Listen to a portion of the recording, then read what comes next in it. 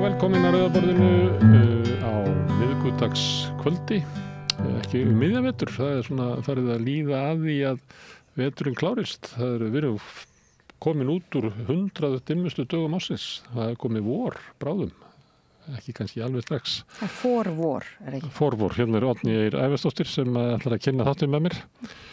Það er forvor.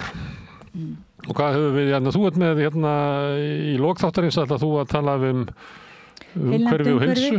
Já, eða svona umhverfiseiginlega sjúkdóma eða svona, já, bara mikilvæg heilnæms umhverfis á okkur öll. Meinar gott loftslag og...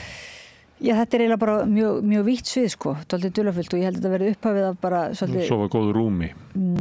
Til dæmis. Það er hópurinn í Facebook sem heitir rúmið að drepa þig.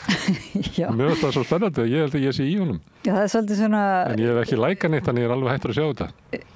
Já, þegar kemur einhver og segir hvað kom fyrir þig og þá segir stór kallmaður eins og þú, það réðst af með rúm eða réðst af með sófi, þú veist, það þykir ekki svona mikil kallmennska í því. Það hvart undan rúminu? Nei, ekki að þú sért eitthvað svona virkilega luðrulegur út af rúminu. Það er ekki þannig að maður takja ákvörðun í öllu lífinu út frá því hvort það sé kallmennska eða ekki. Það var nú umræði hérna kallmennsku í gær sem að vakti miklu athygli. En ég meina það er ekki bara, þetta er svona svolítið dulið vandamál. Byrjar að myglu, þeir sem hafa orðið fyrir myglu skilja best hvað er rætt. Óheilnæmir. Já, en þetta er svona, þetta er ekki bara verið að telja upp einhverja svona hvað er óholt, heldur svona setja þetta svolítið í samhengi við bara heilnæm samskipti? Já, til dæmis. Alls konar. En þetta verður við að ræða betur við Rauðaborðið. Ég sá það alveg helst að heyra reynslusögur. Já, þannig að þetta sem að verður hérna í lokþáttarins er eiginlega bara uppbytun á einhverju sirpu sem þú ætlar að vera með. Já. Herðu, en þú ert með meira í þættinum, þú hérna ert að tala eins og hefur gert áður, þú ert að tala við fólk út á landi sem er svona, hvað er þetta eiginlega byggðastefnu? Já, svona, það finnst fólki ekki mjög spennandi, myndi ekki held ég svona, ekki margir haka við að finna stað skemmtilegt umræða fyrir byggðastefna held ég, en mér finnst þetta samt verið einhvers konar byggðastefna, jú, en við ræðum ég bara heyra, þetta eru 3 konur sem eru í stunda svona einhvers konar brúarsmíði þarna fyrir norðan. Svo smíða brýr yfir lækju ár eða? Já. Ekki í óeiginlegri merkingu? Jú, meira í óeiginlegri merkingu. En er samt að vinna með fólki sem er í alvöru brúarsmíði, eða sem ekki alvöru, þá bara með spýtu og sög og þetta er að brúa bilið á milli heimamanna í sveitum fyrir norðan og vísinda og fræðafólks vísindasamfélags, þannig nýtt háskólasetur á Mývatni og mikið uppbyggingastarf sem hefur átt í stað þannig í mörgum stofnunum á norðausturhorninu. Já, þannig að það kallast svona oft svartárkotssystur, þær eru bændur og ferðarþjónustubændur. Sigurlína Tryggvadóttir og Guðrún R. Tryggvadóttir. Guðrún var formaður bændasamtakana og þær eru aldrei upp í Svartárkoti sem er innst í Bárðardal. Það er Aldeyjafossir líka er hann rétt hjá.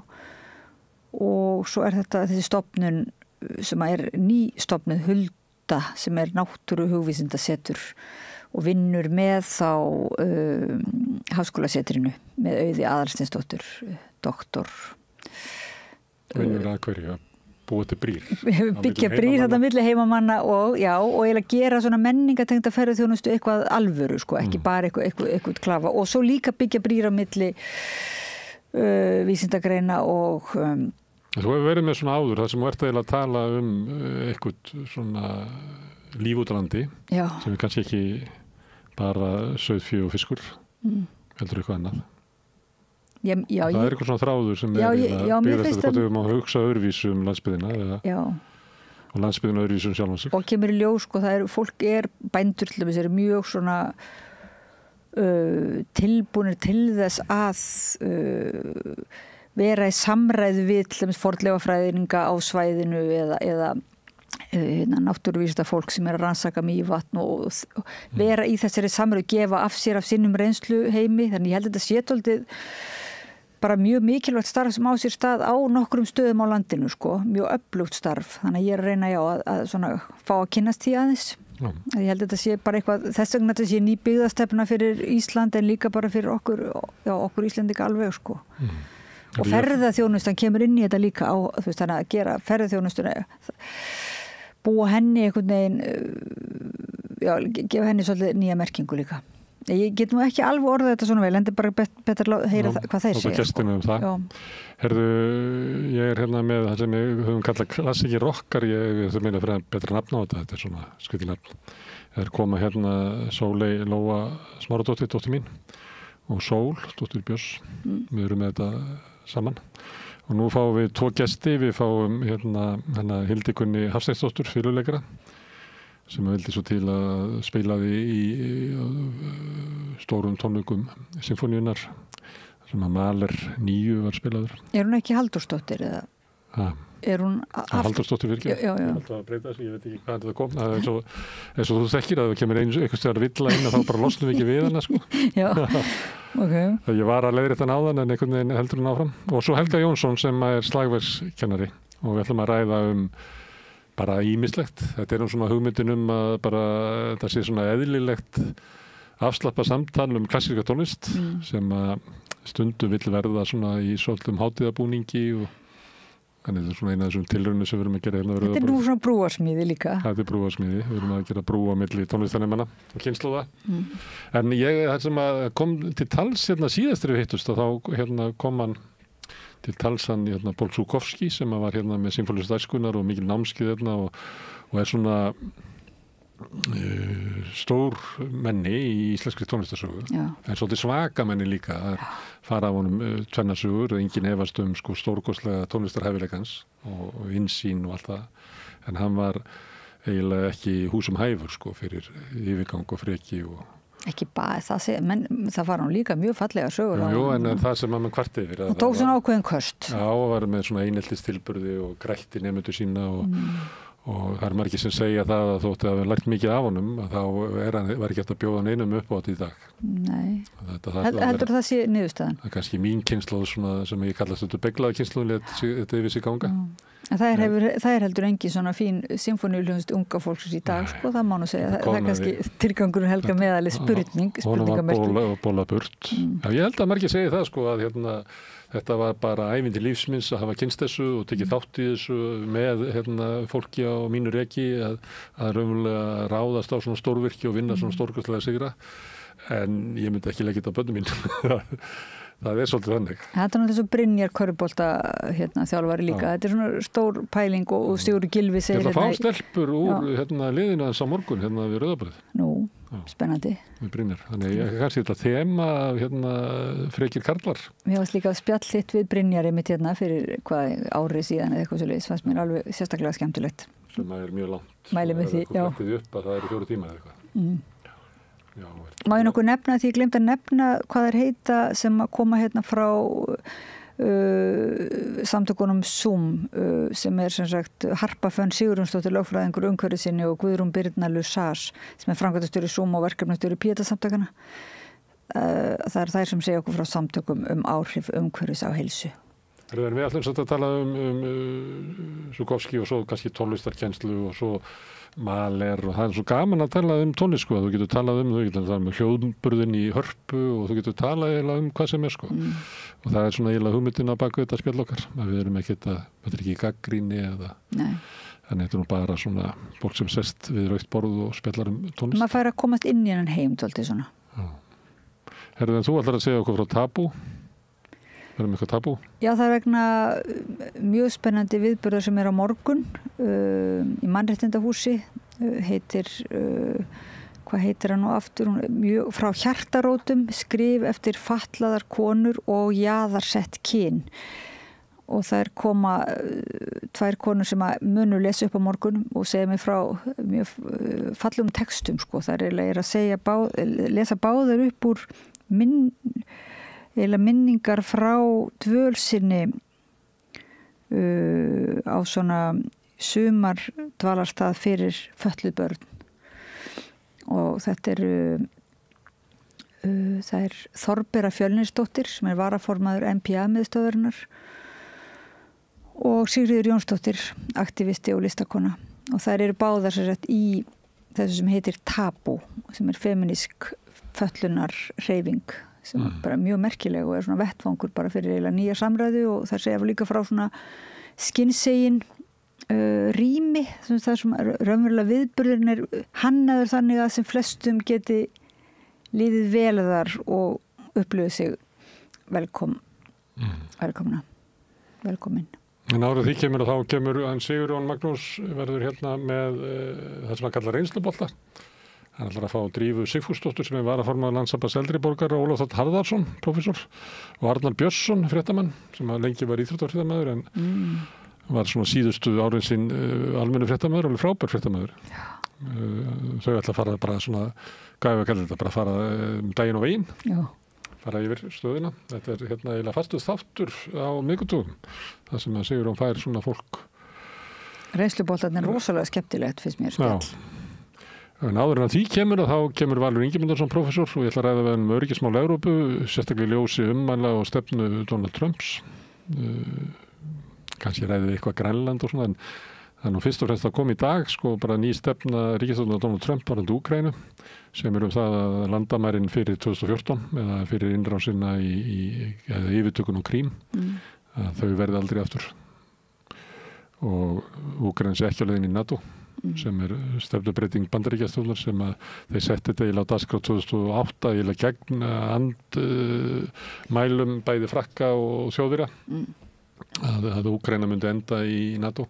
Núna segir Donald Trump og ríkisstjórn hans að það muni bara ekki verða.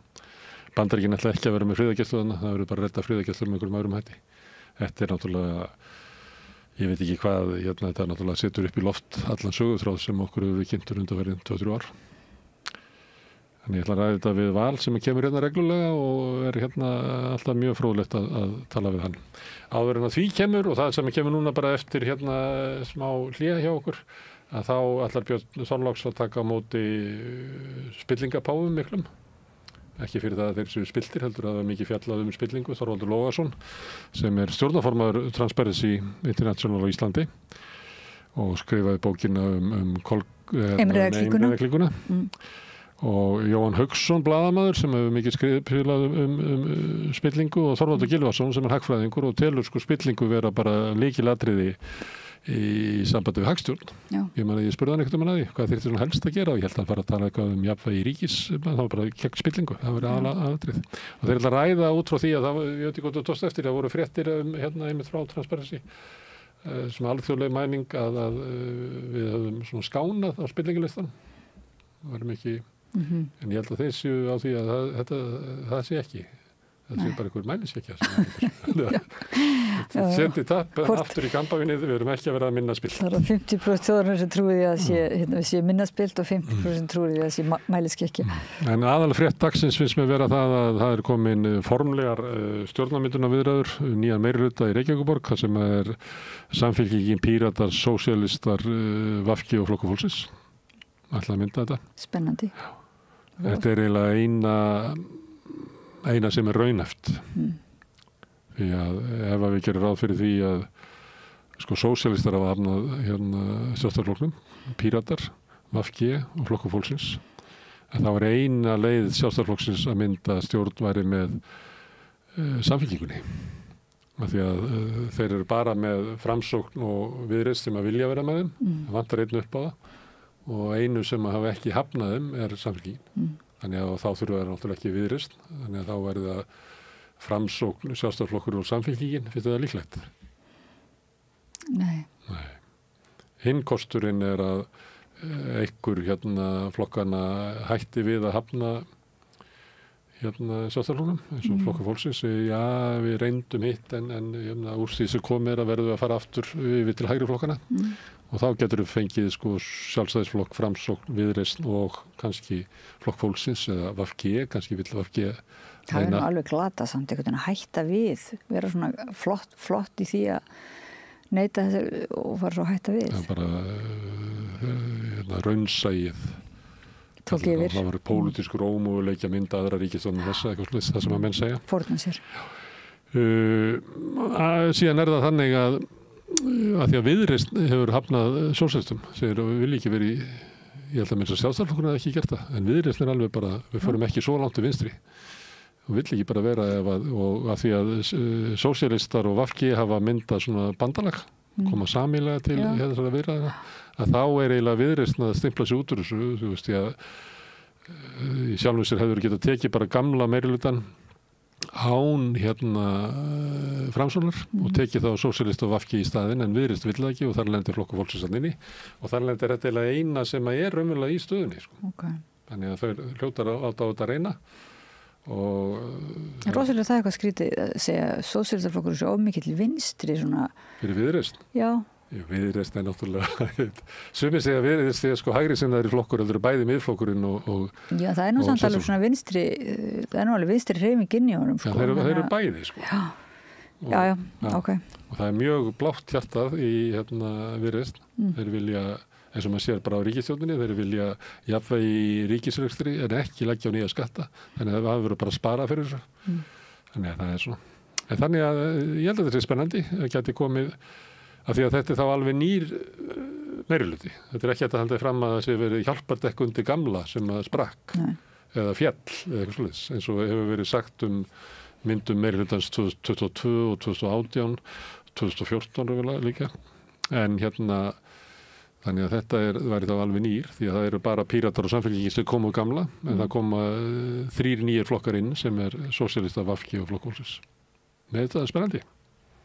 Já, mér finnst það líka. Svo við talaðum að þessu er bara konur ánægð með það. Það er ekki bara 3 valkyrjur heldur 5 kryddpýr eins og Líf Magnúsdóttir kallaði það. Finnst þetta skipta máli? Svona verandi kona. Finnst mér skipta máli að séu konur? Já, að séu svona marga konur? Já, mér finnst það skipta máli. Ferskt. Það er svona ferskt. Mér finnst þetta svona svolítið erfið spurning samt sko, en ef ég bara svara já eða nei þá myndi ég segja já. Það var ekkert að segja að svara bara já eða nei, en þú bara kýst að gera það. Herðu, en við ekki bara vinda okkur í þáttinni í kvöldsins. Það er margt framöndan eins og við steljum. Þetta eru bara ég tala allavega 7 konur þannig að það skiptir máli. Það er 7 viðtöl hérna framöndan. Það er nóg að gera. Njótið þess. Ef þið gefist upp á að vera að hlusta á okkur í kvöld, hvort sem þið eru að horfa á okkur á Facebook eða YouTube eða í sjónvarpi Símans eða í útvarpinu, að þá þetta efni verður síðan endurflutt á morgun og næstu daga. Þannig að þið geti komið aftur bara í fyrramálið og klárað að horfa á það sem þið mistu á í kvöld. En ég ætla að minna á það áður en að við skellum okkur í viðtölin að allt sem við sjáum hér og heyri er í boði áskrifenda og áskrifendur er sá hluti áhorfenda og áheyrenda sem hafa gert áskrifendur af samstöðin til að knýja áfram. Það eru 1500 manns sem hafa gert þetta og það er náttúrulega líkilega að því að við getum haldið þessu úti. Hver leggur til 2500 krónur, það er svona grunnáskriftinn.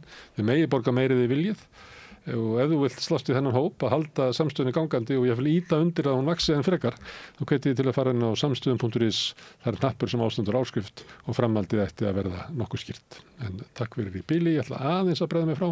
Björn Þorláks kemur hér eftir augnablik. Með því að ganga í leigjendasamtökin styður þú baráttu leigjenda.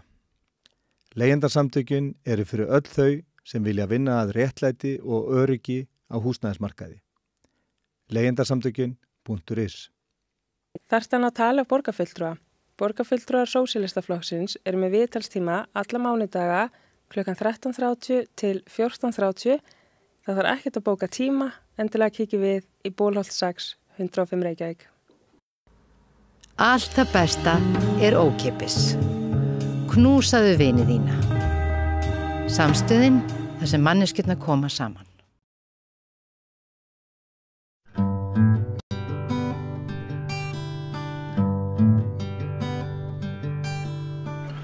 Já, komið þið sæl og blessuð. Við ætlum að halda áfram að ræða spillingu eins og verið hefur á miðvikudögum síðustu vikur. Eftir mikla spillingar umræðu síðustu misseri getum að sagt hér á landi Ísland aftur komið inn á topp 10 lista yfir minnst spiltu ríki heims samkvæmt Transparency. Við skröpum reyndar botnin enn í samanburði við Norðurlöndin en bæting milli ára sögð svo mesta meðal allra ríkja á svokölluðu Corruption Perception Index Transparency International. Við vorum í 19. sæti í fyrra og hefðum þá lengi verið í vondri stöðu frá hrunnu þegar fjármálaspilling á heimsmæli hverða afhjúpaðist hér á landi og svona Ísland misti svolítið sakleysi sitt. En þetta kemur nú held í mörgum á óvart og ein spurningin sem vaknar þetta einhvers konar mæliskekkja. Eitt af því sem ég hugsaði þegar ég heyrði að við værum á svona góðri leið þá var alltaf útgáfa hvalveiðileyfis Bjarna Benediktssonar í starfsstjórninni í Skjólunætur sem var nú á síðasta ári. En til að ræða þessi mál alveg stórskotalið þannan ágæta dag. Það Jóhann Hauksson, margreyndur Transparency maður og blaðamaður og höfundur snjallar bókar og spillingu. Hann býr í óspiltasta landi heims, Danmörku og hann ætlar að vera með okkur á Zoom. Blessaður Jói, heyrir í mér? Jó, komið sæl. Flott ljómandi, heyrðu og svo já, gott svo hér Þorvaldur Gylfason, hagfræðingur sem segja má að hafi nú orðið fyrir barðinu og spillingu eins og fréttamálaust sem hafa sagt frá og Þorvaldur Logason höfundur hinnar rómuðu imriðarelitu og formaðu Transparency á Íslandi. Já, þetta bara svo mikið stórskotulega að maður eiginlega verður feiminn en veriði velkomnir allir félagar.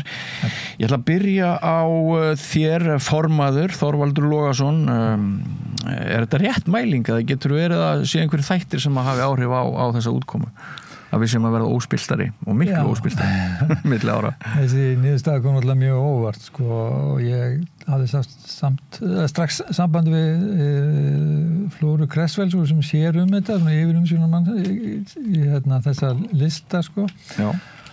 Og hún tjáði mér að hún skýrði þetta þannig út að stærsta ástæðan fyrir þessu væri ekki minni spilling í sjálfu sér heldur að það hefði fallið út þarna sú mæling sem að hefði gefið okkur lægsta einhvern fram að þessu og hún var svo áberandi lægst að það hefði mikil áhrif að hennar sögn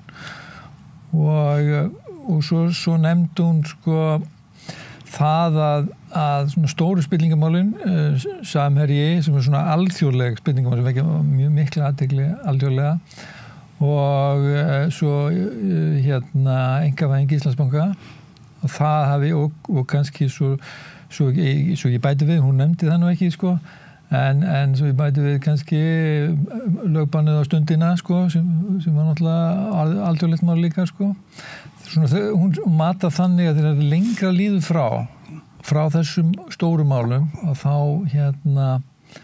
hefði það svona að þetta huglægt mat mjög mikið að þá myndi það styrkja það kemur kannski má segja að ný spillingamál, stór spillingamál þurfa að koma upp til að kannski lækka almennt Já, getur þú nefnt hvaða aðili það sem dettur úr leik sem að hefur verið að mæla okkur ansi spilt? Já, og maðurinn við hliðina mér, þekkir það kannski betur ég, en það Bertelsmann Stiftung heitir það og mælir, þetta mjög áhugavert fyrirtæki og mjög áhugaverð úttekt sem hún gerir og vinnur dálítið mikið á áköllum þessar lista, því að við getum farið seinna, það margir ákallar á þessari þekkingaframleiðslu getum við sagt og þessi Bertelsmann Stiftung vinnur þetta bæði meira félagslega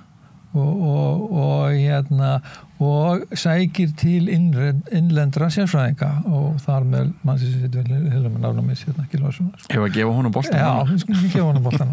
Hvað segir þessa niðurstöðu Þorvaldur Gylfason? Þær koma mér á óvart og ég tel að þær séu rangar. Já. Ef maður skoðar skýrsluna í smáatriðum þá hvergi minnst á Ísland og það hvergi gefin skýring á þessu stökki einhvernarinnar úr 72 sem skilaði okkur 19. sæti á gegnsæðislistanum í fyrra og upp í 77 sem lyftur okkur upp í 10. sæti. Vantar bara rökstuðningin? Það engin rökstuðningur í boði og ekkert af þessu sem að Þorvaldur hefur eftir starfsmanni Transparency í símtali, ekkert að því kemur fram í skýrslunni og það til dæmis að halda því fram eins og þessi starfsmaður Bertelsmann gerir að það að engin stór spillingarmál hafi gosið upp hér á árinu 2024. Fyrir ekki starfsmaður Transparency? Já, ég meina það fyrir ekki. Já, starfsmaður Transparency að það í fyrsta lagi ekki rétt. Tókst mér kannski að nefna bara eitt mál sem í inngangnum. Nákvæmlega. En svo það að ef engin ný spillingarmál koma upp, þá ætti það auðvitað að leiða að öðru jöfnu til óbreyttrar lengunar. Það eina sem getur leiðrétt hækkun á gegnsæðisvísitölunni í tala um mikla 5 stiga hækkun að það væri einhver verulegur árangur í spillingarvörnum.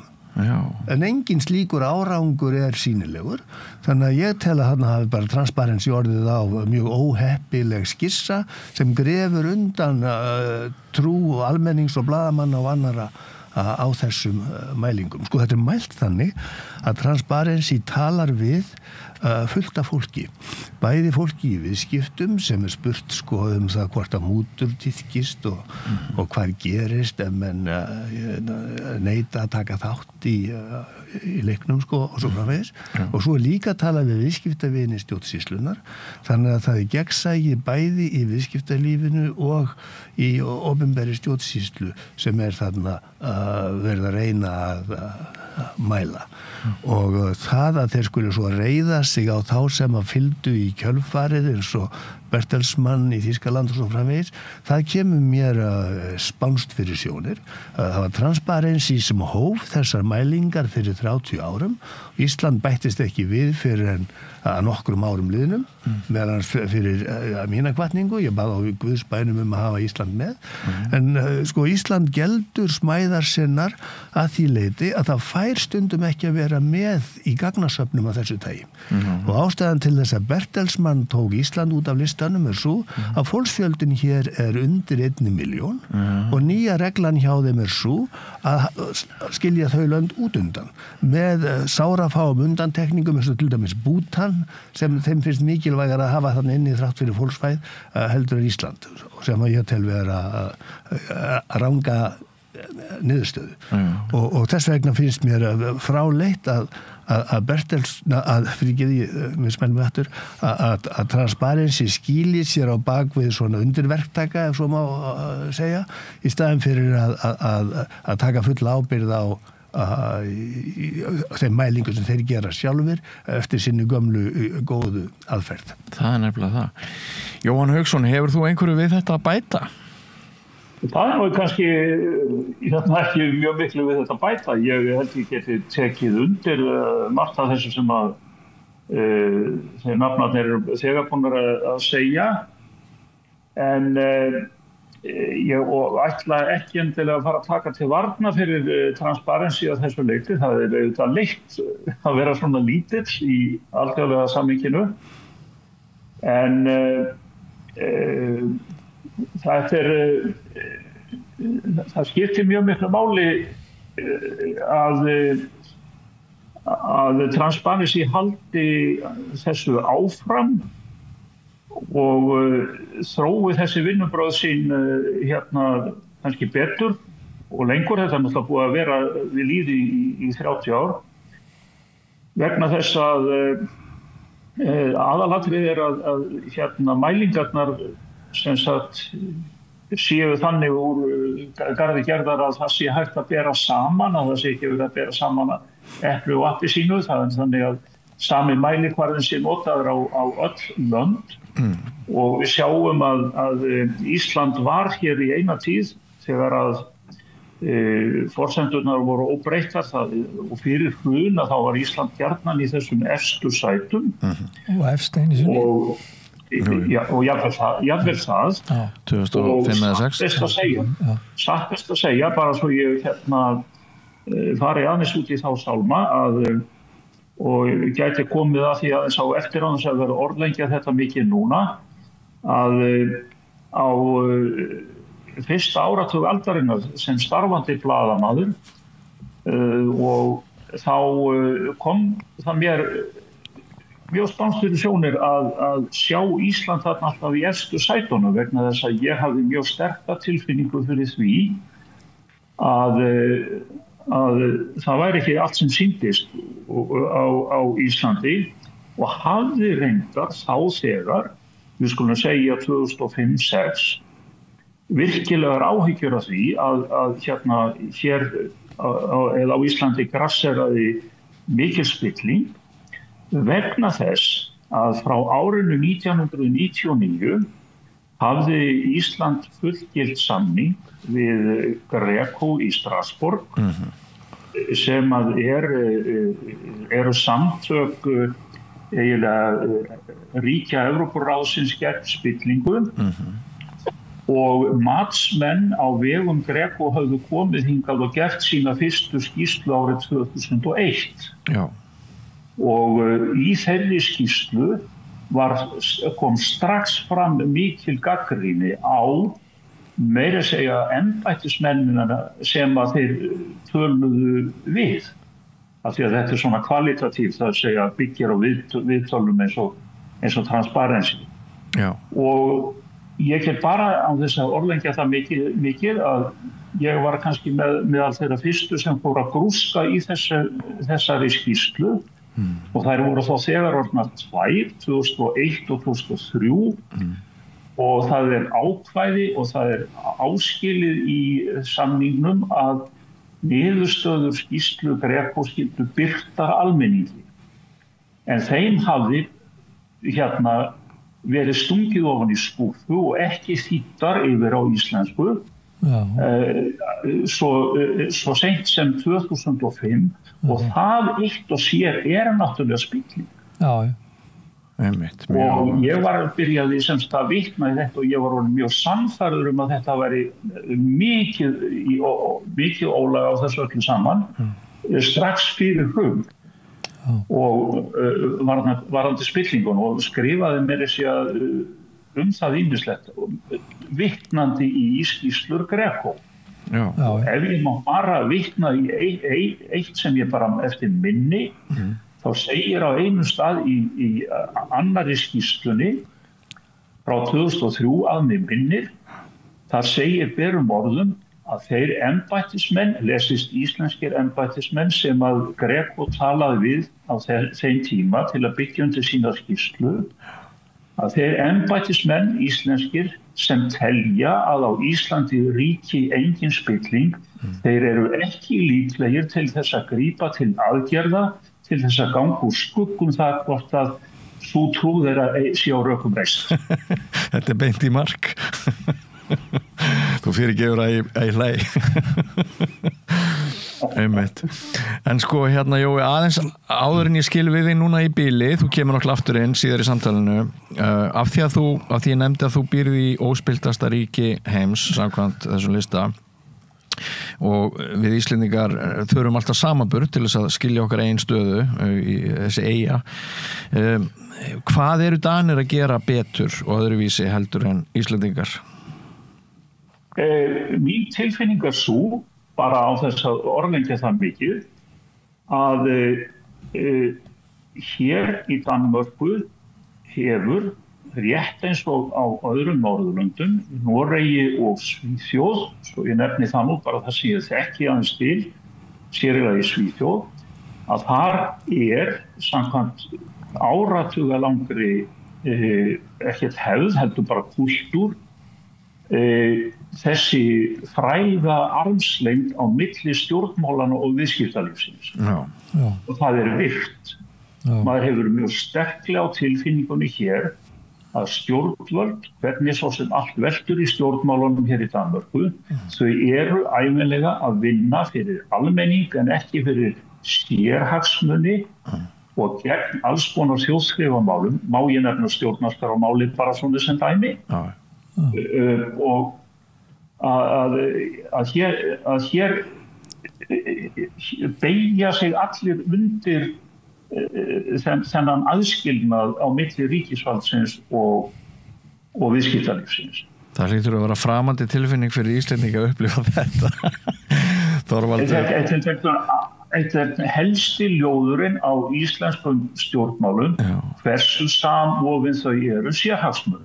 Heldur betur. Og þá ég að tala bara núverandi eigendur Íslands sem lesist kvótagreifar sem að hafa keypt upp helminginn af öllu viðskiptalífinu á Íslandi og banka þess vegna tryggingafélög, olíufélög og mat og verslunarkeðjur. Einmitt.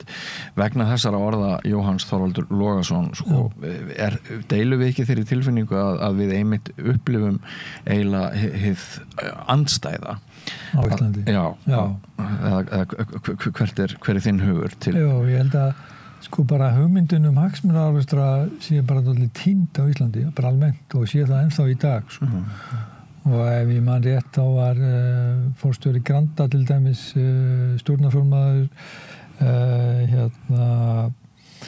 hvað heitir það sjávarútvegs býtum við já, ég er búin að glemma hvað heitir þetta í stofnun sem sagt Hafrannsóknastofnunar hann var stjórnarformaður Hafrannsóknastofnunar forstjóri Granda þetta er bara eitt dæmi sem það algjörlega gali og það er á þessum tíma sem að kemur með sér fram alveg sérstök kvótaúthlutun í Ísu, held ég 2003 ef ég mann það rétt, sem var algjörlega út úr korti, var svona outlayer sem myndi segja í félagsvísindum og var svo tekinn tilbaka strax árið eftir, skilurðu og hann sagði sig frá þessu og var þá forstjóri Símans, Þannig að hagsmunaárekstrar eru bara stórkostlegt vandamál á Íslandi almennt, og náttúrulega eitt sem við sjáum náttúrulega útgáfa Morgunblaðsins sem náttúrulega kannski mjög gott dæmi og kannski lýsir bara mjög vel vandamálinu við þessa Transparency International að því hún er svo formleg meðal annars að eitt af því sem að nánast mjög margar þessar stofnanir gera það er að meta framlög til stjórnmálaflokka ef þú væri með íslenskan sérfræðing þá sæi hann hvernig þeir farið fram hjá þessum framlögum þannig að fjármagni helstu þetta samband milli viðskiptalífs og stjórnmála fjármagni kvótaeigenda er beint inn í Morgunblaðið og þar eru menn ráðnir og þar er keyrt á miklum yfirdrætti mörg hundruð milljónir sem vantar upp á kannski miljardar á einhverjum árum og þannig fer fjármagnið inn í sjálfstæðarflokkin og sumpart framsóknarflokkin þetta gæti ekki erlendur sérfræðingur sem horfir á þetta og sjá einhverju viðskipt og meta form og struktúra hann þarf að þekka þetta innan frá eins og Þorvaldur Gylfason gerir síni Bertelsmann skýrslu og Gretar þannig að já, með konflikt og þetta er bara alveg meiri háttar vandamál og svo ég nefni nú svona í framhjálpi bara eitt lítið dæmi, bara nýlegt þetta með FH til dæmis fjármögnun á íþróttahúsinu ábyggilega fullt af góðum mönnum að vinna og leggja mikið sjálfboðaliða starf ein hendi fram en þarna er sami maðurinn sem er formaður íþróttafélags og hann er að byggja hús og hann sér framkvæmdir hann sjálfur og bróðir hans flyttir inn húsið og sonur hans er líka seinna formaður og hann sér bókhaldi líka hann sér bókhaldi þetta er kannski milljarðar framkvæmd allir kannski margir vel meinandi og allt það en hugmyndin sveitafélagið að grípa inn í og þarna séu skýr skil milli þessum fer með fjármáluna og þessum eru eftirlit með þeim hún er bara einhvers staðar út á túnni á Íslandingum við þurfum að skoða þetta í samhengi það er ekki eins og Transparency sé eini vitnisburðurinn ástandi hér bæði Gallup og Félagsvísindastofnun Háskólans hafa spurt Íslendinga álit þeirra á spillingu á Íslandi og 2 af hverjum 3 sem eru spurðir segja að spilling grasseri í íslenskri stjórnsýslu og viðskiptum og það hefur ekki verið gripið til neinna sérstakara spillingar varna með þess að formlegum tillögum að setja upp svoleiðis stofnun bara að sænskri og norrænni fyrirmynd að þeim tillögum hefur ekki verið ansað þannig að dómur aðspurðra í könnunum Gallups og félagsvísindastofnunar að hann hlýtur að standa óhaggaður. En svo annað sem þarf að hugsa samhengisins vegna. Og það þetta að spillingar af vísitölur yfir mörg lönd eins og þessi frá Transparency, þær haldast mjög skýrt í hendur við aðrar hliðstæðar vísitölur. Til dæmis lýðræði eða lög og rétt. Það að segja hlutlausi réttarkerfisins. Og nú Freedom House sem ein hugveitan sem heldur saman tekur saman svona tölur lýðræði út í heimi. Hún nýbúin að gefa tölur fyrir 2024 og það bara léleg einkunn Íslands, langt að baki Norðurlanda bara óbreytt frá því í fyrra. Já. Og það gerir mig ennþá tortrygnari á þetta stökk í tölum Transparency og svo besta lýðræðisvísitalan sem nú gefin út, hún kemur frá stjórnmálafræðingum með Háskólann í Gautaborg og þeir hafa bara fylgst með því sem að gerast hérna og þeir eru búin að lækka Ísland smám saman niður í 2009. Sæti af 180 löndum. Og verður sér Bandaríkin með allt niður sig eru í 16. sæti. Og þetta bara alveg graf alvarlegt. En það sem ruglar dæmi svo það að tímarit sem margir lesa, vikuritið í Economist og margir taka mark á, að það ennþá með Ísland bara við hliðina á Danmörku, Noregi og Svíþjóð. Það bara eins og sé fullkomni fíbl sem að ráða þessari lýðræðisvísitölu þeirra og ég hef skrifað bréf þetta og ég hef byrkt greinar þetta bara til þess að afhjúpa vitleysin í þeim en þeir láta sér ekki segjast. En stjórnmálahreyfingarnir í Gautaborg, þeir eru með þetta alveg hreint á hreinu. Þannig ef þetta verið rétt hjá Transparency, það sé meira gagnsæi allt í einu upp á 5 stig milli ára, þá ætti maður að sjá hliðstæða framför í lýðræðisvísitölunum, en ég sé engin merki þess að það sé að gerast. Með öðrum orðum, spillingavísitölur á maður ekki að skoða bara í einangrun, allra síst frá einum aðila, heldur á maður að setja það í samhengi við það sem að gerast í kringum okkur og það staðfesti mig í þeirri skoðun að það hefur einhvern slísorðið þarna hjá Transparency í þessari umferð. Já, Þorvaldur, þegar þú byrjar að skrifa spillingu og beita þér fyrir spillingu hér á landi. Gegnaði með þetta. Já, afsakaðu. Þetta var ágætt. Gegnaði, afsakaðu. Fótaskortur á henni svokölluðu tungu. Var það vegna þess þá að þér ofbauð, við náttúrulega þekkjum baráttubróðurins Vilmundar, ofbýður þér sem ungum manni eru einhver svona teikn á lofti sem að þú sérð að þetta gengur ekki, þú nefnir spillingavarnir, það eru engar, það ekkert opinbert fé. Hvað var það sem að leiddi til þess að þú hefur verið svona gagnrýninn og hefur kannski haldið svolítið þessum kyndli á lofti? Það saga á bak við þetta. Ég fylgst gerðlega með stjórnmálum allar götur frá 1956 og mér var það ljóst bara strax ungum manni að spilling vandamál á Íslandi en ég gerði mér grein fyrir því og allar mörg 100 blaðagreinar sem ég skrifaði fram að hrunni og svo haldið því árum eftir hrun að bera vitni það að ég taldi að vera tómt mál að tala opinberlega spillingu því að það var svo víðtækt þegjandi, nú eða hávært eftir atvikum samkomulag það að spilling væri engin þótt hún eftir á mann og þess vegna bara gerði engin. Spilling, ef þú bara leitar í blaðaumræðum, spilling var bara næstum aldrei nefnd. Og svo bara opnast öll þessu augu í hruninu og þá stíga margir félagar mínir í háskólanum fram líka eins og ég gerði og margir blaðamenn og það bara gerbreytir andrúmsloftinu. Og enda sína svo kannanir Gallups og félagsvísindastofnunar það sem ég nefndi áðan að fólki í landinu er með á nótunum. Og spillingin hefur vond áhrif. Ég meina margir bestu synir og dætur Íslands eru landflótta vegna spillingar.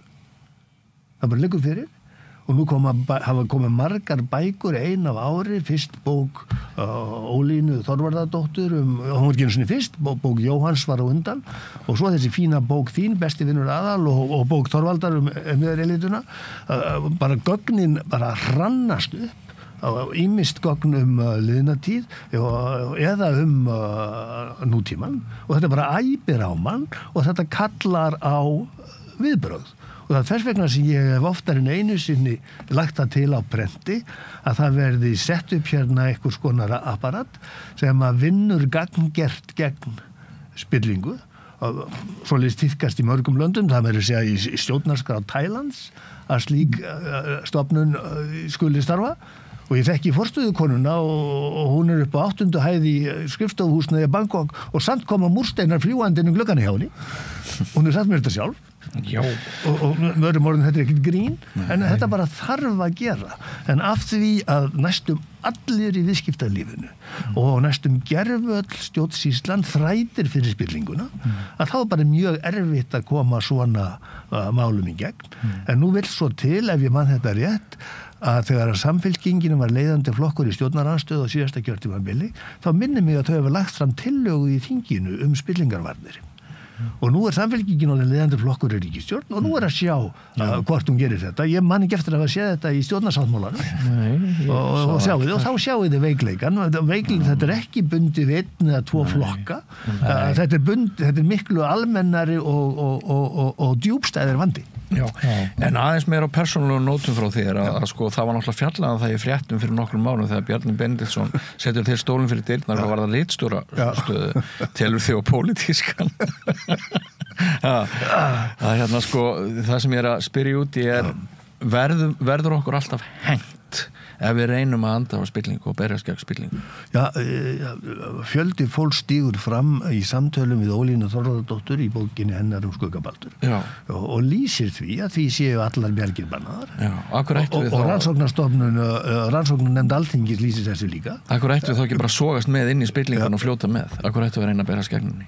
Já, margir sogast inn í hana. Ég til dæmis bara með því að horfa í gegnum mig í mínu nánasta umhverfi í háskólanum. Ég sé marga kollega mín að vera í svona byllinga-kapphlaupi og þeir rugga ekki bátnum meðan þeir eiga afkomu sína undir því að koma sér í mjúkin hjá stjórnvöldum. Hér sagði Haukur Arnþórsson stjórnsýslufræðingur að það var í bannað að vera með gagnrýna rannsóknarspurningar í sömum kimum háskólans því prófessorinn sagði nei, þú farið aldrei í vinnu þú ætlar að vera með þessa gagnrýna rannsóknar. Nafnivinn var nú einn bara við þetta borða vitni þetta fyrir nokkrum dögum. Nei, ég veit það, þetta bara mikil vandi og sorglegast af öllu satt að segja finnst mér. Þegar ég sé þessa hegðun sumra eldri kollega minna endurspeglast í atferli stúdentana. Þegar stúdentarnir strax eru byrjaðir að sýna merki þess að þeim finnist óráðlegt að rugga bátnum. Það læra börnin sem fyrir þeim haft. Já, og það þykir mér voðalegt. En samt sem áður sé ég það að bara hrunið opnaði augu og það við gerum breytt andanum í blaðamannastéttinni og á hún samt sinn djöful að draga eins og þú hefur lýst við þetta borð sko. Og bara þetta er langhlaup og við skulum hafa sigur. Einmitt, vistu þetta. Þóraldur, þú ert með mikla drápið þarna fyrir framæði. Hvaða gagn er þetta? Já, þetta er mjög merkilegt. Þetta er reyndar ýmislegt þetta. Ég er hérna með hvorki meirinu minna, en spurninguna er Ísland minnst spiltaland í heimi. Og þetta er sem sagt BR-gerð mín sem að ég byrjaði að skrifa 2005. Þegar Transparency International mat Ísland minnst spiltaland í heimi. Og ég er náttúrulega kváð eins og mjög margir íslendingar og fór bara í það að rannsaka þetta eftir hvatningu frá einum kennaranum í háskólanum sko, og þó að það ég fengið ákveðna hindrun við þetta síðan meir sko, að þetta var ekki heimspeki en sko og ég gagnrýndi hann listan þetta mjög hart og laði bara hreinlega til hann og laði niður sko, hann er bara hent og það var nú aðeins harkalegt sko, en ég laði svona til vara til að sko, menn myndi skipta honum upp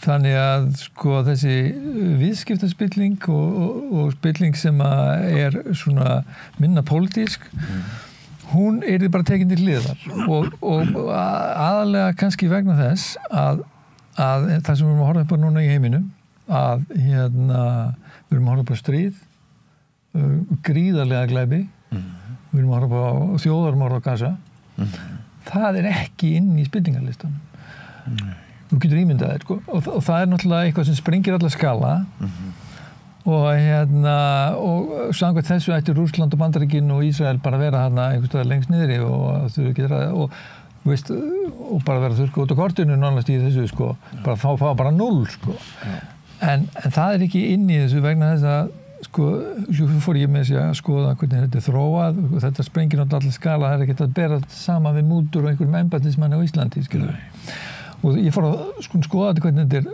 upphaflega, svona samkvæmt Foucault og fleirum, hver upprunni þessari þekkingar, til hvers hún notuð og svo framvegis, og hún náttúrulega upphaflega þróuð sem áhættus mat viðskiptalífs, alþjóða viðskiptalífs í viðskiptum við þróunarlönd. Þannig þessi listi í raun og veru upphaflega þróað, og hann byggir ofsalega mikið á reynslu viðskiptalífsins og viðskiptum við tiltekin ríki. Þegar þetta gerist, þá farið á náttúrulega bæði ákveðna skekkju varðandi það hvernig þú ert að tala við. Það þú ert að tala við viðskiptaliðum eigin reynslu. Þú getur ímyndað okkur að við fyrir að spyrja fyrir hrun viðskiptaliðið hvort að einhver spilling sé í gangi. Við fáum engin svör. Þannig að það strax bæði útdækið hver að tala og hvað reynslu þeir að lýsa, og hvert markmiðið með að afla þessara þekkingar. Þannig að það gríðarleg skekkja í þessu sem svona rannsóknir einstakar fræðmanna eða bara stofnana sem getur verið með til að verja spillingu. Þú fer alltaf að nálgun, að skoða einstaka mál, ekki með þessar eiginlegu rannsóknir, tölfræðilegu rannsóknir, kannanir og svo framvegis. Þetta er bara að skoða mál eins og við erum með Samherja og við vorum með fyrir hrun, einkavæðingu bankana og alla spillingunum svo í framhaldinu. Þá ertu með alltaf öðruvísi upplýsingar, alltaf á nálgun og miklu víðari, líðræði og fleira. Ekki eins strúktúra, ekki eins eiginlega og ekki kannanir. Þannig að þetta er meira félagsfræðilegt og heimspekilegt og siðfræðilegt og svona. Þannig að þetta er alveg tveir heimar og þessi Transparency International sem að getur líka valdið skaðar sem gerum við fyrir hrun, við verðum að passa okkur á því.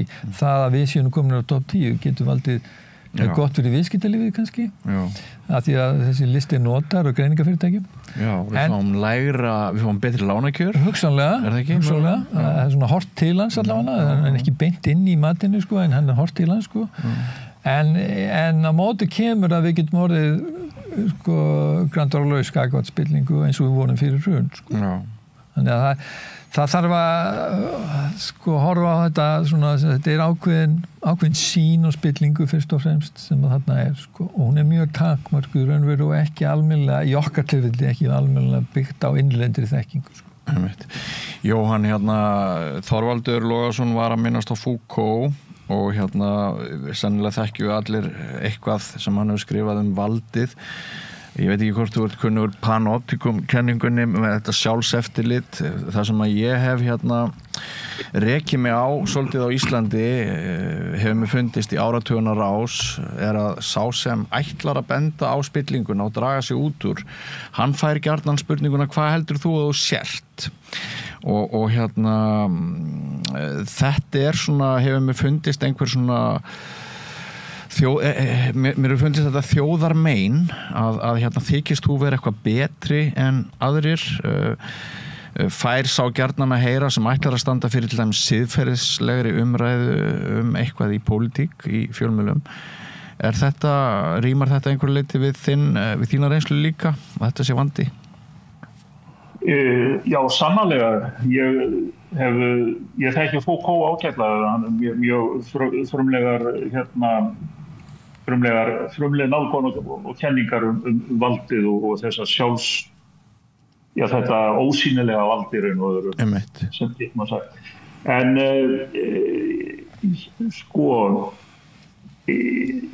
ég notaði stundum þegar ég var mest að skrifa þetta, notaði ég oft samlíkingunar og þetta hefur svolítið þetta er svona mannfræðilegt, mannvísindalegt atriði. Það er að margt af því sem við gerum í daglegu lífi er sjálfgefið. Það gengur allt í sinn vanagang. Við höfum venjur og annað því. Ein íslenska venja, hún er ekkert séríslensk, er auðvitað sú að það sé bara allt í lagi að sé mjög náin tengsl milli stjórnmála og viðskipta eða peningalegra hagsmuna, til dæmis einna familju eða fjölskyldu eitthvað þínlið, sko. Já. Þannig ef að þetta á þessu gengur mjög lengi, að þá verður þetta svona, þá verður við eins og fiskarnir í sjónum sem veit ekki að þeir eru blautir. Okkur finnst þetta bara allt í lagi, en við sjáum ekki hérna spillinguna fyrir en bentir á hana. Og það alveg rétt sem að núna hefur komið fram hjá ykkur, eða í þessu spjalli okkar, að talandi hagsmuna árekstra, spillingarvarnir og þess áttar, að ég hef fulla trú á því að þetta hafi haft margvíslega áhrif síðustu 20 árin eða svo, upp undir það. Vegna þess að Transparency og Greco til dæmis, eða þessi aðild okkar að Greco, þetta hefur haft svolítil áhrif til góðs. Mér langar til að nefna, en þetta sem þú spurðir beinlínis, Björn, það ert þú eitthvað betri? Hvað ert þú að... En hinir sem er verið að benda á, ég held að fólk hafi hér kannski fyrir 15 árum síðan tekið miklu sterkar til varna gegn spillingun, en ég held að þetta, eins og Þorvaldur Gylfason, þú nefndir áðan, þetta er langflöt og það hefur ýmislegt gerst á þessum tíma, og það er auðveldara fyrir okkur í dag að nota hugtök eins og fólk skilur hugtökin miklu betur, eins og til dæmis frændhygli og kunningjaveldi, aðstöðubrask. Þessi orð orðið miklu tamari í tungunni, íslensku tungu. Takk sem meðal annars þinni bók á sínu tíma, bara svo ég nefni það. Já, þetta var ekki svona fyrir 10-15 árum kannski. Nei. Þetta er miklu auðveldara fyrir fólk að ræða þetta. Já, miklu. Ég nota stundum orðið nápott. Já. Má ég segja ykkur stutta lífsreynslu sögu ef það mætti vera til þess að bregða birtu á það sem við erum að tala um? Já. Sko, það var fyrir svona 5 eða 6 árum að það var haldinn leynifundur í háskólanum til að undirbúa stofnun Íslandsdeildar Transparency International. Og við Jóhann Hauksson vorum þar og sátum hlið við hlið. Það voru 15 manns á fundinum og þannig að það var auðvitað engin leynifundur. Og svo fékk hver og einn 2 mínútur eitthvað svoleiðis til þess að tjá skoðanir sínar. Og öndverst okkur Jóhanni, hinum megin við borðið, sat einn æðsti yfirmaður í dómskerfinu. Og hann sagði í svo mörgum orðum að hann teldi að hann hefði aldrei séð jafn litla spillingu á Íslandi, og spilling væri bara hugarburður einhverja bloggara, sagði hann, og bandaði hendinni í áttinu okkur Jóhanni. Og ég man hvað gerðist næst. Jóhann stóð upp og hellti sér yfir mannin, bara með því að rekja nýlega fréttir sem hann og aðrir höfðu sagt alveg makalaus afglöp í dómskerfinu. Og ég brást við með því að segja honum, og það var í fyrsta skipti sem ég sagði frá því, undan og ofan af því þegar einn reyndasti löggæslumaður landsins kom heim til mín. Ég hafði aldrei séð hann áður, og lét dæluna ganga í 3 tíma. Og fyrsta setningin var þessi: ég verð að fá að segja þér sögur af mínu vettvangi sem ég get ekki leyft mér að taka með mér í gröfina. Og ég sagði part af þessum sögum þarna af því að þetta var svokallaður leynifundur. Og svo gekk ég við hliðina og fyrirverandi ráðherra út úr salnum og sagði við hann, sko, ef það er eitthvað vit í dómskerfinu hérna, þá biðaði mig að koma á mánudagsmorgunin og segja nánar frá þessu samtali við löggæslumannin. Og ég sagði við hann sannaðu til að ég verði auðvitað ekki kvaddur til. En er Ísland ekki alvöru réttaríki? Og auðvitað var ég alls ekki kvaddur til. Nei. En hins vegar fór ég og gaf dómsmálaráðherra í eina skiptuæfinni skýrslu part af því sem löggæslumaðurinn sagði mér ólöglegar símahleranir. og það kom og dómsmálaráðherra þóttist gera eitthvað í málinu en svo gerðist ekki neitt.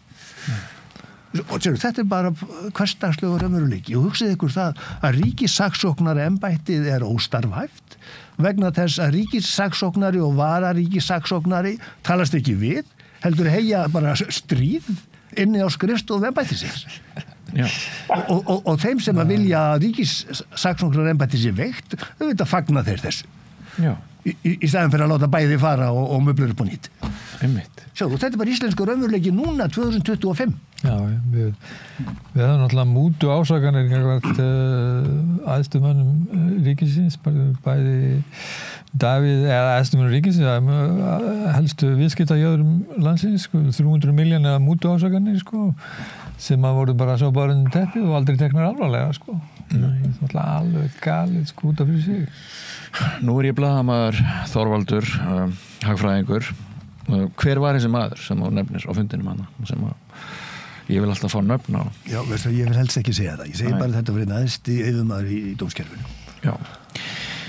Af því þú sagðir Íslandi ekki alvöru réttaríki. Já. Verðum við ekki að taka þennan bolta núna og ræða það aðeins að eitt af keppikeplum Sjálfstæðisflokksins hefur alltaf verið að hafa dómsmálaráðuneytið. Og þeim hefur gengið mjög vel í því. Segðu.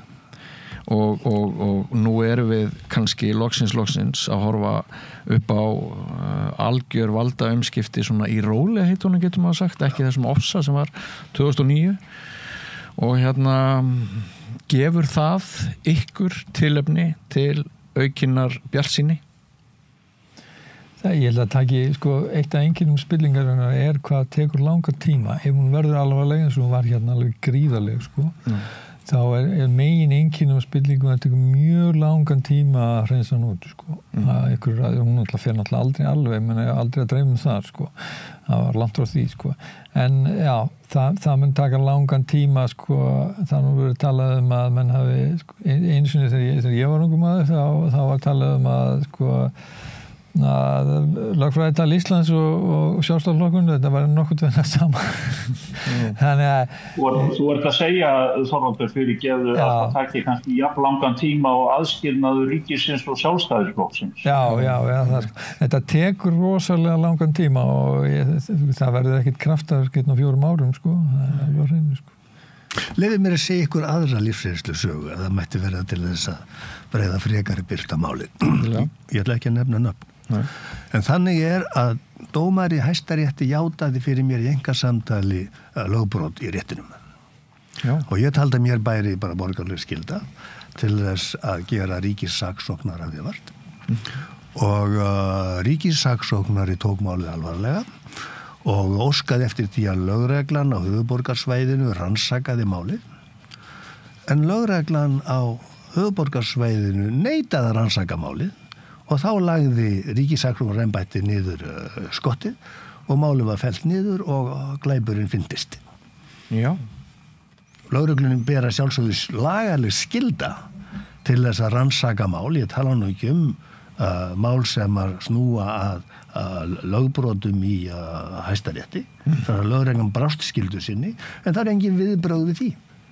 Í Bandaríkjunum væri slíkri lögreglu refsað. Já. Og þið, annar ykkar nefndi áðan þetta fordæmalausa dæmi þegar íslenskri þjóð bannað að fá upplýsingar, gagnrýnar upplýsingar Bjarna Benediktsson skömmu fyrir kosningar. Já. Bara ef við værum að lesa þetta í einhverju öðru landi núna árið 2025 hvað myndum við halda? Og það bara kortið síðan þetta var. Já. Kannski Jóhann vil tjá sig blaðamaður? Já, mér langaði nú helst til þess að taka eins upp þráðinn og bara svona sem vangaveltur, en það hefur nú ýmislegt gerst. Ég man eftir því á þessum fyrsta áratug aldarinnar að þá var það meðal annars fyrir ítrekku tilmæli Greco sem á endanum fjármálum stjórnmálaflokkana var breytt. Já, 2007. Já, það var gert með lögum 2006 sem tóku gildi í ársbyrjun 2007. Og meðan dældu notuðu tækifæri það árið að dæla fjármunum í stjórnmálum. Ég man vel eftir blaðamannafundinum sem að ég fór á þegar að Geir Haarde þá forsætisráðherra tilkynnti og kynnti þessi nýju lög fjármálstjórnmálaflokkana og formaður nefndarinnar sem hafði smíða þessi lög eða var fyrir framkvæmdastjóri Sjálfstæðisflokksins í 25 ár, maður sem að þú fjalla mikið Kjartan Gunnarsson sem stóð við hlið honum. Var hann formaður nefndar? Formaður nefndar. Ég man eftir því þegar að Geir var spurður, kannski var það ég sem spurði og hann sagði bara í lokfundarins enda höfum við hér ekkert að fela. Og sagði þá forsætisráðherra og formaður Sjálfstæðisflokksins. Nú gerðist það nokkru síðar árið 2009 að Jóhannu Sigurðardóttur datt í hug í nafni gagnsæis að henda skjalakassanum allar upplýsingar fjármálflokkana frá árum áður til blaðamanna og viti menn þar kom á daginn að stórfyrirtæki höfðu rétt Sjálfstæðisflokknum 50-60 milljónir. Það var mikill skandall. Bjarni Benediktsson nýorðinn formaður Sjálfstæðisflokksins og lofaði því að skila þessum peningum 50-60 milljónum og viðurkenndi þar með að þetta væri óhreinir peningar eins konar mútufé. Og þetta er dálítið hlægilegt allt saman í raun og veru því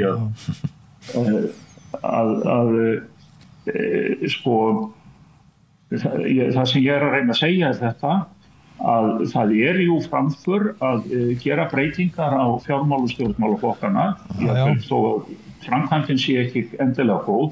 Það er líka til bóta í nafni lýðræðisins að það renni hreinir peningar skulum við segja í nafni lýðræðisins til fjölmiðla til að styrkja fjölmiðla og krítíska fjölmiðlun í löndum eins og þessu sem að ég bý í og Svíþjóð til dæmis eins og gert er. Þetta er allt á að vera allt í bóta. Já, en ef ég má skjóta inn í ef ég mann rétt á sagði Guðlaugur Þór þá þingmaður ráðherra Sjálfstæðisflokksins að þessu tilfelli 2007, ég segði nú eftir minni, ég held að hann hafi sagt það þá var hann að segja að það væri auðvelt að fara í kringum þessu lög að því leyti myndu þið ekkert endilega virka. Síðan kemur náttúrulega ljós að þeir fundu leiðið framhjá þessum lögum og stóra leiðin framhjá þessum lögum er náttúrulega Morgunblaðið. Að dæla staðin fyrir að dæla fyrir beint í flokkin, þá dælaði fyrir beint í Morgunblaðið og það gerðist náttúrulega strax með því að Íslandsbanki undir stjórn Friðriks Ókarssonar sem var þá stjórnarformaður gefur afslátt eftir útboð på 1 milljarð eftir útboð, heilan milljarð á þávirði og síðan hefur fjármunum kvótagreifana verið delt inn í Morgunblaðið með gríðarlegum halla og þarna erum við með miklu stærri upphæðir, miklu hærri upphæðir heldur en voru sem menn hafa kallað mútur fyrir. Það eru miklu hærri upphæðir farnar til flokksins í raun og veru baka til, eins og þau sögðu að það verið auðvelt að gera. Má ég kannski bæta? Þóruður Snær Júlíusson sagði daginn að þessi fjárfesting kvótagreifana í bókanum jafnvel strátt fyrir allt tapið væri sennilega einhver albesta fjárfesting þeirra á síður árum. Já, kannski ágætt að nefna það því hún nefnir Þór Snæ að hann ætlar einmitt að vera gestur minn eftir viku hér í spillingar umræðu en mér langar aðeins að fá að taka þennan bolta sem þeir að nefna fjölmiðlastyrkina og þeim er ætlað að efla lýðræði og svona stuðla að auknu fjölræði og því öllu en sko umræðan hér Jóhann, hér innanlands hún flókin þessa dagana vegna þess að sko Morgunblaðið hefur verið að fá hæstu fjárhæðina. Þið hafi nefnt agnúana á rekstri blaðsins. Morgunblaðið eitt hittuna núna, þeir eru ekki samkeppni við önnur fréttarblaðið dáið drottni sínum og meðal annars vegna þess hvernig ríkisútvarpinu leyft að ryksuga upp auglýsingatekjur sem annars væri til einkamiðla. Sko, það engin sátt hér á landi þessa fjölmiðla styrki. Það eiginlega vandinn í augnablikinu. Já, það vandi. Sigurjón Þórðarsson var nú að leggja til að grípa til aðgerða gegn Morgunblaðinu, ég man það rétt. Já, mjög óhefnilegum tímapunkti. Mjög óhefnilegum tímapunkti kannski. En sko, það merkilegt, hann var náttúrulega mjög hart gagnrýndur, en sko, eins og ég, ef við setjum þetta í samhengi því sem ég var að segja áðan, sko, hvernig Morgunblaðið byggt upp og hvernig þeir fá þarna baka til fjármuni og síðan doblast það með ríkinu, af því að þetta svo stórt batteri, ekki rekið á neinum eðlum grundvelli, verið pólitísk styrking, þannig að þó að sko Sigurjón hafi kannski orðað hlutina óöflega, þá punkturinn sko bakvið þarna, hann raunverulegur og það þegar kannski embættismenn koma að segja og horfa þetta bara normatíft sko, allir eins. En við verðum bara að horfa á þetta, það ekki allir eins, en það erfitt að glíma við það. Það gísilega erfitt. Þetta náttúrulega versus form versus efni, sko. Þegar andi og markmið ekki virt, þá getur mann alltaf farið í gegnum lög og það spillingin oft. Sko. Já, og það sem ég var að reyna að gera í Besti vinur aðal, það var að tengja svolítið saman fjölmiðlun hér á landi og spillingu. Já. Og það eru margir blaðamenn brjálaðir yfir því, sko. Við allar stéttir telja að við séum heilagar kýr. Við séum alveg frábærir, en hinir séu bóarnir. Þetta þekkt vandamál. Sennilega með raffræðinga líka. Já, sannarlega. Miskin skýrslan. Já. En já, hvað eigum við að gera?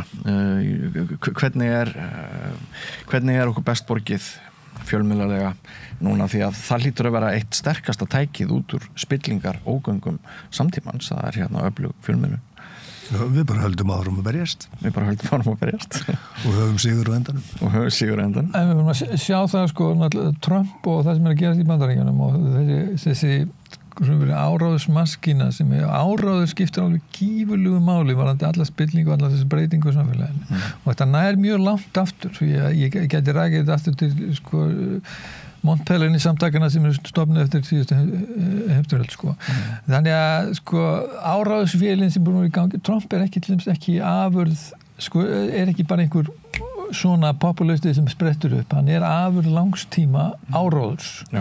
Fox-vélin áráðus nýfrælsíkju maskínuna sem gríðarlega hugveitur og það eru hugveitur hérna á bakvið Trump sem sömu hugveitur á bakvið nýfrælsíkjuna áráður Montpellier samtökin og það sem að hér hefur gerst á Íslandi og hérna þannig að áráður og þessi maskína, þessi fjölmiðla maskína sem við erum að fást við, hún ekki bara, hún kannski fjölmiðla lausnin en hún líka stórkostlegt vandamál í þessu sem getur kallað áráðus samfélags nútímans sko. Já. Þannig að þetta bæði lausn og raun og veru mörguleiti stóri vandinn sko. Já. Ég held nú að vitleysan í kringum Trump eigi eftir að hjálpa okkur og með því að opna augu miklu fleiri einnig í Evrópu fyrir döllunni sem í gangi. Vonandi. Já, kannski hjálpar okkur ef hann tortímur okkur í fyrst. Já, nákvæmlega. Þú fer ekki með ykkur leðinni. Ég hef þá trú að Bandaríkjum og þau hefur styrk til þess að ráða þetta. Já, það frábært. Heyrðu herramenn, það fer nú að líða lokum hjá okkur en mér langar aðeins að nefna það að það segir þarna í þessum gögnum sem ég var að skoða hjá Transparency að ég vil bara fara með á ensku huge numbers of people around the world suffer severe consequences of global heating as funds intended to help countries cut greenhouse gas emissions and protect vulnerable populations are stolen or misused. Með öðrum orðum þá það eru umhverfismálin sem eru svona pottur fyrir spillingu og heimsvísu núna. Það er ekki víst að allir átti sig á þessu, en við höfum verið að fá svona nokkur fréttamálu inn til Íslands núna síðustu mánuði bara sem að benda til þess að kannski sé þessi þvottur svolítið óþægilegur á köflum. Já, sko, alþjóðastofnanir sem ég hef vunnið með, bæði Alþjóðabankin og Alþjóðagjaldeyrissjóðurinn í Washington, eru byrjaðar að tala opinskátt spillingu sem aldrei mátti hér áður fyrir. Spilling var bannorð, sko. Og þessar stofnanir birtar skýrslur sem að sýna til dæmis að fé sem falið í skattaskjólum, að það nemur sko 10% af gervallri framleiðslu heimsins á einu ári. Og eitt brýnasta verkefni samtímans er að opna þessi skattaskjól og leiða þá og gera upptækt fyrir sem þar finnst sko gegn lögum og það mun bara gerbreyta ástandinu í heiminum. Og þetta er að byrja núna í kjölfarsstríðsins í Úkraínu. Menn þorði ekki að snerta skekkjur á rússnesku glæpakóngana fyrir en Pútín riðist inn í Úkraínu. Og nú er búið að gera þessar snekkjur upptækar í stórum stíl. Og það vona ég að sé bara byrjunin á miklu umfangsmeiri aðgerðum sem að miða að því að opna skattaskjólin. Og skattaskjólin sjáður ekki bara á einhverjum fjarlægum sko eyjum í hinum einu hnettinum, þau eru líka sko í aðildarlöndum Evrópusambandsins. Og til dæmis á Möltu. Og Evrópusambandi hefur bara góða aðstöðu til þess að reynsa til á Möltu og reyndar byrjað á því. Margir blaðamenn vita það ekki að þeir eiga ótakmarkaðan aðganga fyrirtækjaskrá á Möltu og geta þar skoðað sko öll skúffufyrirtækin sem meiri Íslendingar eiga þar. Og þetta er bara rétt að byrja og þetta verður að halda áfram. Og sérstaklega hvað varðar umhverfismálin Logason, þá það er náttúrulega mikilvægt að við fyllumst ekki öll tortryggni gagnvart alls konar góðum verkefnum sem við verðum að kynna í umhverfismálum en það er ekki bara hræsni, það er svona hálfgerð glæpamennska sem er komin inn í þannig geira á köflum. Já, hvað hérna Running Tide, það sem voru að henda ykkur trjákurli í hafið og fá fyrir það fullt af peningum. Maður átti þessi ekki, en sko, og stjórnkerfi dæmigert, sko, þegar erlendir aðalega komið einhverja peninga, það bara hrópaðu húrra og opnaði allar dyr og menn fengi að henda þessu í hafið. Í stað þess að beita gagnrýninni hugsun. Já, og þetta eitt hefði bara verið rannsóknarefni sem spillingamáli. Það er alveg galið allavega ykkur gáli. Já. Svona eins og hefur verið bent á meðal annars að hálfu Transparency að þá er þessi áhersla á umhverfismál hjá Transparency og sem einhvern spillingapott eða vettvang þar sem að hún gæti grassirað og þróast að þá kannski þá mætti nú benda á þetta aftur sko að það nýjasta nýtt á Íslandi það er kannski einmitt meðferð á auðlindum það nýja lagseldi í sjó og taka á allskyns efnum á landi og svo framvegis. Þetta mætti kannski skoða í þessu ljósi og kafa svolítið ofan í. Þetta tengist vel Björn eins og þú bendir á því að fólkið sem gerir lítið úr afurðunum varðandi spillingu og hefur engan áhuga á að opna skattaskjólin, það er sama fólki og þrætir fyrir loftslagsvána. Já, það er nefnilega það. Þessir hópar skarast mjög þétt og það er þess vegna sem það er alveg rétt hjá Transparency og öðrum að loftslagsmálin skipta miklu máli í baráttunni gegn spillingu. Þeir eru verið að segja, þeir eru að setja það ákveðið þema, svona ársþema hjá Transparency í ár sko og eru verið að segja að eina ástæðan fyrir því að okkur tekst ekki betur upp í baráttunni gegn hitnun jarðar og fleiri og mengunar og margvíslegar sé spilling. Já, einmitt. Þannig að þetta er risamál. Þetta er risamál, það þarf að vera á okkar vörum á hverjum degi og verka að vinna. En ég held við komumst ekki lengra, það væri nú bara gaman að fá ykkur aftur síðar saman í þátt því margt að spjalla. En ekki á hverjum. Ekki á hverjum degi. Það er ómikið, það er miklu skemmtilegar að tala bókmenntir, listatekn og vísindi. Það er rétt, við þurfum ekki síst það líka. En Jóhann Hauksson, mér langar sérstaklega að þakka þér fyrir að vera með okkur þarna frá Danmörku. Mín var ánægja. Og bestu kveðjur. Já, bestu kveðjur. Og þið nafnar, Þorvaldur Gylfason og Logason, kærar þakkir fyrir að koma og glæða þennan þátt lífi og krafti.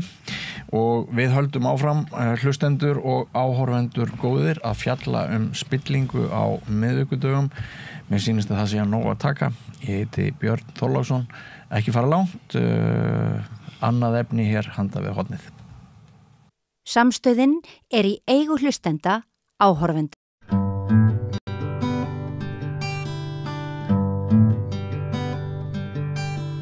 Já, við ætlum að ræða hér utanríkis- og öryggismál. Við höfum gert það svolítið hérna með vaxandi þunga undanferðið, fengið alls konar fólk til að ræða, en það er mikil degla í gangi, ekki síst eftir að Donald Trump tók við í Hvíta húsinu. Það var ljóst að Bandaríkin að breyta stefnu, rætta stefnubreytingu þeirra í Gaza og þau vilja kaupa Grænland og fleira, en í dag kom svona lína frá Bandaríkjastjórn afstöðu þeirra til Úkraínu og stríðsins þar, og Valur Ingibjörnsson hingað komið prófessor, þetta velkomin.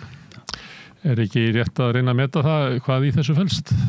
Hvað er? Jú, þá kom svona, það var varnarmála, þessi nýju varnarmálaráðherra Bandaríkjanna, Hegseth, sem sagði sem sagt að Bandaríkjamenn legðu áherslu á það, á einhverju vopnahléi þarna sem að byggjast, svona til langframa, en að Bandaríkjamenn sjálfur myndi ekki senda neina hermenn til að tryggja þetta vopnahléi inn á þetta, og NATO ætti ekki að koma þarna að þessu, þetta ætti að vera einhver önnur stofnun eða eitthvað svoleiðis. Og líka að þeir myndu sem sagt að Úkraínumenn gætu ekki gert ráð fyrir því að þeim hleypt í NATO. Svo þetta ansi skýr skilaboð það að þeir vilja, og líka að landamærin fyrir 2014 í Úkraínu, það var ekki raunsætt að þau myndu standa. Og það er örugglega Krímskaginn yfir til Rússlands og líklega einhver af þessum hertögnussvæðum, það sem eru núna orðin 4 héruð eða fylki eða hvað kalla. Og þó þeir ráði ekki yfir möllum, sennilega einhvers konar svona. Svo að það er svona verið að greinilega að vera slá nýjan tón. Þetta er UBA, því að áður hefur verið að eigi að styðja Úkraínumenn svona nómættur vott næstu því, var í tónnin hjá Biden. Þóttunum að við stundu kengið erfilega að fá það að gera þingið, að þá var það stefna stjórnvalda. Einmitt. Og þetta hefur verið stefna NATO og Evrópuríkjana, að allir ættu að styðja Úkraínu í þessu. En núna eru Bandaríkjamenn sem náttúrulega lykilatriði aðili. Erfitt að sjá Evrópuríkin taka yfir hlutverk Bandaríkjana. Já, Úkraínumenn segja það sjálfur, þessi vonlust. Þessi að þeir lýsa því bara yfir að þeir geti ekki tryggt í raun og veru fullveldi sitt og sjálfstæði án Bandaríkjanna. Svo það er greinilegt að Bandaríkjamenn munu hafa mjög mikið það að segja ef tekst að koma á vopnahléi og einhvers konar lausn til frambúðar. Það eru náttúrulega að tryggja það með einhverjum skuldbindingum og öryggistryggingu gagnvart Úkraínu, en ekki með NATO. Þannig að þeir ekki að fara inn í NATO. Og NATO geti ekki verið aðili að því. Þannig það það að vera. Já, og ef það eru friðargæsluliðar þá eru það Evrópumenn og annar staðar frá. Friðargæsluliðar annar staðar frá. Svo maður veit ekki, þetta einhver lína sem var bara komið með í dag, en svo eftir að sjá. Nú stundu sagt með Trump og ríkisstjórn hans að já, hann bara að segja þetta og hann bara að kanna þetta og hann að spila út, hann lætur eins og sé einhverjum business stíl og þess vegna gott að koma fram með ítrustu kröfur strax og eitthvað lera. Þannig mætti túlka Grænland og eitthvað lera. En það er erfitt að túlka stefnu Bandaríkjanna í Úkraínu stríðinu með þeim hætti, því að Bandaríkin eru svo mikill lykil aðili í því. Þannig ef þeir segja að þeir séu ekki til í að verja landamærin frá 2014, að þeir telji að það verði að stoppa þetta. Og Úkraína ekki að fara inn í NATO sem gegn samþykkt NATO hvað 2008? Nei, það ekki í raun og veru. Vegna þess að á þeim fundi væri mitt samþykkt mjög loðin yfirlýsing sem gekk út að þau myndi ekki fara inn eða með ekki boðið formlega NATO-aðild og voru aðalega þjóðverjar og frakkar sem voru mótfallnir og fleiri ríki en Bandaríkjamenn reyndu að það fenguð ekki gegn. Aftur á móti var orðalagi þannig að það var sagt að Úkraína yrði í bandalaginu í framtíðinni en ekkert meira sagt en svo þetta var ekki verið að opna á það þó að kannski rússar hafi túlkað svona að vera að gefa eitthvað tón sko. En með því að segja núna að NATO geti ekki varið hérna... Jú, þá er það bara að taka upp stefnu í raun og veru Evrópuríkjana, Bandaríkjamenn. Út af því að... En í millitíðinni tóku Evrópumenn upp stefnu Bandaríkjana. Því að við herðum til þess okkar utanríkisráðherra að segja að það veri bara tímansvisslung að Úkraína færi inn í NATO. Það var að enduróma bara það sem var sagt á pólitíska sviðinu út alla Evrópu. Já, ég veit ekki hvað þau kom út í því samt. Sko. En þetta þýðir þannig að Evrópuríkin þurfa líka að endur með þetta sína stöðu. Þú segir að Úkraínumenn get ekki treyst á Evrópuríkin að þau taki yfir sess Bandaríkjana. En það getur vel verið að, ég veit ekki, einhverjir í Evrópu telja að það sé nauðsynlegt. Já, þá komum við að því sko, svona NATO-ríki og bara stöðu bandalagsins og það eru nokkuð bandalög við raun og veru vegna þess að þessi ríki í Austur-Evrópu og sérstaklega sem eiga landamæri á Rússlandi eins og Pólland og Eystrasaltsríkin, þau taka mjög svona harða línu og við erum mjög svona vilja bara binda Bandaríkin reyna bara að binda þau eins þétt og hægt við NATO sem erfitt undir Trump og verður erfitt en þau bara taka undir hans málflutningu það að það þurfi að auka hernaðarútgjöld upp í 5% af landsframleiðslu eins og hann hefur krafist og Sum eru komin vel yfir 2% eins og Pólland og svona ekki komin bara fann nálgast 4 Pólland komin 4 og Ísland 3,5 eitthvað reyndur Bandaríkjamenn sjálfur ekki með 3,4 en náttúrulega hlutfall bara þó þessi hlutfallslega en náttúrulega þeir eyða hvað $900 milljörðum í herútgjöld meðan hvað þjóðverjar eru konur í 100 milljörðum með 2 milljarða. Við lifir öllum helmingnum af öllum hernaðarútgjöldum í heiminum eru frá Bandaríkjunum, ekki? Jú, og 70% af NATO. Svo þetta svona alveg, þeir eru algjörlega með forræði þarna, en það sem er líka áhugavert, það sem Pólverjar segja, þetta minnst þeir segja bara, 5% af landsframleiðslu sem getur í sumum tilfellum þýtt að kannski helmingurinn af fjárlögum ríkja fyrir í hernaðarútgjöld sem náttúrulega verður mjög erfitt að koma í gegn. Svo til dæmis, ég held að framkvæmdastjórinn hafi sagt að nú kannski meira raunsatt að tala 3,5 eða eitthvað 3,7 eitthvað svoleiðis. En allavega þess að þeir segja að þeir bara taka þegar þú veist að tala þetta að vera svona Trump væri businessmaður og vildi gera viðskiptasamninga og væri alltaf að setja fram svona sinn málflutning í þeim anda. Og þeir segja bara, leiðin til að Bandaríkjamenn verði áfram í NATO og svona virði skuldbindingar sínar þar og eitthvað svoleið, sko, svo með að kaupa af þeim vopn. Þetta sé bara að það er bara sett svona fram. Peningum vel varð. Já, þeir segja bara þetta er leiðin. Við þurfum að taka 3% af landsframleiðslunni okkar og kaupa vopn af Bandaríkjamönnum til þess að fá trygginguna fram. Þá er það bara vel gert. Það er bara sagt opið. Meðan sko ríki eins og frakkar einmitt mjög andvígir svona hugmyndum og segja, sko, sem frakkar hafa alltaf haft alveg frá því að de Gaulle á 7. áratugnum var það að Evrópa þyrfti að koma upp einhver meira sjálfstæði í varnarmáli þyrfti ekki vera svona háð Bandaríkjamönnum og þeir náttúrulega frakkar fóru út úr hernaðararmi NATO á 7. áratugnum, fóru ekki inn í hann fyrir Sarkozy 2008 aftur og þeir eru aftur á móti nei, þetta er náttúrulega ekki leiði til þess, við höfum frekað þá bara að styðja við bakið á evróskum hergagnaðinaði til að ná eitthvað sem þeir kölluðu strategic autonomy, einhvers konar sjálfræði í þessum málaflokki. Svo að þetta er allt önnur rödd sem heyrist þar og ég get alveg trúið því að svona ríki eins og Spát sem eða kannski bara 1,5% af landsframleiðslu núna og myndi taka undir svona málflutning.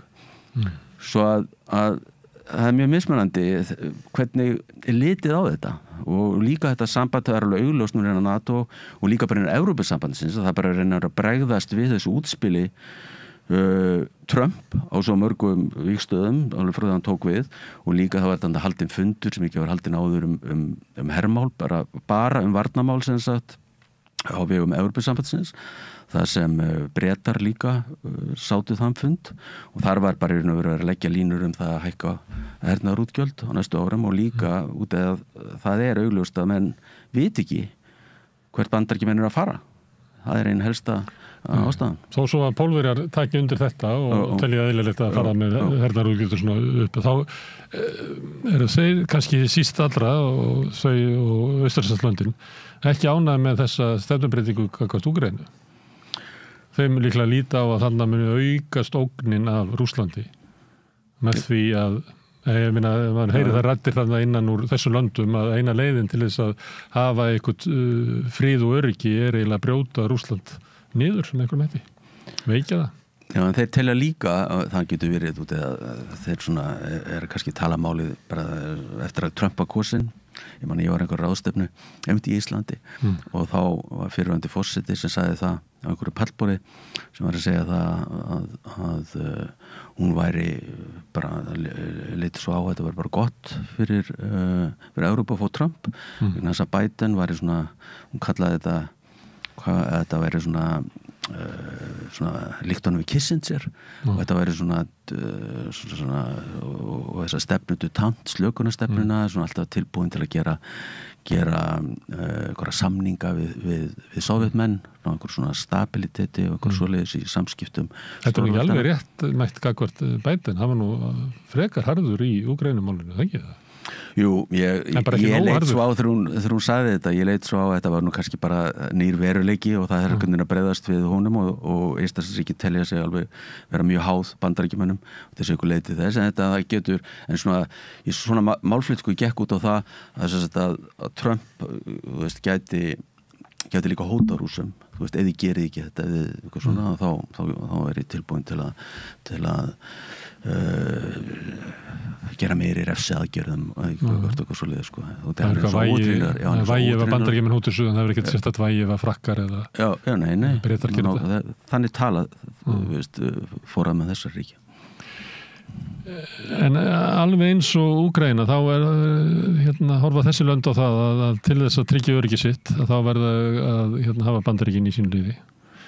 Þeim eru alveg sama frakkar eða þjóðverjar efli sinn her til ekkert skjól í honum. Já, það er þeirra lína dálítið á þessum nótum. Þeir vilja treysta Washington, ekki Brussel. Nei, já, það er í öryggismálum. Já, og líka svo er þetta flókið mál eins og samskipti Pólverja og Þjóðverja hafa ekki verið góð síðustu ár. Bara þetta eru svona líka eldri mál, söguleg mál og eitthvað svona samskipti. Men nei, það er almennt. Það er nóg að taka ef þú rýfur upp plástra í Evrópu, þá er nóg að átökum. Já, ég er að segja það sko og já, það hefur verið þannig. En nei, svo það er svona sem svo mikilvægt er að vera að líta á NATO og þetta er ekki bandalag sem er bara sem öllu ríkin er einhuga eitthvað sko, vegna þess að augljóst núna er að koma fram á yfirborðið svona og líka og svo er þessi spurning alltaf líka þessi spurningum á Evrópusamband að koma sér upp her þessi sígilda spurning og þá sem hefur komið upp og aldrei neitt gerst í, aldrei. En svo er það sko, en svo er það líka sem hefur bent á að Bandaríkjamenn er alltaf og Trump er alltaf bent á að svona draga einhverja fórnarlamba ímynda Bandaríkjunum. Það er þessi Evrópuríkin sem svona bara notfæra sér það við raun og vera, það er þessi bara að fá hlutin ókipis, svona free rider eins og þetta var alltaf svoleiðis. En ég meina, þetta er þetta þannig að ef að í krafti þessa forræði sem það hefur í NATO þá náttúrulega ráða mjög miklu. Þau fengu sitt fyrir peningin. Já, það er líka sem mótrök og ég meina það er ekki þetta að líta svo á þetta eru bara líka efnahagslega ég meina dollarinn, ég meina þetta er 60% af varagjald forræða heimsins er í dollarum 50% af alþjóðaviðskiptum og ég meina þeir fá lán sjálfur Bandaríkjamenn náttúrulega miklu betri í kjörum og í krafti dollarsins svo að þú veist þetta er heldur ekki trúverðugt að setja þetta svona fram að það sé að allir sé að verið að notfæra sér Bandaríkin. En ekki samt að einhver leyti ástæða fyrir þessu stefnu Trump einhvern veginn þannig að hann segir við Evrópu, ég meina þið hafi komist hjá því að leggja til hernaðar og sá kostnaður hefur lagst á okkur. Þið hafi notað það svigrúm til þess að byggja þarna upp svona velferðarkerfi og eitthvað fleira í skjóli þess að þurfi ekkert að verja í hernað. Það bara, sorry, kæra fólk, þessi tíminn bara liðin. Þannig að nú verðið að taka hluta því sem að þið voruð að verja í velferðarkerfin eitthvað og fleira og láta það bara inn í hernaðin aftur. Jú, það það sem hann að segja og ég sjálfur þessi hugmynd ekkert ný. Ég meina, hún kemur fram Þetta líka svo þróun sem hann myndi vilja sjá í Evrópu að það yrði dregið úr uppbyggingu velferðarkerfanna að þau yrðu svona líkari og honum. Ég meina, vinur hans Musk að styðja flokka sem að bara þess að eru líkari róttaka hægri flokka ríkari republikana flokki Trump heldur en nokkrum öðrum stjórnmálaflokki. Já, en þú var samt að líta á það að þessir róttæku hægri þjóðurnisflokkar eins og AFD og svo lesa, þeir eru með fyrst þar þessi flokkar kom upp á 9. áratugnum svona, þú veist, verulega hafa ykkur áhrifis aðlega þessi svo frelsisflokkurinn í Austurríki og svona, að þá gekk þetta vola mikið út og bara ný frjálshyggju sko, þú veist, og voru ekkert að hugsa velferðarmál og svona, en stefna þessara flokka hefur á síðustu árum færst meira út í það að venda velferðarkerfi, en náttúrulega bara ekki fyrir útlendinga en svoleiðis sko, en bara fyrir eigið fólk, það þetta sem þetta hefur, svo það hefur orðið dálítið stefnubreyting þar hjá þessum flokkum, svo ég veit ekki með beintengst með að veikja velferðarkerfið annars vegar og þú veist og auka útgjöldið. Þetta er samt svona mikilvæg svona efnahagsleg staðreynd fyrir Evrópu sem að koma út úr svona daufum kafla efnahagslega með mikla víðar en hér talaðum innviðaskuldir og þannig að helst myndi kannski svona venjulegu árferði myndi álfan vilja fara út í svona nation building og eitthvað sluðis en þá kemur þessi krafa stóraukin útgjöld til hernaðar sem að eiginlega setur enn frekar að loka á þetta plús það Já, það mun hafa þau áhrif, það alveg augljóst en svo spurning hvað mikið úr þessu en það alveg augljóst að þetta svona trend þetta alveg, þú veist, það alveg augljóst Það keppast allir við að taka undir þótt að menn fallið því allir á 5% að þá eiginlega allir að tala í að auka útgjöld til hernaðar Hvað það að miklu leyti að kaupa hertól af Bandaríkjunum? Getur einhver aukið útgjöld til hernaðar og styrt bara í einn her og landhelgisgæslu? Þetta nokkur líka sem sko með þessu sko með þessari kröfu með það eru svona 14 ríki NATO sem bara eru með þessar F-35 orustu þotur sem eru náttúrulega þú veist sem eru nýjasta nýtt og eitthvað svoleiðis og þeir eru það algjörlega háðir Bandaríkjamönnum á svo mörgum sviðum þú veist og flutningsgeta og hernaðari flutningsgeta og eitthvað svona þetta allt saman sem Evrópuríkir standi ekki undir í dag svo að þetta akkurat dálítið mótsögn í þessu þau eru annars vegar sko verið að gera þá kröfu sem sagt að Evrópuríkin þú veist bara veiti meiri peningum til eigin varna en á móti kemur að svo líka að gera þá kröfu að þessi keypt alltaf Bandaríkjunum þá verða það alltaf bara háð Bandaríkjunum svo það er ekki að slíta þessu sambandi heldur út af því bara hvernig þessi hergögn eru hvað Evrópuríkin eru háð bandarískum hergögnum Og það niðurstaða sem að Bandaríkjunum vilja sjá Já, það það sem kemur fram og þetta ekki bara einn dýllinn sem Trump þetta er undirliggjandi þess að segja eins og ég var að segja þér upp menn þetta bara, Pólver að segja þetta bara beint út já, við bara erum alveg sammála við viljum bara gera þetta svona Þetta er bara skattur já.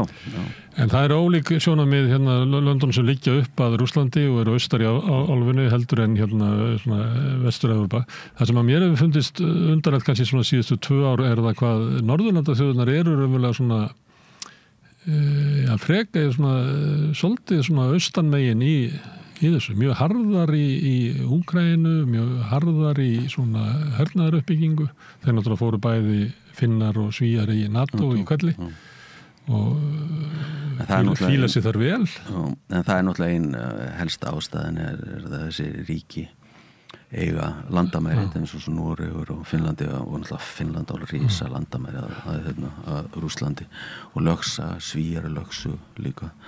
Ég held að það sé bara í Úkraína, það var svona mikil tengsl við Eystrasaltsríkin. Já, það er alltaf verið að auka, þau hefur alltaf verið frá því að kallstríðinu lauk með allskyns svona stofnanatengslum og svoleiðis. Þó að það er samt augljós, sko, það er ekkert að það var ákveðin svona tilhneiging að setja og ekki bara best að Eystrasaltsríkin að bara Norðurlöndin sjá Eystrasaltsríkin eftir að Sovétríkin liðundi lok og svona bara ekki bara verið einhverjum klúbbi saman eitthvað og það hefur verið að efla þessi stofnanatengslu sem segja en þetta eru samt ólík sjónamið á ýmsum sviðum og líka bara þessi reynsla þeirra af því að vera hluti af Sovétríkjunum undir áhrifasvæði þeirra, þú veist, Eystrasaltsríkjanna og svo Póllands og þá það er náttúrulega það gerir það að verkum að það er ekki að leggja þetta jöfnu það verður ekki hægt. En er ekki afstæða Norðurlandaþjóðanna kannski lík og Eystrasaltsríkjanna og Póllands sem segja svona líkillinn af öryggi okkar er bara tengsl við Bandaríkin, jú, meira. Og þess vegna eru Bandaríkin komin með eða það er búið að samræma allar herstöðvar bandarísku herafla og öðru slíku inn í Finnland og Svíþjóð og Jú, reyndar eftir að Trump hótaði því að leggja undir sig Grænland og þá fór Mette Frederiksen forsætisráðherra Danmörku náttúrulega hitti kollega sinni í Evrópu og þar lögðu Frakkar til að þeir myndu senda herlið til Grænlands til að hjálpa Dani. Það Frakkar sko, en ekki Svíar. Nei, ekki þeir kannski. En hann er nú nefnt að senda herlið til Úkraínu og hann hefur orðað það hérna fyrir einhverjum 1,5 ári. Hann orðað alls konar hluti. Hann er náttúrulega einhverju leyti að Frakkarnir verið svona sjálfstæðir í stefnu sinni, en svo er hann líka einhvern veginn í svolítið veikri stöðu pólitískt heima. Hann er alltaf eins og hann sé að leita að einhverju... Þetta var Macron. Já, Macron. Já.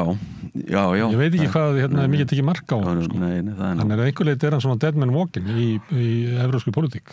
Já, það hann er í veikri stöðu náttúrulega heima fyrir hann er mjög veikri stöðu og líka það sem ekki hefur tekist er það að Frakkar og Þjóðverjar hafa ekki náð að stilla saman strengi eins og þessi öxull alltaf var alltaf að tala um það sem var í kjölfestinni Evrópusambandur eitthvað svona og líki og það var alveg Scholz, kansleri Þýskalands og Macron náði enga veginn saman og það komi ekkert svona og allt svona frumkvæði sem Frakkar hafa oft frumkvæði á hlutunum sko, og vilja fá hinna til að taka þátt Þjóðverjar sýndu því oft lítinn áhuga svo að það hefur ekki ítt undir samstöður og byrjina Og ekki þetta sjá fram á einhverja breytingar pólitískt í Evrópu að það verði eitthvað auðveldar endilega í framtíðinni Nei, ekki eins og staðin er núna maður sér það ekki og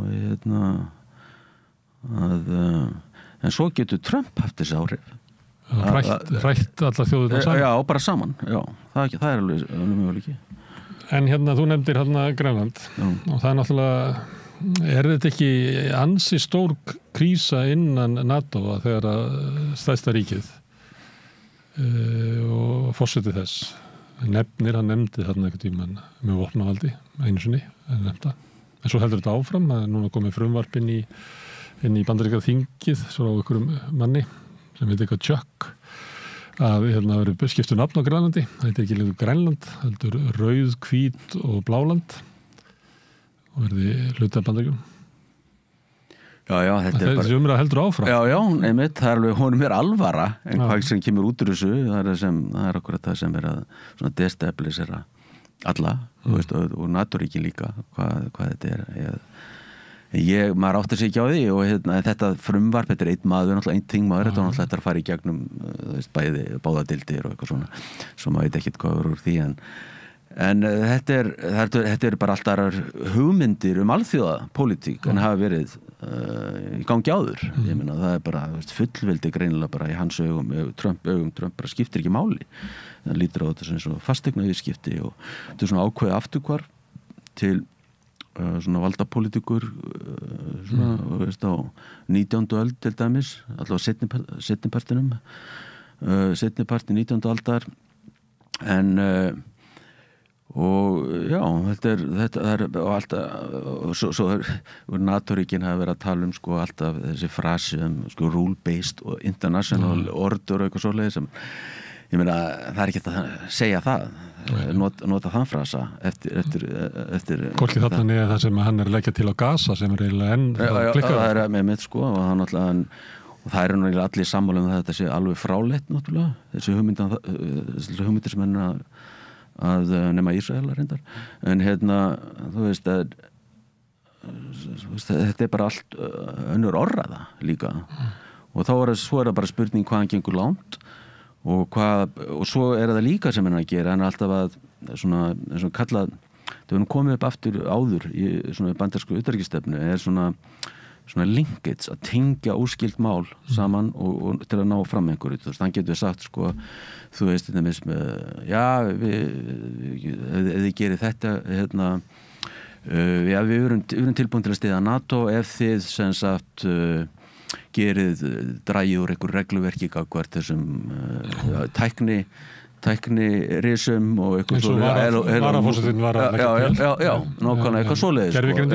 nákvæmlega eitthvað svoleiðis akkurat, þú var að segja þetta að þetta dragur hömlum og þróun hennar og eitthvað svona sko, og bara taka upp amerísk gildi að nota þetta bandarísk gildi og þetta oft sko, þetta eitthvað sem Evrópu mönnum með tamt að tala evrópsk gildi svo að hann vil snúa þessu við og þetta alveg möguleiki þú veist að þetta hann er bara og tolla þessar hótanir sem sitt og tolla og kannast líkt og hann getur líka tengt þetta öryggis- og varnarmálum og öðru slíku. Þannig að gjaldið fyrir að fá öryggi frá þessum stærsta herafla í heimi maður horfir frá sjónarhóli Pólverjana ekki bara að láta kannski farið í 3% landsframleiðslu að kaupa hergögnin heldur að breyta lögum til þess að þetta Bandaríkjunum og að ekki styðja palestínumenn þegar að hann fer út í einhver aðgerðir í þetta getur náttúrulega haldið áfram. Já, ég að segja þetta tengið þetta með þess að langar með að spyrja nú ættum við hvorki Pólverjinn í Ítali segjum við verðum að horfa á þetta Grænlandsmál þaðan þegar við erum svolítið nálægt í það kannski þannig að Pólverjinn segir ég meina who cares hver á þetta Grænland ég meina ef að Bandaríkjamenn vilja það að ekki ætla ég að stefna samskiptum við Bandaríkjunni hættu út af einhverju sem ég var ekki eins og inn í þau mér bara samanmyndar Nei, þeir myndu sennilega líta bara á að Úkraína skiptir okkur miklu meira máli heldur en Grænland og þeir myndu sennilega ekki blanda sér inn í það mál en það voru svona sömu önnur ríki sem eru tilbúin til að styðja við bakið á maður sá hvert metti fór á Norðurlöndin, svo fór til Þýskalands og Frakklands og Brussel og svo heim þannig að hann fór ekkert sömnar eða austar þannig að þá velti maður fyrir sig hversu alvarlega taka aðra þjóðir í NATO þessu máli er þetta NATO-krísa eða er þetta bara krísa sem að Danmörk í innan NATO? Þetta mitt spurning og auðvitað ef við myndi gera alvöru úr þessu með einhverjum hætti þá þetta náttúrulega krísa algjör krís í NATO Já, ef að myndi beta herra eitthvað svo leiðis líklega ætlar þetta sér það ekki hann ætlar bara að búa til vaxandi þrýstingur þannig til að Danirnir upplifi það að þeir verði einhvern veginn að semja kannski horfir hann á það að það verði vaxandi vilji innan Grænlands að skipta herraþjóð Já, einmitt, eitthvað svoleiðis að þessi verið að semja þessi einhver svona viðskiptadíl, þetta gerir eitthvað svona enda, það er svo áhugavert, það er alltaf sagt, við erum alveg tilbúin, þessi hugmynd gengur ekki upp, en við erum samt alveg tilbúin til að semja viðskipt og annað slíkt, það er alltaf bætt við, þú veist, til að gangast alltaf inn á þessu orðræðu og þegar hann bara eitthvað svona sem kallar á ensku transactional, hann vil bara alltaf vera að semja og díla og eitthvað svoleiðis og þá bara eru aðrir þjóðarleiðtogar sem bara svara oft með þessum hætti, ég meina það nú bara síðast þegar konungur Jórdaníu var í Hvítahúsinu í gær hann segir eitthvað svona, það er náttúrulega fráleitt þessi hugmynd Gaza að senda íbúana burtu frá Gaza en aftur við erum alveg tilbúin til að ræða þú veist, frekar þessi máli eða eitthvað svoleiðis, það er alltaf, því er alltaf bætt við. Það er allt falt fyrir rétt og upp. Já, svona, þannig hugsar hann og Trump hugsar þannig og þá bara, maður sér að þetta er reyna að laga sig aðeins og vona síðan bara þetta hverfi og hann hætti að taka á annað. Þannig virkar það náttúrulega að þetta lofa ríkjum fjárhagsaðstoð eða einhverju stuðningi eða ívilninum og öllu þessu eins og hefur verið gert og þannig hafa Bandaríkjamenn byggt upp heimsveldi sitt með því. En það er líka þannig að öryggis sjónarmiðin að þau hafa líka þessi áhrif að þú beygir þið undir alls konar hluti þú storkar ekki öryggiðinu nema fyrir eitthvað sem bara lífspursmál fyrir þig. Þannig að ef að það þannig að austurhluti Evrópu lítur á að það sé bara lífspursmál fyrir þau að tengjast Bandaríkjunum, annars getur þau allt von á því að Rússarnir bara komi, við komum ekki núna, það komaði bara einhvern tímann. Að þá eru menn kannski til að kyngja ótrúlega. Það okkur, og þetta getur líka leitt til meiri sundrungar innan Evrópu, milli ríkja, dreigir fram þess að við verðum að tala dreigir fram þennan mun og stefnu ríkja. Sem á bæði við NATO og líklega líka þá Evrópusambands. Já, og líka svo á náttúrulega bandamenn hreinlega, lít á Orbán, Ungverjalandi og Fico, mjög jákvæða líka í Slóvakíu. Svo þetta eiginlega svona þrískiptilega, þetta bæði því að náttúrulega og bæði Orbán og Fico eru bara miklu hliðhollari Rússum og vil ekki taka þátt í neinu til að styrkja steðið baki á Úkraínu, að taka allt aðra línu til þess heldur en Pólverjar og Eystrasaltsríkin í því. Svo með frakkar og svona Suður-Evrópuríkin eins og Ítalía, eins og Spánn, eins og Ítalía þetta sér á báti líka, með Meloni sem þeirra sambandi gott og hann hefur ekkert minnst sérstaklega, ég allavega ekki séð það, hann hafi minnst á það að Ítalar þurfu eitthvað sérstaklega að eyða meðri í hermál en þeir eru mjög neðarlega, 1,5% af landsframleiðslu og svo þetta er mjög svona mikil óvissi í þessu líka og bara dálítið sundrung meðal Evrópuríkja. En þetta rekið áfram að einhverju svona mati og öryggishagsmunum Bandaríkjanna eða hann að reyna að hafa áhrif á pólitík Evrópu? Því þú nefndir að hann nefnir ekki Ítalíu vegna þess að Meloni hefur nú ávarpað republikanafundin og svona hans svona helsta stuðningslið og líka eins og Orbán og mörguleiti tala þau þegar þau komið til Bandaríkjanna að tala alveg eins og republikanar og allt inni fer maður að upplifa að þetta sé eiginlega sama pólitíska hreyfingin sem að þú veist að veikja Washington og styrkja fylkin, að veikja Brussel og styrkja London og margt sem líkt í þessu. Bandaríkjastjórn að reyna að hafa áhrif á pólitíska uppbyggingu í Evrópu eins og þau sannarlega gerðu á kaldastríðsárunum? Eftir að koma í ljós hvað er gert, nú það alveg Elon Musk sem að skipta sér með beinum hætti af stjórnmálum í Evrópu. En þetta einmitt, það sem gerir þetta líka flókið er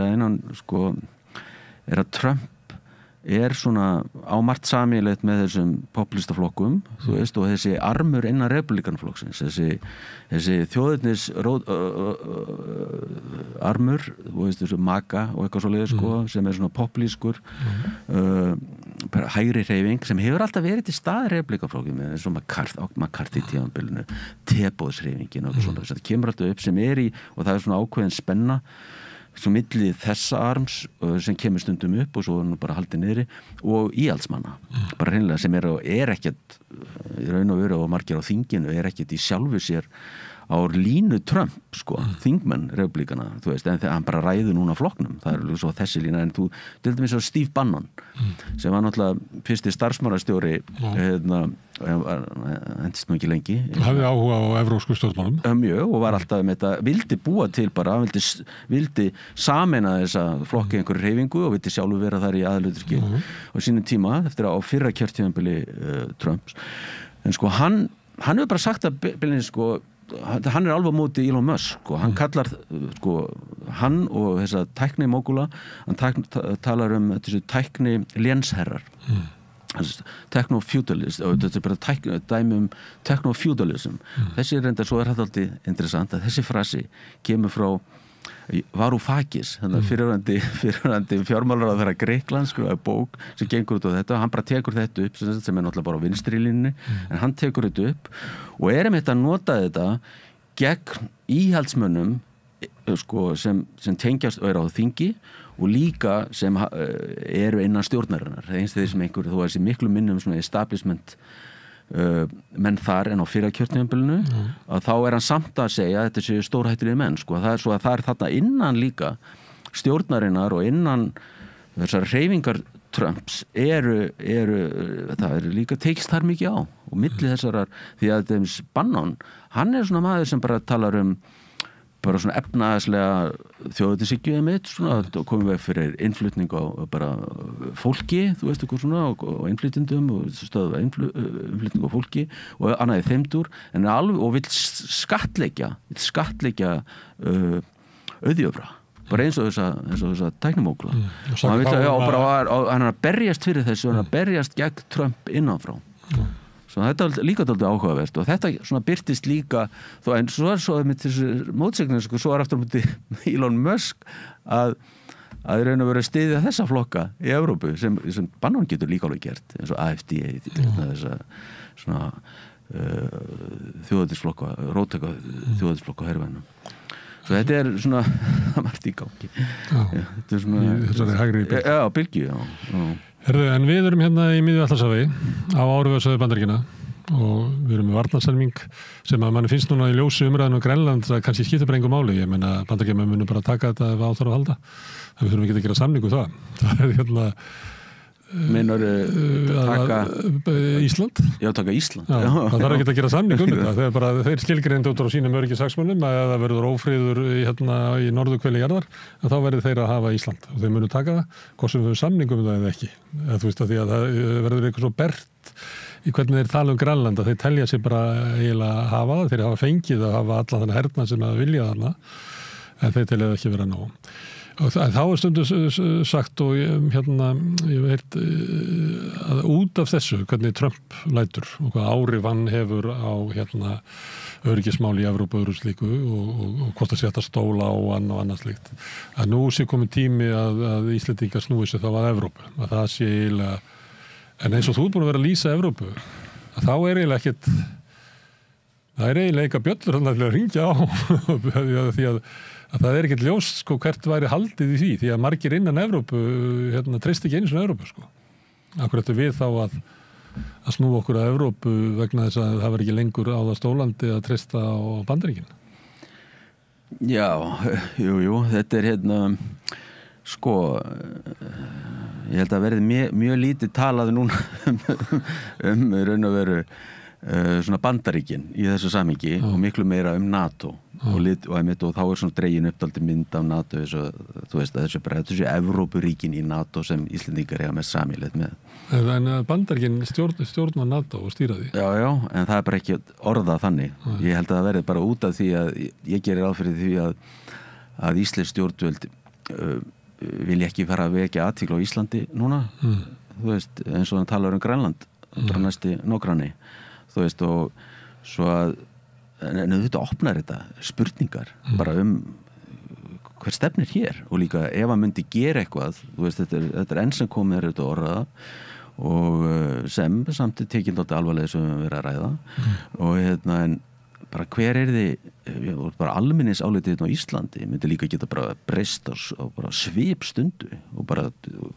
eða myndi fara að gera alvöru úr sem hótinu sínum þú veist eitthvað svona svo að þetta er ansi snúin staða í raun og veru sem Íslendingur er í núna þú veist að vera svona undir ratatnum fyrir verið næstu að stóla á það og en síðan þetta opna veist, þessi hugmyndum Evrópa hvers konar, það var líka sagt eftir að Bandaríkjamenn fóru hérna og ég taldi að sambandi við Evrópu myndi aukast miklu meira en gerði síðan þú veist, eftir að Bandaríkjamenn fóru 2006 og sýndu Íslandi engan áhuga í 10 ár og þá yrði leitast, þá voru gerðir svona eitthvað meira symbolískir svona einhverjir öryggissamningar við nágrannaríki eitthvað svona, en ég held að ég stóði þér með einhver 2006 að það yrði farið miklu svona með skiplegri hætti því að trista einhver samskipti í Evrópu En var það ekki á þessum tíma ítti þetta ekki svolítið undir að kannski svo það mættilega rekja fríverslunarsamningi við Kína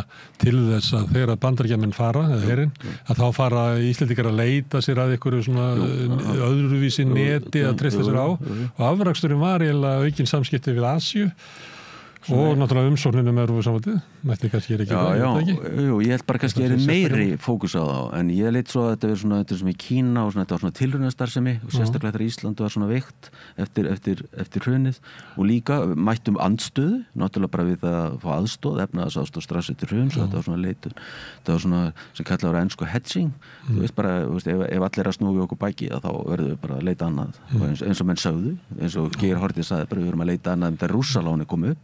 Ég meina að vinur okkar ekki tilbúin til að styðja okkur, erum við að leita annað, svo þetta er svona dæmin svoleiðis.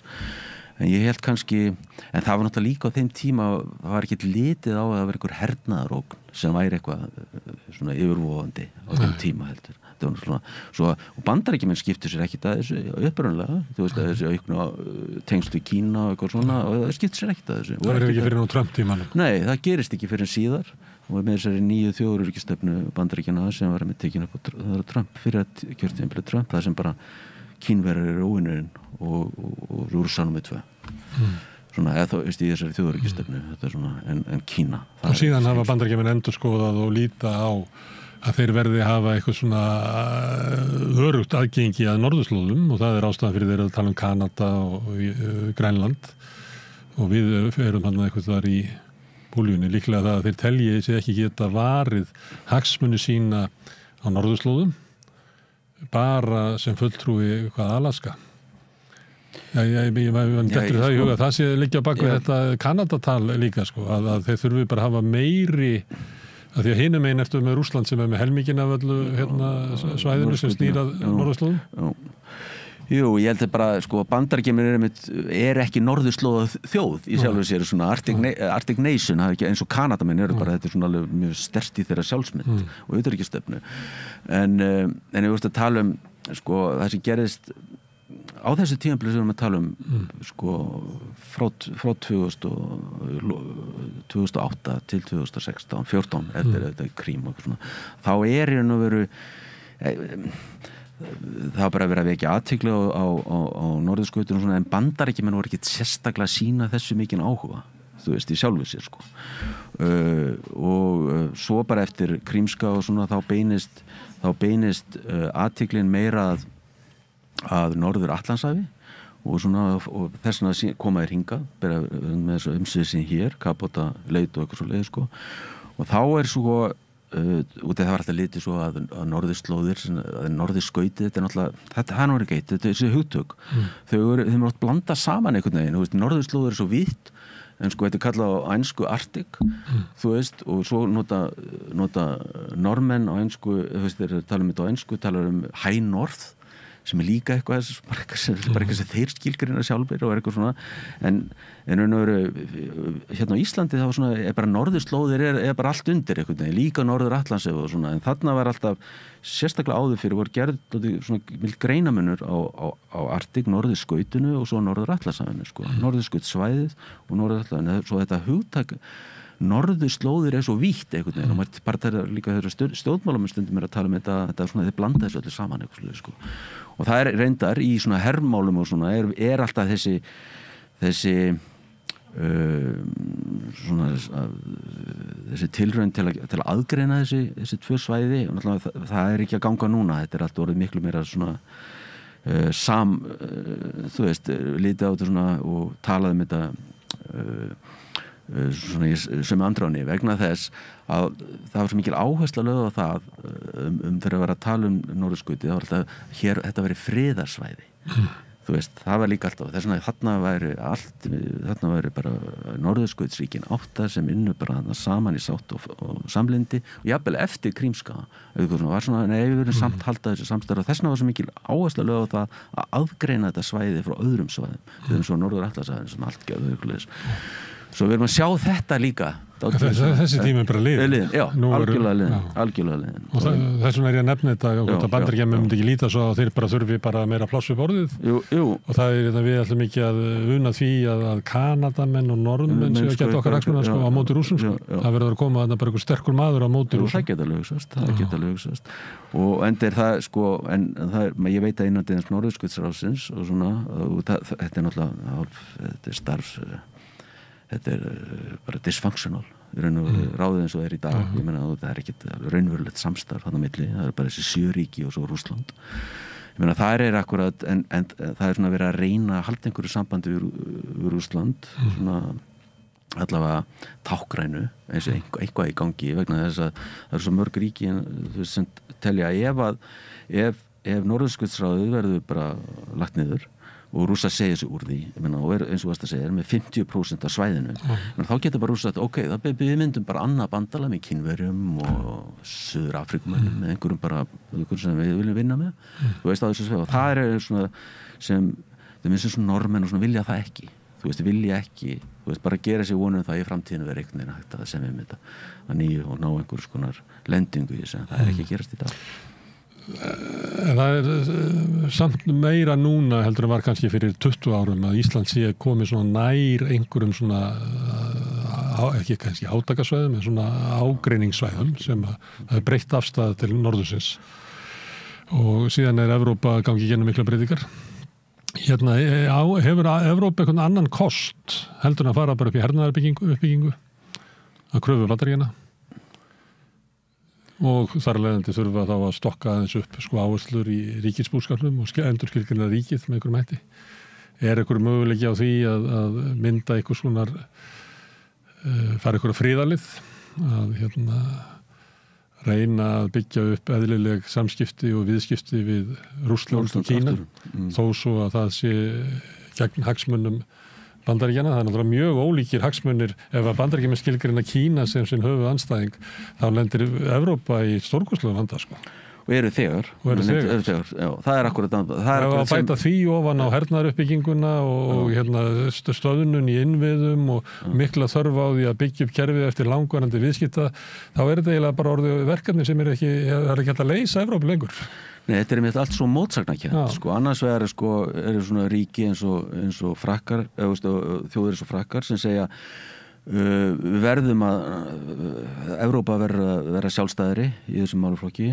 og auka þessuna líka útgjöld sem til hermála og líka bera ábyrgð á þessum málaflokki og óháð Bandaríkjamönnum en á sama tíma gengur þetta allt út á það eins og við vorum að tala áðan að þeir eru svo háðum bara varandi hergögn og annað herbúnað og eitthvað svona að það svo erfitt að gera þetta á sama tíma þú veist að ná einhver svona strategic autonomy annars vegar og vera svona háð Bandaríkjamönnum svo það einmitt og ég á eftir að sjá það sérstaklega eins og ég segi maður sér það ekki gerast að nefni í ákveðnum ríkjum eins og Eystrasaltsríkin eða allavega Ísland veit og Pólland þessi ríki styðja þessa kröfum 5% og ætla sér bara að ná því 5% landsframleiðslu en þetta gerist ekki út öðrum Evrópuríkjum og sama hætti alls ekki og þessi umræða svona ólíka hagsmuni ríkjanna og kannski öðruvísis kannski áskoranir sem að ríkin var að horfa fram á heldur var bara fyrir 5 eða 10 árum að maður verður ekki beint varfið svona þykka umræðu svona endurskoðun á stefnu Evrópu Nei. Það bara allir svo uppteknir einhvern veginn með sitt einhvern veginn það svo mikil pólitísku upplist í öllum löndunum sem að snúast einhverju alltaf mál að það Nei, maður sér ekki það sem það er að gerast reynda Þetta ekki svo 10. áratúrið það sem var eiginlega svona eins og áratúr Evrópu það sem að var fullt af umræðu út alla Evrópu hvað ætti að verða Evrópusambandið og ætti að verða sambandsríki og hvernig Evrópa ætti að spila einhvern veginn sjálfstætt í heimsmálunum það er bara enginn að ræða þetta í dag og Evrópu hér og alls konar það er enginn Nei, það er enginn að þetta sem þetta og svo líka og þetta akkurat sem að tala svona þessar tengingar sem Trump-stjórnin vilja svona leggja upp mikla áherslu á þið gerir þetta og gerir við þetta og eitthvað svona að þá til dæmis með Kína það er svo erfitt Evrópuríkin vilja alls ekki ganga eins langt á Bandaríkjamenn almennt gagnvart Kína að svona loka á Kína en þeir kalla þetta svona ensku orðið de-risking það er orðið svona Það er ekki að aftengjast með nokkum hætti Kína en svona með nálgast samskipti í Kína með varúð. En þá getur mitt Bandaríkjamenn gert á kröfu, heyrðu, þið verið að taka upp okkar stefnu í málefni Kína, þú veist, ef við hefum að hjálpa ykkur. þetta akkurat, svo þetta mjög erfið staða sem Evrópuríkin í núna. Og mun kannski skýrast að einhver leiti á næstu missurum, kannski ekki, kannski þetta bara óvissu og spennu ástand. Það þannig núna, það veit enginn, það óvissu ástand. Óvissu og spennu ástand. Já, það maður lítið á þannig. Valur, takk fyrir að koma hingað og spjalla við okkur öryggis- og utanríkismál. Alltaf gaman að það, takk.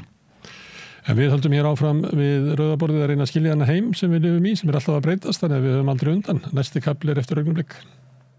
Samstöðin í eigu hlustenda, áhorfenda og lesenda.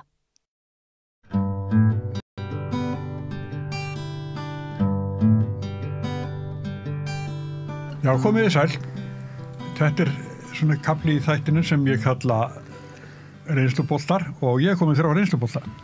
Drífa Sigfúsdóttir sem situr á Alþingi og lengi í bæjarstjórn í Keflavík en ekki í Reykjanesbæ. Jú. Já, líka í Reykjanesbæ. Já. Og núna varaformaður Landssambands eldri borgara. Arnar Björnsson, hann búin að vera á skjánum í áratugi. Fyrrverandi fréttamaður, eða hvað? Já, rétt það. Alltaf fréttamaður? Já, alltaf. Það ekki verið? Stofnaði blað á Húsavík 1989 og 1979 fyrir ekki og ég búin að vera í blaðamennsku síðan. Já. Eina svona alveg, svona launavinnaðin hefur mest verið, kannski einhverjum úr fjölmiðlum eða eitthvað? Já, ég held að ég líka tekið að mér í kennslu og svona eitthvað en þetta svona, hefur verið aðalstarf mitt allan tíma. Já. Ég fór norður í land til að skrifa BR-ritgerð, var þá komin að kafa í blaðútgáfu og ritgerðin biður enn. En þú gaf sér tíma til að semja þeim ógleymulega texta ekki komin tími til að tengja?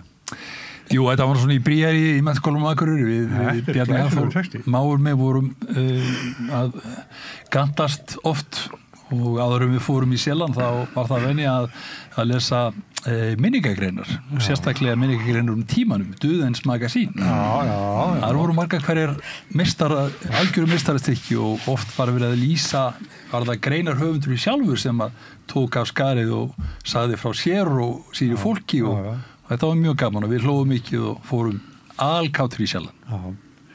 En svo það prófessor Ólafur Þórn Harðarsson í stjórnmálafræði og ekki veitir af þessa dagana. Ég segi hérna áður við fórum í upptökuna að ég segi ekki annan kost en þannig að Sanna yrði borgarstjóri ef þau náðu saman þessum. Hvað mörg sammála með því? Já, ég vil nú einhver spá það en það óneitanlega veruleg tilbreyting að sósíalistaflokkurinn fengi borgarstjóra. Sanna náttúrulega mjög öflugur stjórnmálamaður en það kannski svona, maður myndi ekki gíska á það fyrirfram að í svona bandalagi þá fengi sem að virðist nú ekkit ólíklegt að komist á að Sanna verði borgarstjóri. Það svolítið bratt kannski. Já, mér þetta bara ótækt að úr þeim flokkum sem voru þeim meirhluta sem sprakk að þau verði, einhver þaðan verði borgarstjóri. Það vissulega sjónarmið. Já, mér finnst þá finnst mér hinir flokkarnir 3 með 4 fulltrúa samtals þá finnst mér þeir eins og þessi bara bakk upp fallin meirhluta. Mér finnst ekki nú gott. En þá veitum við það.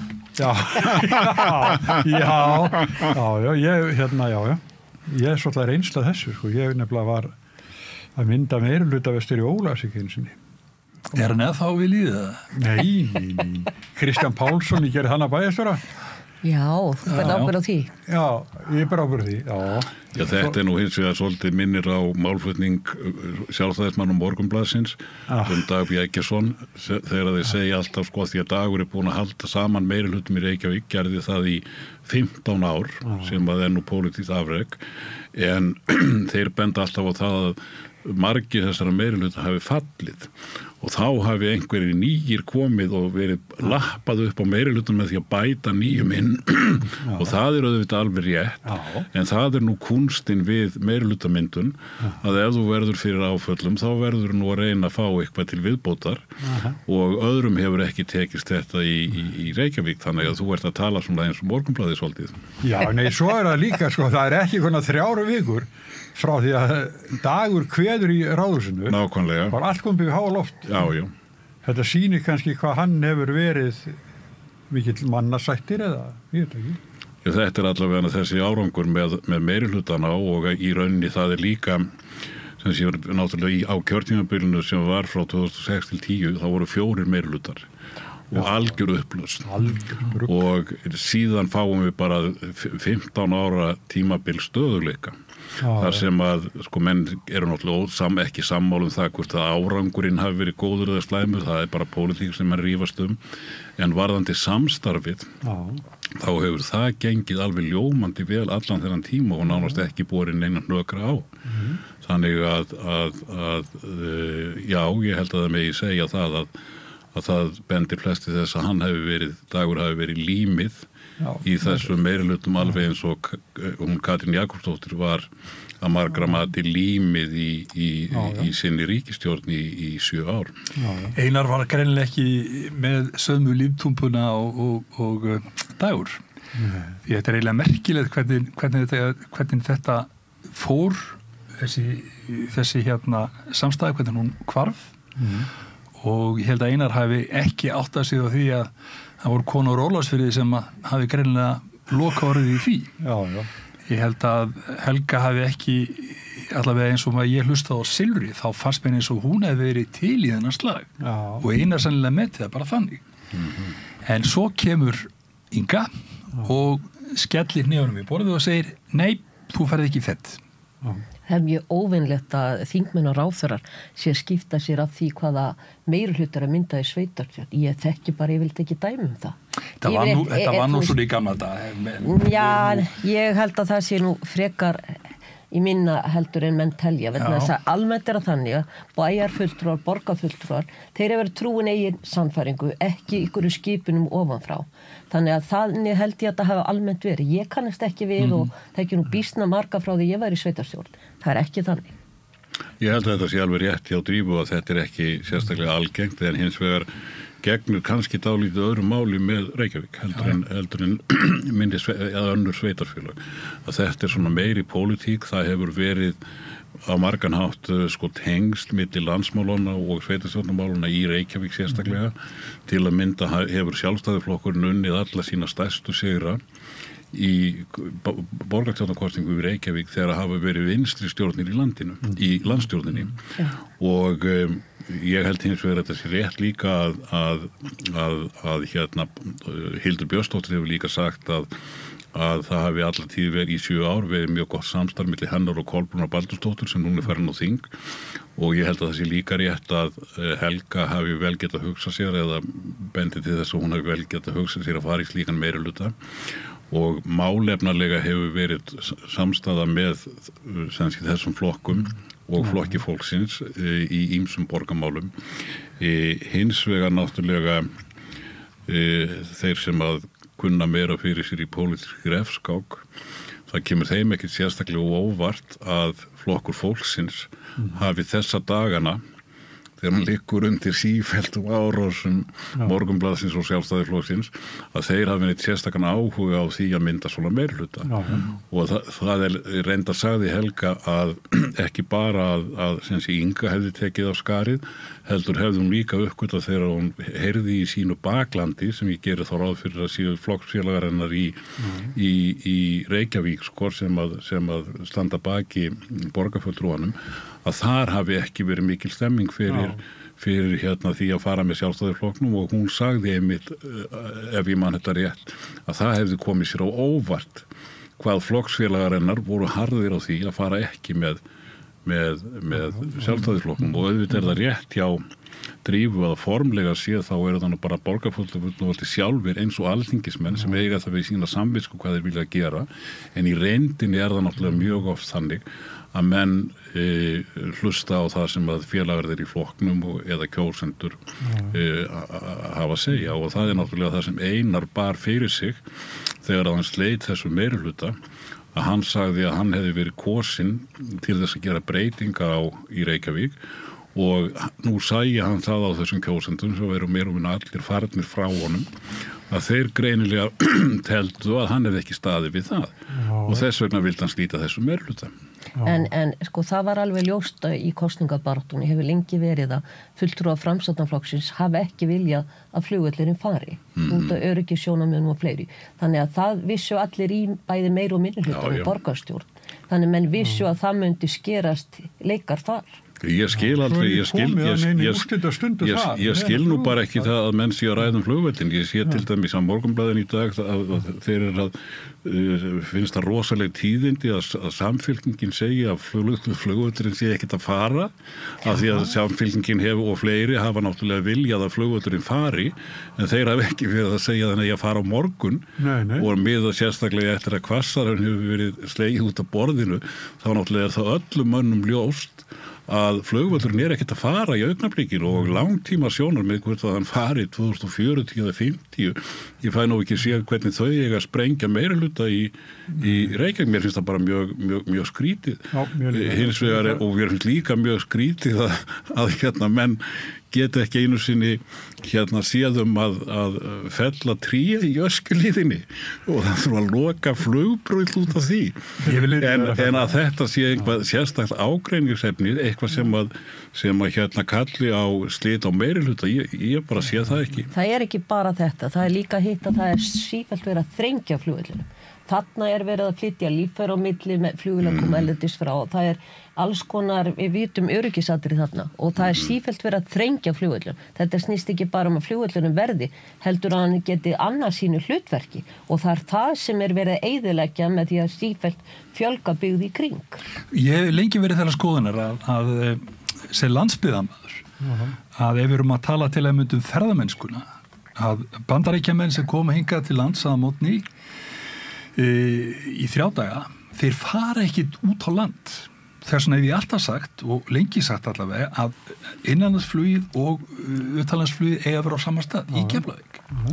Þannig að þú getur komið frá Bandaríkjunum á mótni, farið upp í vél austur, vestur eða norður og því að síðan eins og var ekki Ólafur Martinsson sem var að halda því fram að það var í sniðut að byggja upp spítalinn í Keflavík. Flugið er bara svo dýrt hér á landi að venjulegt fólk það ræður bara ekkit við þetta.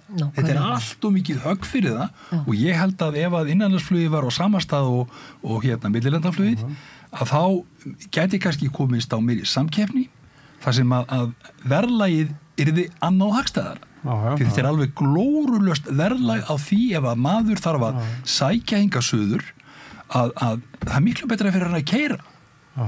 En það er hverjir er það sem nota innanlandsflugið? Það er mikið til fólk sem er að fara til læknis, fólk sem kennsla út á landi, það er alls konar samskipt önnur, það er alla stofnari hjá höfuðborgarsvæðinu. Þannig að maður þarf að muna eftir því að fólk út á landi, það er að sækja í Reykjavík fyrst og fremst heilbrigðisþjónustu og kennsla og svo framvegis, það sem fer tilbaka. Þú mátt ekki misskilja mig, það sem ég er að reyna að segja er það að ég held að flestir sem að noti þessa flugleiðir það er fólk sem er að vinna hjá hennu og opinberaði, ekki að gera það sem að fluguminn er borgaðu fyrir þetta fólk. Verkalýðsfélag Húsavík hefur til að mynda niðurgreitt flugferðir til Reykjavíkur og það er bara allt annað verð sem þar er í boði. Og málið er það að þetta er auðvitað, ef minn alltaf halda þessum velli í Reykjavík þá verður ríkisvaldið að koma til aðstoðar og hjálpa fólki til að nýta þessa þjónustu. Því eins og staðinni núna, þá hefur bara venjað fólki í gefnu því. Það var komið á ákveð. Í fyrra, þetta fyrra. Það er lengra síðan. En það dör ekki fyrir alla, sko.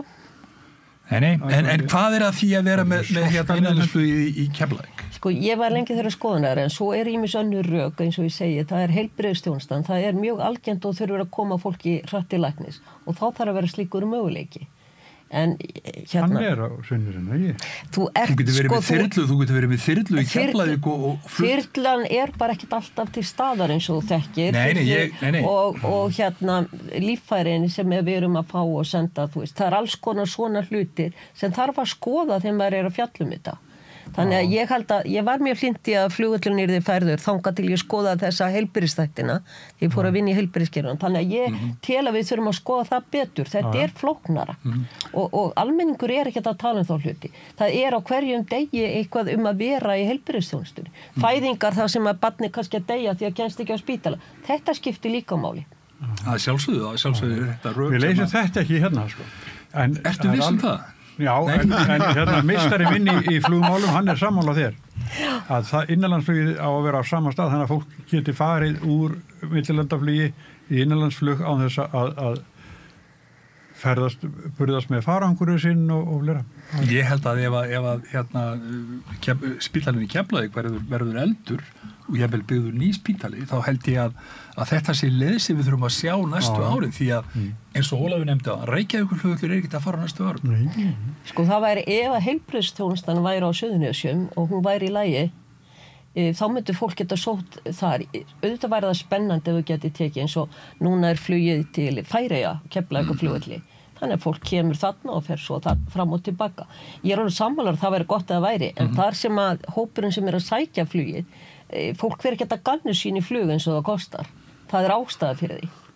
Þannig ég er alveg sammála að það væri spennandi hugmynd ef það er að gera það veruleika, en þá þarf það að vera eins og heilbrigðisþjónustan heima. Hún hefur heldur dalað, það er þó búið að vera bæti í núna síðust árin, en samt sem áður, það getur ekki tekið við því sem þarf. En því ég ekki miskilum mig, ég er ekki að tala niður til þess að fólk sem Nei, alls ekki. Ég er bara að tala um þetta í öðru samhengi að við þurfum að hugsa þetta bara upp úr nýtt. En þá kemur þetta svona varaflugvallamál, að sko fyrir Keflavík þá er Reykjavíkurflugvöllur svona neyðar og Egilsstaðir. Já, Egilsstaðir og Akureyri. Egilsstað og Akureyri og það þarf að efla það líka. Já, en þá þarf að getur verið, ég er þannig með þetta svo brátt-tilfelli, er ekki Reykjavíkurflugvöllur sagður varaflugvöllur fyrir Keflavík? Hann getur ekki tekið við öllum flugvöllum. Það skiptir máli stærð og hvað það þarf að stoppa og svo leið. Já, við leysum þetta ekki. Nei, held ekki, en þetta er góður hugmyndir. Já, en ég fylgdist aðeins með þinginu í sjónvarpinu í gær og daginn eftir stefnuræðina og þá var Sigurður Ingi formaður þinn. Hann mjög ósáttur. Hann vildi að Jóhann Páll Jóhannsson kæmi upp á bæðis afsökunar en það varð ekki Jóhann varð ekki við því. Hann sagði Sigurður hafa farið með lygar sem særði Sigurður Inga mikið. En svo kom í ljós líka að Sigurður Ingi hafði ekki alveg lesið stefnuræðina eða nýjast útgáfun af henni það eru enn að tuðumundar reyndar, sko. Ég var að lesa hluta þessu á vef Alþingis. Þannig að þetta byrja með svona látum, en svo segir nýr forseti. Hún segir, Þórunn Sveinbjarnardóttir, hún segir, sko, ef þið ætla að tala undir liðnu fundarstjórn forseta, þá skulum við tala um hana.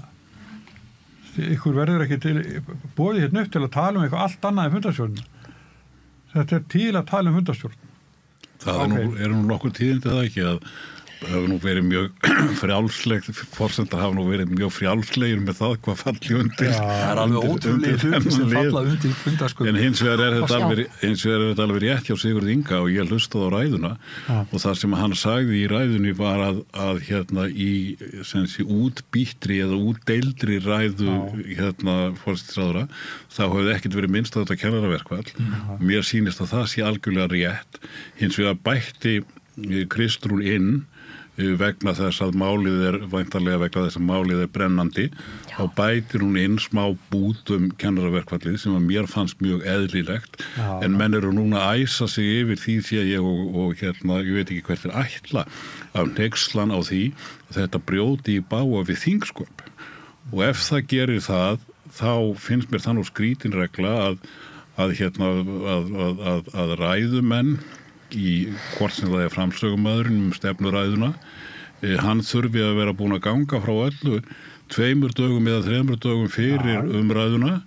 Auðvitað er mikilvægt að dreifa ræðunni þannig að þingmenn þeir geti kynnt sér efni ræðunar þannig að þeir geti sem sé verið með andsvör en hins vegar að ætla að taka það svo langt að það megi ekki hagga orði. Það finnst mér, ég náttúrulega ekki lagamaður, þannig ég veit ekki hvort að þetta brýtur í báfið þingskapalögin, en efnislega finnst mér ekkit að þessu. En þarna fór Jóhann Páll augljóslega með rangt mál Sigurð Inga og síðan voru þeir líka eitthvað að rífast það sko hvort að það hefði einhverjar virkjanir hefðu verið opnaðar í hans tíma og ég hjó nú eftir því að það sem Jóhann Páll sagði þar var þessi jarðgöng held ég og líka virkjanirnar að engar nýjar hefðu farið á stað í tíð Sigurðar Inga og ég veit ekki hvort það er rétt en auðvitað geta þeir báðir haft rétt fyrir sér það að það hafi engar farið á stað en hins vegar hafi nokkrar verið kláraðar í tíð Sigurðar Inga en ég verð nú að segja að þetta finnst mér nú vera deilur keisarans skegg og í rauninni sko þetta svona gamaldags hasarpólitík þar sem menn að skora ódýra punkta með í svona hálfgerðu málfundakarpi. Mér finnst þetta ekki vera mjög svona efnislega merkileg umræða. Ég held að hann oft verið gagnrýnt að þingi nýtt ekki virðingar og í alls konar vælingum hefur nú alþingi ekki komið vel út. Ég held að menn ættu bara nýjir þingmenn ættu bara að passa þetta. Orð eru bara rándýr. Verði ekki að blaðra eitthvað sem það engin innistæði fyrir þó þessi fyndið, þó þessi skemmtilegt gerðu það bara inn á kaffistofu bara að tefla við einhvern eða og farðu með sattmál þetta er svolítið leiðileg byrjun að byrja þingið svona og ég er alveg sammála það setur niður alþingi ef menn alltaf tala á svona það ger allir eitthvað mistök en þú ert ekki að setja eitthvað og fram sem er ósatt náungan sem þú situr við hliðina þú þarft að vinna með þessu fólki í vetur þetta er í rauninni sko, þetta er gamli stílinn í íslenskri pólitík þar sem að þingið var svona eins og þetta var svona eins og strákaklúbbur í menntaskóla þar sem að það var skipti meginmáli að vera fyndinn í þennan kallahóp því að það voru nú oft þannig að konum fannst það ekkert fyndið sem þeir voru að klæmast með og þessi umræðuháttur hefur verulega breyst meðal annars með miklu fleiri konum sem að gjarnan eru með svolítið annan stíl þó það sé náttúrulega ekki undantekningarlaust en þarna sá maður sem sé leifar af þessu svolítið hjá Jóhanni Páli sem að ég sá nú að ýmsir sem voru að ræða þetta töldu hafi verið langbestu ræðu kvöldsins einhverjir aðrir ráðlitsgjafar töldu að besta ræða kvöldsins hefði verið hjá Sigmundi Davíð en Sigmundur Davíð var nákvæmlega í sama stílnum þar að segja bæði hann og Bergþór voru í þessum gamla stíl þannig að það kom í þeirra stjórnarandstaða virðist ætla að vera bara nákvæmlega eins og hún var síðast það er ekki sett upp mikil framtíðarsýn það hefur verið að nutta stjórninni og gagnrýnin felst aðalega í svona aulabröndurum sem að getur nú vel verið að falli vel í þeirra kjósenda hóp og í hóp svona kalla á okkar aldri sem að eru ekki orðin jafn frelsaður og við en ég held að sé ekki sérstaklega höfðu ekki sérstaklega í hóp yngra fólks og ekki sérstaklega í hóp kvenna og ég er ekki vissum að því að mann hafa verið að tala að þetta séu svo sjóaðir menn sem að séu núna í stjórnarandstöðunni ég er ekkert viss það að kallar sem að temja sér þennan ræðustíl og þetta svona viðþorf til stjórnmála að þeir séu neitt sérstaklega óþægileg stjórnarandstaða fyrir þessa valkyrjustjórn konurnar sem að eru núna í fósvari Já, rétt hjá þér, ég tek undir með þér vegna þess að þessi gagnrýni hún er svo léttvæg Þetta virkar ekki þetta fólk sem er að hugsa í alvörun stjórnmál. Þetta virkar bara á hina sem er yfirborðslegur og taka bara yfirborðið sem fara aldrei dýpra. Þetta er sko, miðflokkurinn, hann voru bara 2 þingmenn í þingflokknum á síðasta kjörtímabili, þessi 2, Sigmundur og Bergþór og svo eru búin að margfalda þingflokkinn og þeir samt koma þeir þarna en ástæða fyrir því er svo að Sigríður Á Andersen átti að tala en hún tafðist heimsmeistarmótinu í lyftingu. Já, hún var að lyfta konan. Já, flott. Flott. Það er reyndar allt ógilt það að vera en þetta er töff hjá henni. Mjög flott hjá henni. En veitir ekki það að hafa íþróttamenn á þingi eins og Sigríður. Það er styrkur í þessu. Já, svo eru konu íslenskar þarna sem við heimsmeistarar og heimsmeithafar og hvaðina. Þetta var glæsilegt. Konur eru að taka allt yfir og nú það er líka sko, sjáum það í borgarstjórninni, nú kalla þeir sig kryddpíurnar eða Spice Girls. Það mun nú vera vegna þess að þeir fengu kryddköku einhverja hjá Heiðubjörg en það eru 5 konur sem að eru, og þetta minnir svolítið á náttúrulega þessar 3 sem voru núna í að mynda ríkisstjórn og hérna er náttúrulega bara til marks hvað þrátt fyrir að ekki hafi náðast fullir jafnrétti, hvað það hefur miklu farið fram varðandi hlut kvenna í stjórnmálum. Já, í Silfrinu þá voru sko 7 konur og 1 karl. Já. Þetta gerbreyting þegar ég mætti á fyrsta miðstjórnarfund hjá Frans og Norrlunds. Þá voru 120 sem mættu, 4 konur, resti voru kallmenn. Og þegar ég mætti á fyrstu fundin í sveitarstjórn, samband sveitafélag Suðurlands, 7 sveitafélag. Þegar ég rétt upp höndina þá fékk ég ekki orði, það var alltaf kallmenn og undan mér, þó ég hefði rétt upp, ég taldist ekki með til að byrja með. Og ég var eina konan sem bauð mig fram þarna í fyrsta sæti, það var ein í Grindavík. Það var engin kon í bæjarstjórn þegar ég bauð mig fram nema ein í Grindavík. Þetta er alveg gjörbreyting. Og allt annað viðhorf eins og nefndi hvernig talaðir, það var rosaleg breyting þegar eru 2 konur í bæjaráði. Brandararnir, viðhorfin, vinnuseminn, allt önnur. Það er mikið breyting, þannig ég fagna því að konur eru komnar inn í þetta með sama hætt og karlmenn. Ég vona þeir vinni hins vegar öðruvísi en sumir. Það er gott hjá Sigurður að vera bara með drífu hérna. Reyndar sko hún er 3 manna maki. Nei, 4. hjólið sko datt undan bílnum sko. Það er nú bara 3 hjól undir bílnum. Já. Það var konar sem að. En hérna samt má maður ekki, að ég nú var í mörg ára með Sprengisand, ég hætti að pæla í þessu með hérna þegar ég var að boða, en svo hélt ég bara bókald sko, var ekki bara, já, tala hann eitthvað síðan, og þetta var yfirleitt alltaf 55-45, 55% kallar og 45% konur. Ég reyndi sko svona samt sko alltaf að jafna þetta, en þetta lá ekki þungt á mér, það er það sem ég ætla að segja sko. Svo kemur bara kannski einhver eftir með 3 konur og hvernig sko þáttin er heild. Þetta er svo merkilegt með það þegar að hérna á fréttastofur út til dæmis að þá maður átt að segja á því, það eru svo margar konur sem eru komnar með sérfræðiþekkingu á málefnum sem að kallar höfðu bara áður. Og það er aldrei nýtt vandamál og lengi vil vera þetta þannig íþróttum að það var erfitt að fá konur til þess að koma í viðtalið að koma í þetta. Nú er þetta bara landslagi gjörbreytt sem betur fer. Já, þetta er orðið þannig að hér er ekkert smink til dæmis. Það er ekkert þannig.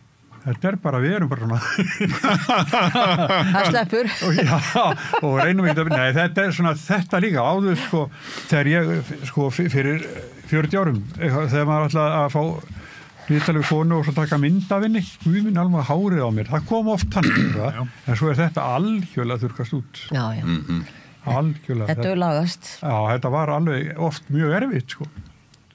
Nei, við fögnum þessari þróun, Ólafur. Já, algjörlega, það er við verðum að fara okkur straka minni. Venjulega gerast nú þjóðfélagsbreytingar tiltölulega hægt, en það er að minnstakosti 2 konar breytingar sem við sjáum hér á ekki mjög mörgum áratugum þar sem það hefur orðið alveg sko grundvallar breytingar á viðhorfum Íslendinga, félagslegum viðhorfum Íslendinga.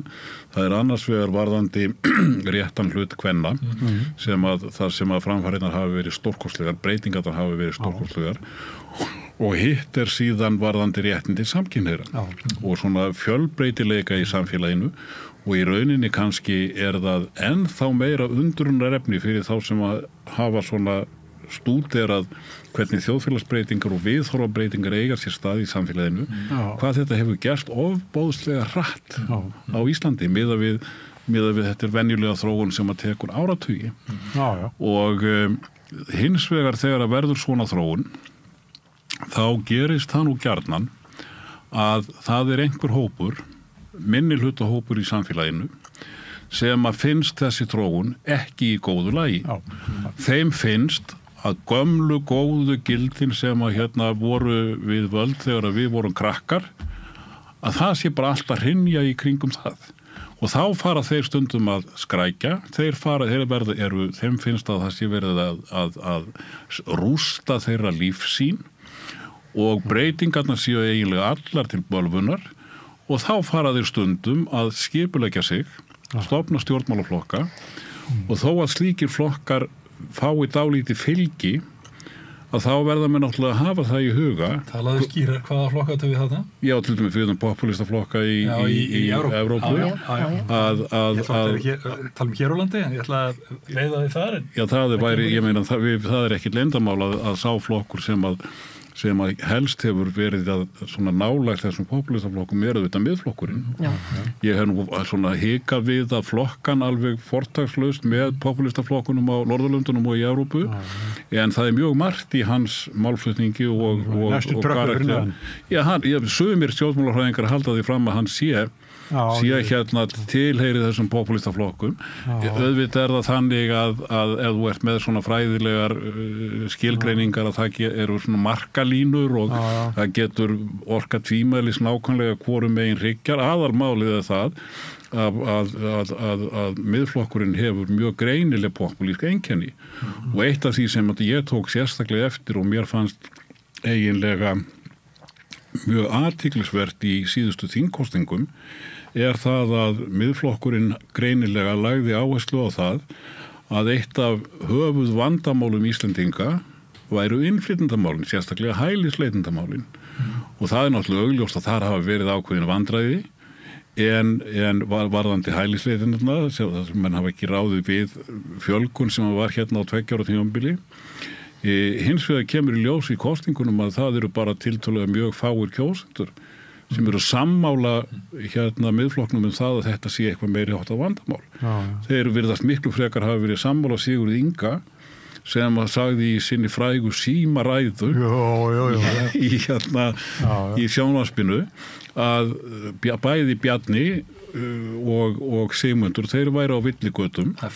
Sagði við Bjarna, Bjarni minn, þú ert að tala hér að þetta sé eitthvað meiri háttar vandamál, en þú bara gleymir því að við erum búin að leysa þetta. Þetta var vandamál hérna 23-4, en þá gripum við til aðgerða og það aðgerðir voru nú aðalegi í því að það var breytt skilgreiningunni á því hvort að Venezuelamenn ættu sama rétt og Úkraínumenn. Því að það var aldrei sérstætt vandamál fjöldin þessar litlar breytingar á fjölda annara innflytjenda. Þannig að Sigurður Ingi sem sé slóð þarna annan tón og eftir það reyndar breytti Bjarni sá ég málflutningi sína með að svona ég þótti sjá áherslu breytingar hann að þeir sjálfstæðismennir höfðu slegið aðeins í merin á varðandi útlendingamálin væntanlega því að þeir sáu að miðflokkurinn var að taka eitthvað fylgi en síðan náttúrulega sjá þeir þegar kosningabaráttan þróast að þessi innflytjendamál ekkert sérstætt áhugamál kjósenda og þá náttúrulega fer sjálfstæðisflokkurinn aftur að sinni hefðbundu stefnu sem að bara svo að flokkurinn almennt hlynntur því að sem sé leyfa sem sé mikinn fjölda innflytjenda því að langflestir innflytjendur sem að auðvitað skapa tiltekið vandamál langflestir innflytjendur eru bara fólk sem að koma hingað til að vinna og hérna allir flokkar nema kannski miðflokkurinn, það hefur ekki verið alveg ljóst með hann að þeir bara fagna því og segja að það ekki hægt að reka hér íslenskt atvinnulíf án þess að hafa þessi innflytjendur sem eiga hvort sem 80% rétt á því að koma hingað í gegnum EES-samningin. Ég fylgdi svolítið mikið með þessu þegar að ég var í fréttunum á RÚV og ég talaði til að mynda við marga Venezuelamenn og meðal annars mann ég eftir konu sem að vann hér á hóteli og ég talaði við hótelstjóran og þessi stúlka var að læra íslensku leggja sig fram við að tala málið. Virkilega elskulega stúlka. Hún hvar var landi? Henni bara gert að fara.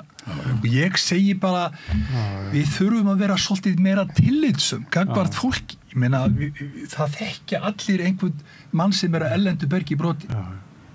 Og það fullt af góðu fólki sem hefur komið hingað til landsins og orðið nýtt í þjóðfélagsæknar. Við verðum að gæta okkur svolítið á því hvernig við tölum þetta fólk. Algjörlega sammála því og ég vildi bæta því við að við höfum varðandi þetta. Við höfum náttúrulega séð að víða populískir flokkar hérna í nágrannalöndunum hafa einmitt gert út á útlendingaandúð og náð tölvöldu fylgi út á það. Þar hins vegar hafa til dæmis í Danmörk og Svíþjóð verið ákveðin vandamál þar sem því innflytjendur sem í sérstökum hverfum hafa orðið svona gettó. Við höfum bara nánast ekkert sitjum ekkert uppi með slík vandamál. Við erum fyrst og fremst með það sem við sjáum er að það er venjulegur húsbyggjandi eða þá sem þarf að láta laga íbúðinu sína, hann getur núna fengið smið, hann er nú oft pólskur. Þannig en það sem ég ætlaði að segja er að við höfum skoðað þetta í íslensku kosningarannsókninni.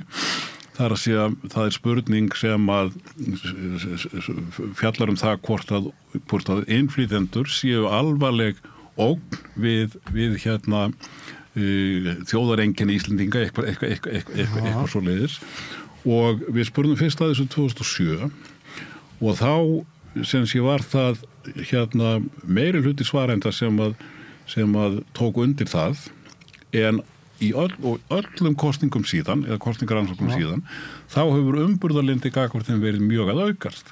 Þannig að núna er það eða í síðustu það er reyndar frá 21 við veitum ekki hvernig það hefur verið 24 að þá er það orðið tiltölulega lítill minnihluti sem að telur að útlendingarnir séu eitthvað sérstakt vandamál upp á þjóðareinkenni Íslendinga og þetta er líka eins og ég var að tala viðhorfsbreytingar að þetta er í rauninni tiltölulega hröð viðhorfsbreyting á tiltölulega skömmum tíma og það eru fleiri rannsóknir sem að benda til þess að umburðarlyndi Íslendinga gagnvart útlendingum eða svona þanþol og því að auðvitað fylgir því ákveðin spenna þegar að fjölgar rosalega eins og hefur verið að gera hér að Íslendingar eru umburðarlyndari heldur en flestar eða allar þjóðir. Ég held að það sem þarna skiptir heldur töluvert miklu máli er það að atvinnuleysi hefur verið lítið. Algjörlega.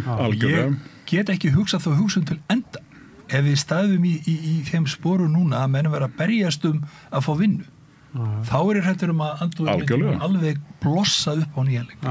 Já, það er hvað 70... Já, það er búið að vera einhverjir áreikstrar við fjöldaflóttamönnum. Já, það er náttúrulega þegar úr með yfir kannski 30% þeir sem búa á einhverju ákveðnu svæði eru erlendu bergibrót. Það er rosalegt álag, heilsugæsluna, húsnæðismáli og sinna þessu fyrir sveitafélagi, leikskólar og allt sem því fylgir og það voru vandamál. Bæði í löggæslu og annars það er fyrir lögregluna að mæta í heilu blokkirnar þú fórst kannski bara á 2 bílum að því það voru þannig aðstæður og það er þannig að það er kannski auðvelt að segja að ég var nú að vinna við landamæraeftirliti síðustu hluta starfsavinnar þá er það þannig að það er ekki allt rétt sem að lesa í blöðunum þetta ágæta fólk það er alls konar aðrar sögur sem að þegar maður er á löggæslunum og heyrir aðrar hlið á málanu og þetta er ekki allt svona slett og fellt en það hefur orðið alveg gerbylting og Reykjanesbær er búin að taka mjög vel á þessu og það var tekið á þessu með reglugerðarbreytingu unnið upp listinn og svo framvegis en lögreglan þarf að hafa meira svigrúm til að skoða við viljum ekki hvernig samfélag sem er en ég skil ósku vel þessa þenslu og þetta viðhorf þú veist það skiptir máli að maður labbaði niður í búðu þurfi ekki að labba í gegnum 15 kallmenn til þess að komast í matvörubúð þetta hefur orðið mikil breyting og ég held að eins og já þetta hefur batnað mjög mikið finnst mér og mér finnst Reykjanesbær að standa sig rosalega vel í þessu máli en mér fannst ríkisstjórnin leika afleik þú átt ekki að búa til hálfgerð gett og það sem er aðalega útlendingar búa það á að vera þannig að það sé tekið vel á móti þessu fólki og það á að kenna fólki íslensku við þurfum að passa börn þessa fólks þetta er rosalega fjöldi læri íslensku við eigum að kenna öllum íslensku sem koma hérna og það verður að setja pening í það til þess að þetta fólk aðlaði samfélaginu og geti tekið þátt í við sjáum bara vandamálin ég þekki dæmi það að hérna kennari sem ég þekki er að kenna Gíslasögur Sússonar og það voru 2 stúlkur í bekknum önnur þeirra suðuramerísk ég man ekki alveg hvaðan hinn var en hvernig náttu þessar aumingja stúlkur að skilja hvað var verið að fjalla Nákvæmlega. Við þurfum að gera miklu meir í þessu við þurfum að einhenda okkur í það nýta til að mynda þennan mannu sem er í gamla fólkinu, Ólafi, Drífu ekki mér Nei, þú ert bara á kottnúkur en þá, en ég er að meina við erum að nýta þetta fólk, við erum að koma þessu þannig á því að ég hefði bara mjög gaman að því að taka þátt í því að vinna með þessu fólki og við vitum það að ef þú lærir kannski einhver 100 hugtök á 3 mánuðum, þá ertu bara langt komin í málinu. Þetta er mjög aðeinsvært sko, hins vegar þá ég skil alveg útlendingana sem að skilja ekki Gíslasögu en ég er bara hræddur að það margir af okkar sem er á TikTok að Gíslasagar sé nú álíka flókin fyrir þau. Við kunnum þó samt að leita að henni. Já. Við þurfum að En varandi það sem hún Drífa var að segja þá er það auðvitað allt rétt sko og ég veit nú ekki alveg akkur að það hefur fjölgað svona mikið af útlendingum þarna á Suðurnesjunum sko, hvort að það er fyrst og fremst út af starfsfólki á flugvellinum eða út af einhverju öðru. Húsnæðismáli voru náttúrulega betur. Það voru húsnæðismálin. Það voru sett niður í byrjun, það var líka áhrif og þegar út komið allt upp í 34% af þeir sem ekki eru fæddir á landinu, þá ertu komið allt aðra samsetningu í sveitarfélagi. Það var ekki Reykjanesbær. Það var samsetningir í Vík en þá Jú, hún er hærrið þar sko. En máli þetta getur gengið ef allir taka þátt en það sem við verðum að breyta við okkur til þessa fólks þannig að allir hafi tækifæri til þess að læra íslensku. Eins og í Svíþjóð það sem að tengdadóttir mín er í framhaldsnámi í læknisfræði.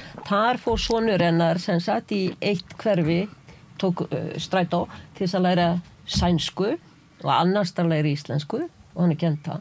En á hverju ári er skipt hvaða skólið er til að fólki safnist ekki saman í eitt byggðarlag þannig að það farið á milli og ég held að þetta sé svolítið líkilega. Við þurfum að passa að það myndist ekki svona gettó eða hverfi það sem verður svona öðnur viðhorf og líka bara við verðum að sinna íslenskunni. Ef þetta fólk á að komast inn í landi ver ekki láglaunastörfum heldur geta unnið við sitt fag þá verður að fá þetta tækifæri. Það hefur ekki í dag. Ég veit ekki hvað ég sagði þetta svona sko. Já. Að kunni ekki íslensku, þá kennum við þeim íslensku. Þarna í símaræðinu. Þá kennum við bara íslensku. En ég talaði til að mynda við fjölda Úkrænum sem að koma hingað eftir innrásina. Fólk sem var sprenglært, það fekk ekki vinnu við hæfi. Af því það auðvitað partur af því að kerfið okkar einhvern veginn vill ekki taka við þessu fólki almennilega. Og það dæmum eitt sem að fór í tannlæknaprófi, ég meina hann var komin, hann var virtu tannlæknir í Úkraínu, fekk ekki vinnu hér, hann veit að fara í eitthvað próf og endaði með að fara í próf til Englandseldi, ef ég maður rétt. Sem var miklu starra próf heldur en hann hefði þurft. En þá einhvern veginn kerfið var bara að vinna svona. Það eru starfstéttirna sem fara yfir og stimpla hvort þú hefur eins og hjúkrunarfræðingar, þú veist. Það stimpla hvort viðkomandi hafi þessa menntun sem þú þarf, en það líka kannski nauðsvöldi eins og hjúkrunarfræðingur í Bandaríkjunum. Þeir notaðu hjúkrunarfræðingur. Þá ertu kannski með minni menntun en sjúkraliði, talsveit minni. Það ekki sama, skilur. Það var ekki þurfa að taka ár og dag að komast að hvort það þarf að velta fyrir sér. Er þetta kerfi rétta kerfi til þess að veita fólki leyfin í landinu? Eiga þessar starfstéttir að halda utan alla þætti? Ég bara veit það ekki. En ég held að sé full ástæð til að skoða þetta. Við hljótum að þurfa að setja strangari kröfur inn á sjúkrahús og fleira. Það er að hugsa fólk vinna með veikt fólk og fleira. Það þarf að vera alveg vissa fyrir að viðkomandi skilji hvað er í gangi. Það er gert. Það eru starfstéttirnar sem taka ákvörðun en maður þarf samt að skoða þetta. Er þetta rétta leiðina? Eiga starfstéttirnar alltaf að halda utan það? Vilja þær fjölga í hvaða hagsmun hafa það? Ég bara veit það ekki. Ég fer ekki upp í háskólan og tek við starfi Óla sem prófessor það sko. Ég geri það ekki því miður. Ég get það ekki. En hérna sko þetta er náttúrulega með starfstéttirnar sko þá náttúrulega það án þess að ég geti fullyrt eitt hvernig það er í praxís að þá vitum við náttúrulega að starfstéttir hafa gjarnan tilhneigingu einhverja til þess að vilja vera með svolítið lokaða og ekki vera að taka mennin þannig að í raunni væri æskilur að það væri einhverjur óháðir aðilar sem að skæru úr það hvort að til dæmis menntun í hjúkrun nægir til þess að við komum til að sé hjúkrunarfræðingur hér og þetta sé gegnsætt og þá sé líka útskýrt almennlega fyrir útlendingunum sem eru að koma af hverju þeir uppfylli ekki þessi tilteknu skilyrði. En svona í stóru myndinni þá hefur það nú lengi verið svona plaggsíður hjá okkur í íslenskri pólitík að vilja fá allt fyrir ekkert. Og Jón Baldvin sagði nú að það hefði nú gerst þegar hann samt evrópska efnahagsráðið, við hefum fengið allt fyrir ekkert. Og mér finnst sýnist að sumir tali þannig að ef okkur vantar vinnuafl og það sé nauðsynlegt fyrir hagvöxtinn og að reka Íslands þjóðfélag, þá getum við bara flutt inn jafn ofboðslega mikið af útlendingum eins og við höfum gert. En það eigi bara ekki að kosta neitt. Og meðan að raunsæja myndin auðvitað svo að ef við gerum þetta, að þá verður auðvitað eins og þið hefur verið að leggja áherslu á, að leggja umtalsverða fjármuni og kraft í það að styrkja innviðina. Það er náttúrulega galið, þetta ástand sem að Drífa var að lýsa í Keflavík er náttúrulega galið.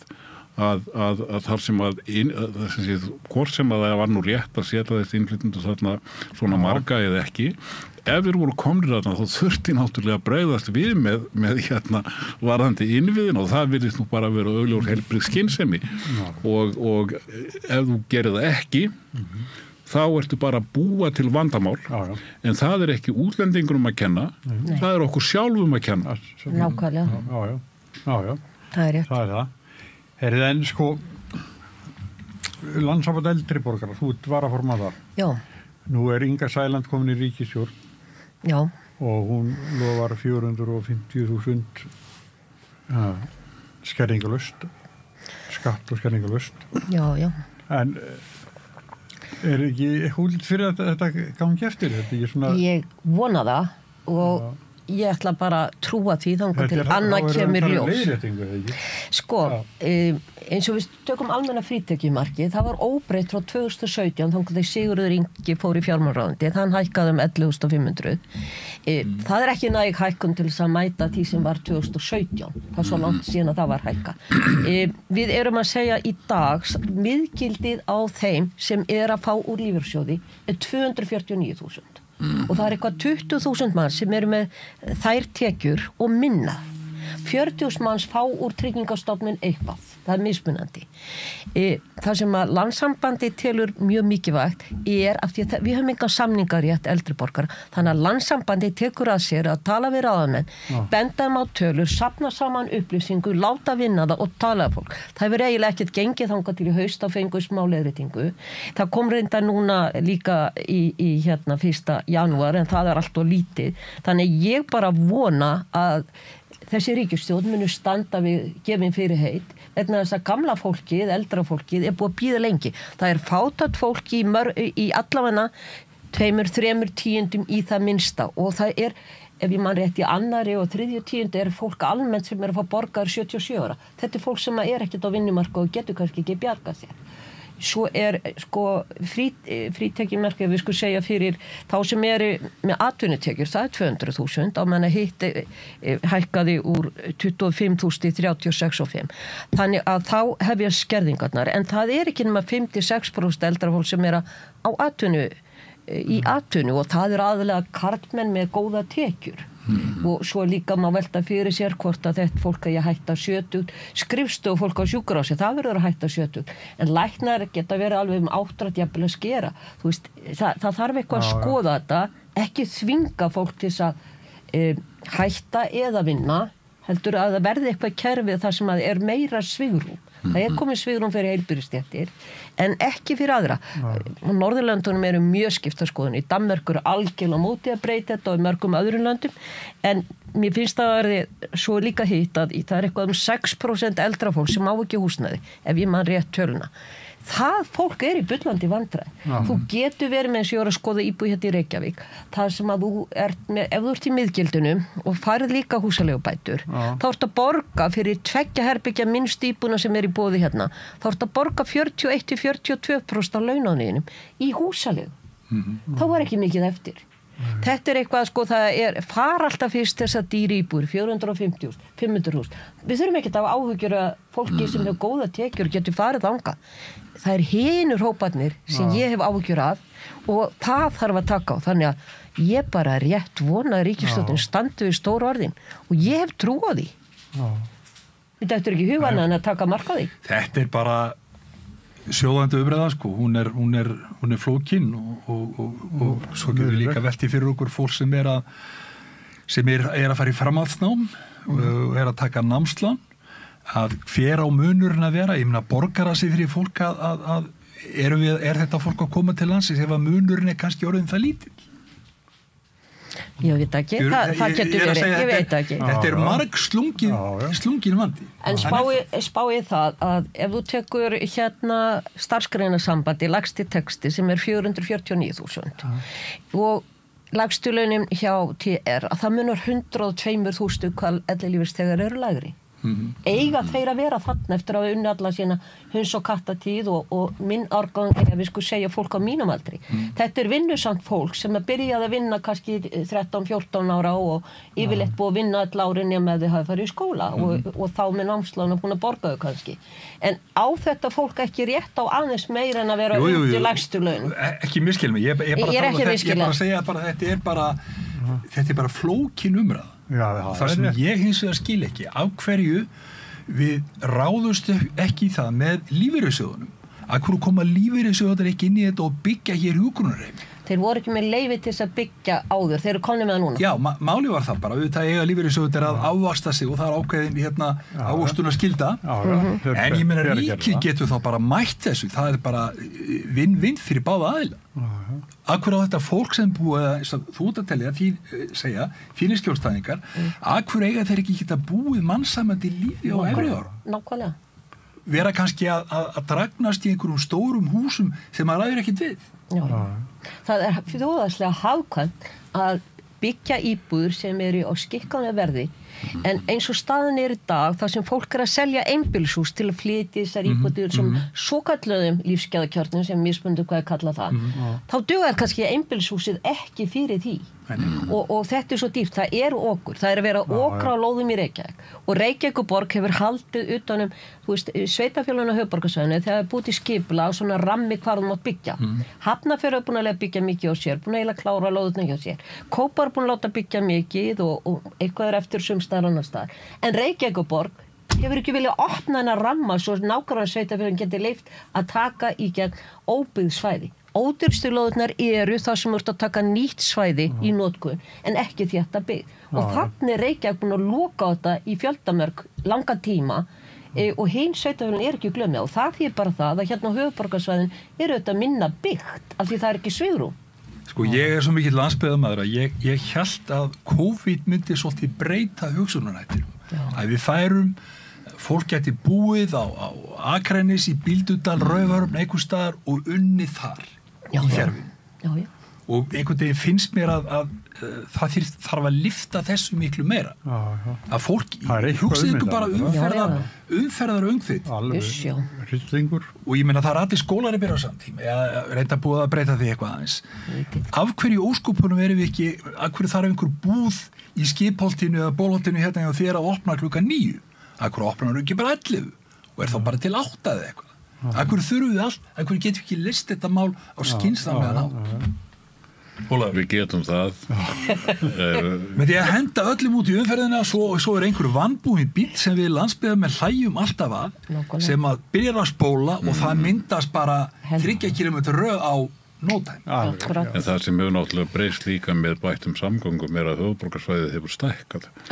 Og ef það hefur verið skortur á þessum sem sé nýju landi í Reykjavík þá hefur það verið til staðar að einhver leiti í hinu sveitafélögunum og síðan hefur það verið til staðar til dæmis í Árborg og menn fólk hefur í vaxandi mæli fengið þar ódýrara húsnæði og verið þar upp á Skaga líka og jafnvel í Borgarnesi og Reykjanesbræð þannig að í rauninni ég hef aldrei skilið að hverju við þurfum að fókusera á hvort það sé nóg á lóðum í Reykjavík eða í Garðabæ eða í Hafnarfirði, þetta eru tilbúnar skipulagseiningar og sveitarstjórnarstígi. Við þurfum að skoða, eigum miklu frekar að skoða þetta heildrænt og en auðvitað er það eins og Drífa segir mjög mikilvægt fyrir þá sem að minnstar hafa tekjurnar að það sé byggt ódýrt húsnæði og það náttúrulega vita allir að ódýrt húsnæði held ég hvergi í veröldinni í miðborgunum. Þar auðvitað verið að þétta, þar verið að byggja íbúðir sem að til dæmis mjög margt ungt fólk vill miklu frekar. Það þarf ekkit endilega bíl og hefur annan lífstíl heldur en við hérna sem eldri erum en það aldrei nein laust fyrir þá sem að minnst hafa. Það það hvergi. Nákvæmlega. Þessna þarf að taka nýtt svæði ef þú ætlar að byggja fyrir þennan hóp og það þarf Reykjavík að gera eins og önnur sveitarfélög. Ég heyri nú hins vegar í þessum nýja kryddpíuklúbb að hérna það bara keppist hverum annan þveran að lýsa því yfir að þeir vilji það heitir að brjóta nýtt land til byggðar. Þannig að hafi þetta verið vandamál þá bara viðist að vera að leysast. Og tíminn okkar liðinn. Já. Þetta búið að vera bara... Hvað? Voru þetta ekki 5 tímar? Hvað við erum bara rétt að byrja? Nei, við erum bara pissupása. Nei, ég þakka ykkur, Ólafur, Arnar og Drífa. Þakka ykkur mikið vel fyrir komuna og ykkur fyrir að vera með okkur. Sæla sinni. Ertu á leið heim úr vinnu? Stiltu á FM 89,1. Ertu á leið heim úr vinnu? Stiltu á FM 89,1. Komiði sæl, ég heiti Oddný Eir og við ætlum að ræða mjög áhugavert ljóðakvöld sem verður annað kvöld, 50-dagskvöld og það heitir Ljóðakvöld Reykjavík Poetics nr. 17 frá hjartarótum, skrif eftir fatlaðarkonur og jaðarsett kyn. Er þetta rétt lýsing hjá mér? Til mín eru komnar Sigríður Jónsdóttir, aktivisti og listakona og talskona Tabú sem feminísk fötlunarhreyfing og svo Þorbera Fjölninsdóttir hjá NPA, varaformaður NPA. Já, ég varaformaður NPA. Við erum báðar sem fulltrúar af Tabú fyrst og fremst. Þeir eru fulltrúar af Tabú. Þannig að hérna, og getið sagt mér svona frá þessu ljóðakvöldi, þetta ekki hluti af uppskeru hátíðinni? Jú, uppskera hátíð, mikil hátíð sem stendur alveg bara í mánuð frá 8. febrúar til 8. mars til að fagna 20 ára afmæli fötlunarfræði í HÍ og þetta ljóða og upplestrakvöld fallara kvenna og jaðarsett kyns sem sagt partur af því.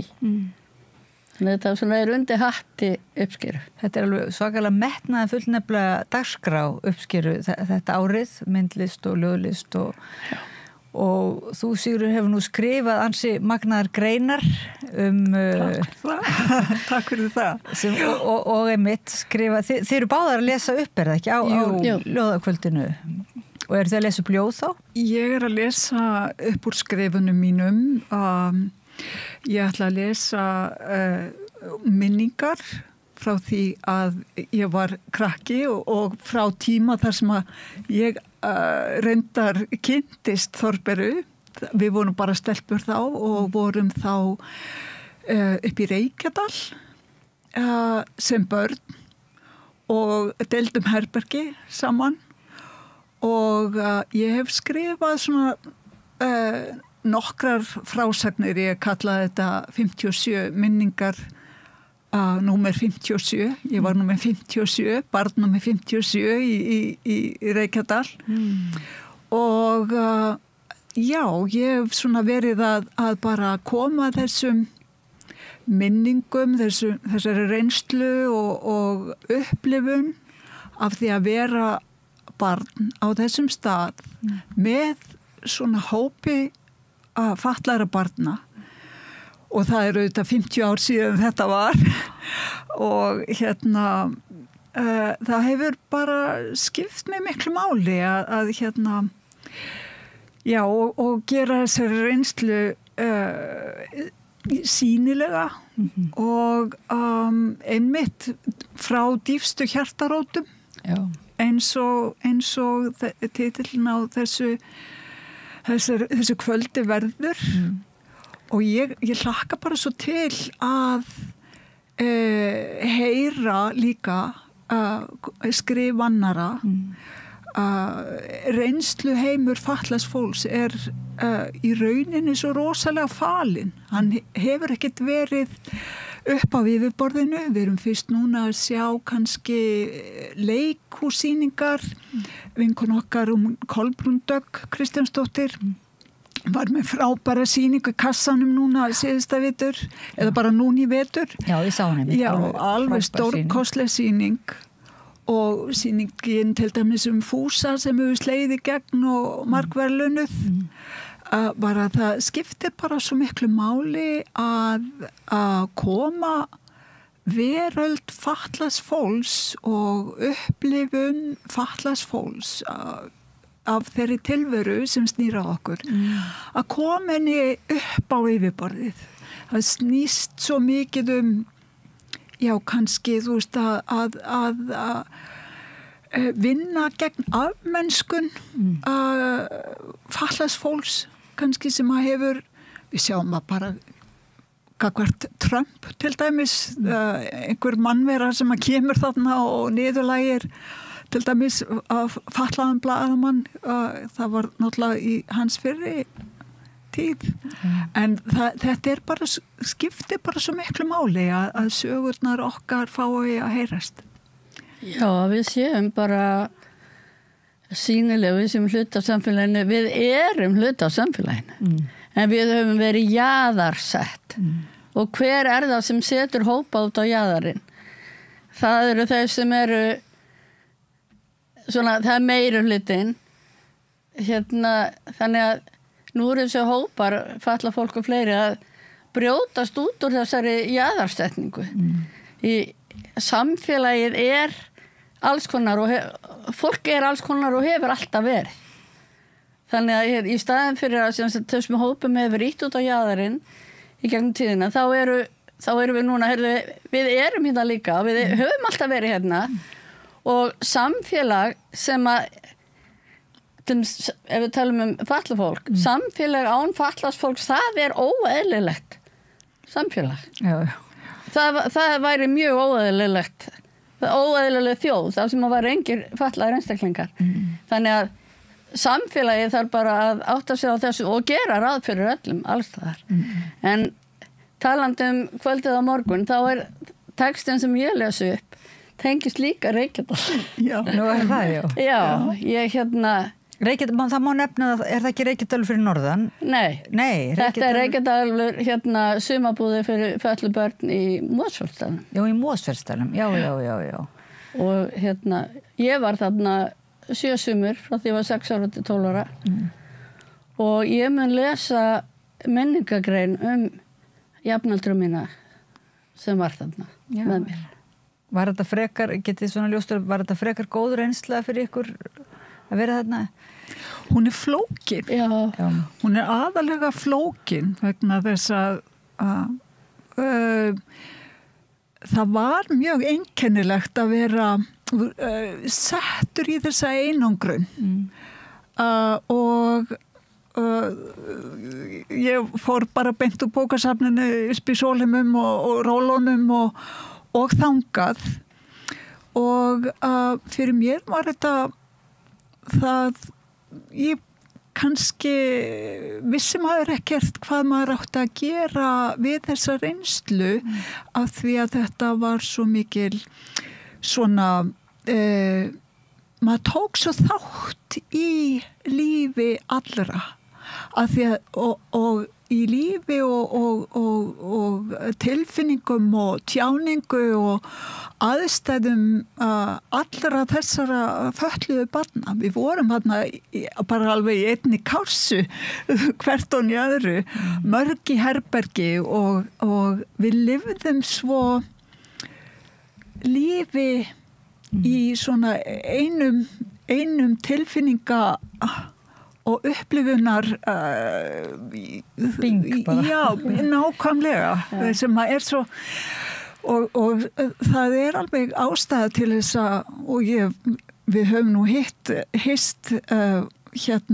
krakkar sem höfðum verið saman þarna og við höfum verið að tala um það hvað það skiptir miklu máli að bara vinna úr þessari upplifun og bara þetta var náttúrulega sumabúðir í aðgreiningu og kannski lítið hugað að því að krakkar með svipaða reynslu væru að deila sumrinu saman því að við vorum náttúrulega með alls konar skerðingar og af öllu tagi. Já. En ég, fyrir mína parta þá, mín reynsla svolítið öðruvísi en Sigríðar, Siggu. Ég upplifði mig ekki alveg sem svona hluta af krakkahópnum í hverfinu eða göttunni eða í skólanum. Ég var það hreyfihömluð og krakkar eru svo mikið á ferðinu og það var svo mikið svona fysiskt og leikir og hlaupa og allt þetta og ég gæti ekki tekið þátt í því. Þannig ég upplifði mig alltaf svolítið utanveltu þar. En þannig það var ég upplifði sem ákveðið svona frelsi að vera þarna bara, það voru bara og við langflest svona hreyfihömluð en vel sjálfberga. Það var ákveðið svona, mér fannst það ekki slæmt að vera í þeim hópi. En auðvitað var náttúrulega heimþrá og allt svona eins og gengur en þessi hópur og ég búin að vera virk svona í að taka þátt í baráttunum fyrir bættum bara lífskjörum og bættum aðstæðum fatlaðs fólks í samfélaginu og þá hefur þetta svona hópur minn úr Reykjadal, það er ekkert svo mörg ár síðan ég átti að máði að þetta var hópurinn sem ég var að berjast fyrir, þetta hópurinn sem ég vildi að ætti betra líf sko. En þetta verður alveg gríðarlega náttúrulega mögnuð reynsla fyrir ykkur báðar og fyrir líklega væntanlega alla en kannski ekkert auðvelt að miðla henni þegar þið komið tilbaka. Sko þetta verið svo sérstakur svona heimur. Einmitt. Og svo hafið þið, og það sem svolítið merkilegt einmitt að allavega hefur lesið eftir þig svona einmitt blaðagreinar og þú veist sjálfsagt margir þeirra sem eru í ljóðskálda hópnum á morgun hafa náttúrulega verið bara mjög virkir svona í baráttu og með annars konar skrif og svona baráttuskrif þannig að þetta svolítið merkilegt að sum reynsla kannski ekki hægt að koma frá sér í blaðagrein eða þá kannski auðveldur að koma slík reynslu frá í ljóði eða frásögn eða minningagrein eða eitthvað svoleiðis þannig að þetta svona vinnur saman dálítið. Svo náttúrulega að þetta koma saman, það náttúrulega þetta tabu líka verið svo mikilvægur vettvangur fyrir okkur. Já. Og fyrir okkur sem eru það það þessi sameiginlega reynsluheimur þú þarft ekki að það enginn sem gerir lítið úr upplifinni við vitum nákvæmlega hvað þarna þegar við erum að ræða saman og ríki traust algjört traust og trúnaður og allt það og að við þekkjum þetta. Og þetta svona tabu, þetta feminísk fötlunar vettvangur, hreyfing, já. Getið sagt þeim sem kannski hlustundum og árum sem ekki vita, þetta náttúrulega googlað og finna það svona, en einhver svona samarstaður, eru fundir eða... Já, sko þetta tabu stofnað af Freyju Haraldsdóttur og Emblu Guðrúnardóttur Ágústsdóttur og það ég segi bara fyrir sjálfa mig sko að koma inn í þennan þessa veröld sem að þær voru skapað þarna fyrir fatlaða konur var gjörsamlega ómetanlegt því að það auðveldaði svo einmitt þessa úrvinnslu af upplifunum og ævi, bara hreinlega æfið. Ég að nálgast þennan hóp 2014. Ég meina að þetta komin 11 ár núna að verða. Og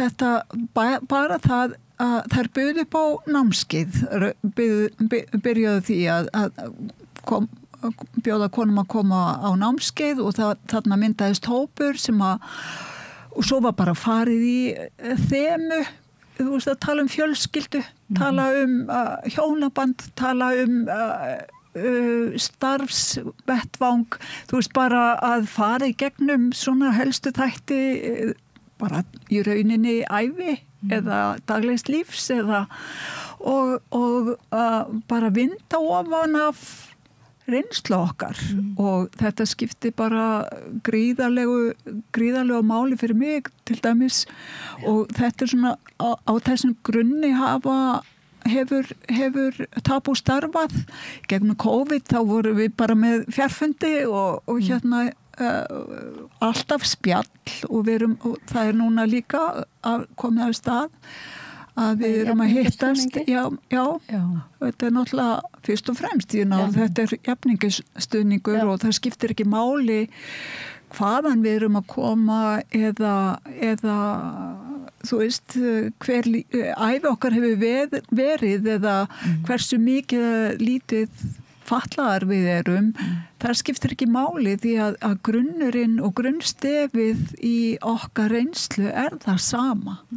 Það af samfélagi sem hefur ekki gert ráð fyrir okkur og við erum kannski að upplifa okkur sem boðflönnur í lífi sem að aðri kannski bara geta tekið einhverju sem sjálfkefnu. Ég fætt 62 og ég var algjörlega gallað inntak í samfélagi fyrir ófallaða og hvergi aðgengi fyrir mig, nú ég hreyfihömluð þannig það var svona það sem að skipti mig mestu málið var bara allstaðatröpp ekki búið að rampa upp Íslands, ekki byrjað á því neitt. Nei og bara með stöðugan aðgengiskvíða og látið finna fyrir það væri bara vesen já, þá það vesen var það jafnvel þannig tilfinning svona að þú upplifir það að fólki finnist það bara að vera eitthvað neginn vesen að þurfa að vera eitthvað að hugsa aðgengi það var ekkert verið að hugsa aðgengi já, ekki einu sinni þannig, það var ekki spurning að vera vesen, það var bara ekki hugsað nei, það var bara ekkert hugsað það og ég var bara svo heppin þegar ég byrja í háskólan og mikið tíma í Lögbergi, ég var nú ekki í lögfræði en sótti mikið tíma samt í Lögbergi og að það var prófessor í lögfræði sem að eftirlét mér stæðið sitt, það var lítið svona bílastæð við hliðina við Norðurgaflina á Lögbergi og hann var til þess eitthvað áskynni að það var oft erfitt fyrir mig að komast og fá stæði og komast þarna í hús og aftur út í bíl að hann þarna eftirlét með stæðið sitt þarna á þessu starfsmannabílaplani og það svona bjargum með, það var bara tilviljun. Já, þetta bara svona upp á náð og miskun. Já. Engin stæði fyrir að hreyfamlega neitt svolítið, ekki neitt sko. En svo hefur nú, margt gerst, má segja, en það mikið það þarf að einhvern veginn benda fólki á og vekja fólk til vitundar bæði fallaða og fallaða. Við erum búin að vera að vinna í að breyta þessari grunn hugsun sko. Þetta samfélag sem ég að lýsa sem ég ólst upp í, þá var svo kallega læknisfræðilega módel ráðandi. Það var sem sagt fötlun eitthvað svona galli, eitthvað afbrigðileiki og sem að er svona til hliður og ekki gert ráð fyrir en síðan og meðal annars að þakka sem að fötlunarfræðin í HÍ hefur náttúrulega líka mikið sem sett haft mikil áhrif til að opna umræðuna að það er félagsleg sín á fötlun sem allt öðru, sem er akkurat þetta sem ég var að lýsa áðan að fötlun bara eðlulegur hluti af mannlegum margbreytileika og samfélagið á að gera ráð fyrir því og fötlun í rauninni eitthvað sem verður til í samspili skerðingar eins og nú mín skerðing hreyfihömlun og umhverfisins. Þannig ég minna fötluð ef að aðgengi í lagi, ég fæ þá aðstoð sem ég þarf á að halda, ég fæ þau hjálpatæki sem ég þarf á að halda. Ef ég hefði engin hjálpatæki þá bara þá kemist ekki neitt. Þá var ég bara kemist alltaf út úr húsi eða geti gert eitthvað skapaðan hlut. Þannig þá ég meira fötluð. þetta sem sagt, þetta eru félagslega sýn og föllum sem svona búið mikið að berjast fyrir að koma inn í og að verði ofan á og sem betur fer þá stefnir nú í það allavega ef það að marka nýju ríkisstjórnina þá loksins verður lögfestur samningu Sameinuðu þjóðanna réttindi fatlaðs fólks. Það sem þessu sýn bara rauður þráður. Með ólíkindum að það sé ekki búið að því. Já, segðu. Það bara alveg furðulegt. Hvernig einmitt ýmislegt hefur verið lofað í ýmsum málaflokkum en einmitt ekki lögfest eins og það skiptir bara höfuðmáli. Já. En jafnvel þótt þú fáir þetta félagslega svona stuðning kannski eins og fólk bara þarf lyf sem með ýmsa sjúkdóma og þú færð hjálpartæki eins og þú segir og aðgengi kannski en þá það nú líka það sem og þá það samt hugarfarið það ekki viðmót fólks það viðhorfið náttúrulega grundvöllurinn að öllu.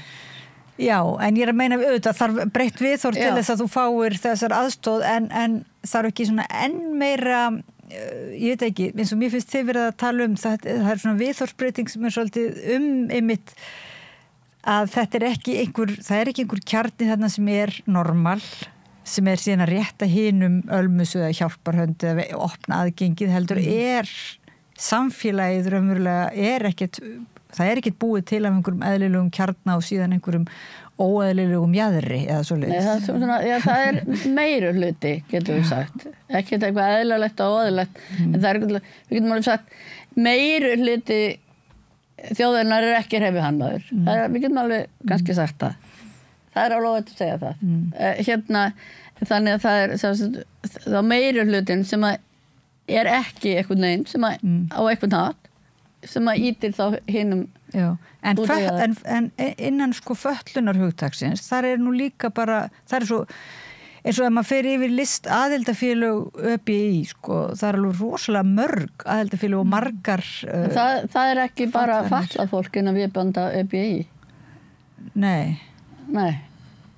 Nei, hvað til dæmis það líka bara já, öryrkja, fyrir ekki, já það með langvinna sjúkdóma, með raskanir og ýmislegt, það ýmislegt undir hattinum. Alveg rétt, en ekki samt innan fötlunar eins og geðfötlu, það svolítið margt samt innan fötlunar algjörlega fötlu sem að við erum kannski að tala líka meira svona hvernig samfélagið ennþá lokað ef við hugsum til dæmis bara vinnumarkaðinn sem að mjög erfiður fötluðu fólki.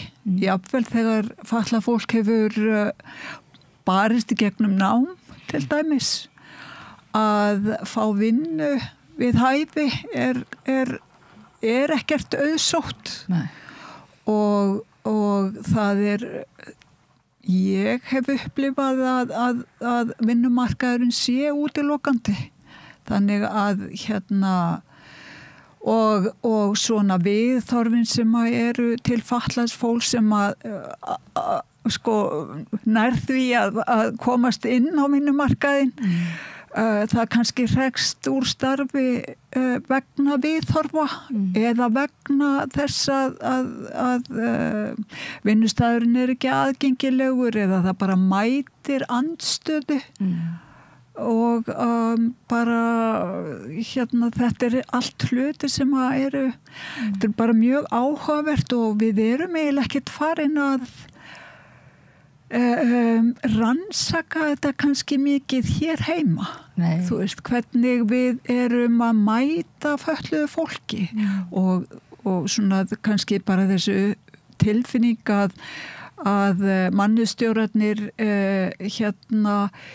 í rauninni gera ekkert ráð fyrir því að manneski sé fötluð sem að sækja starf eða skilurðu að það sé svona eitthvað möguleiki og ef að það reynist vera það við hefum heyrt af konum sem hafa komið og rætt við okkur í tabu og að konur hafa bara fengið höfnun þegar kemur í ljós að hún hreyfihömluð eða já, það var einn sem mætti sem búin að mennta sig og og sækir starf og boðið í viðtal og svo leið og aðilinn sér hana sem hérna að taka viðtalið þá bara fekk hún fram hann eins og ég hefði nú bara aldrei boðið þér í viðtal ef ég hefði vitað að þú væri fötluð.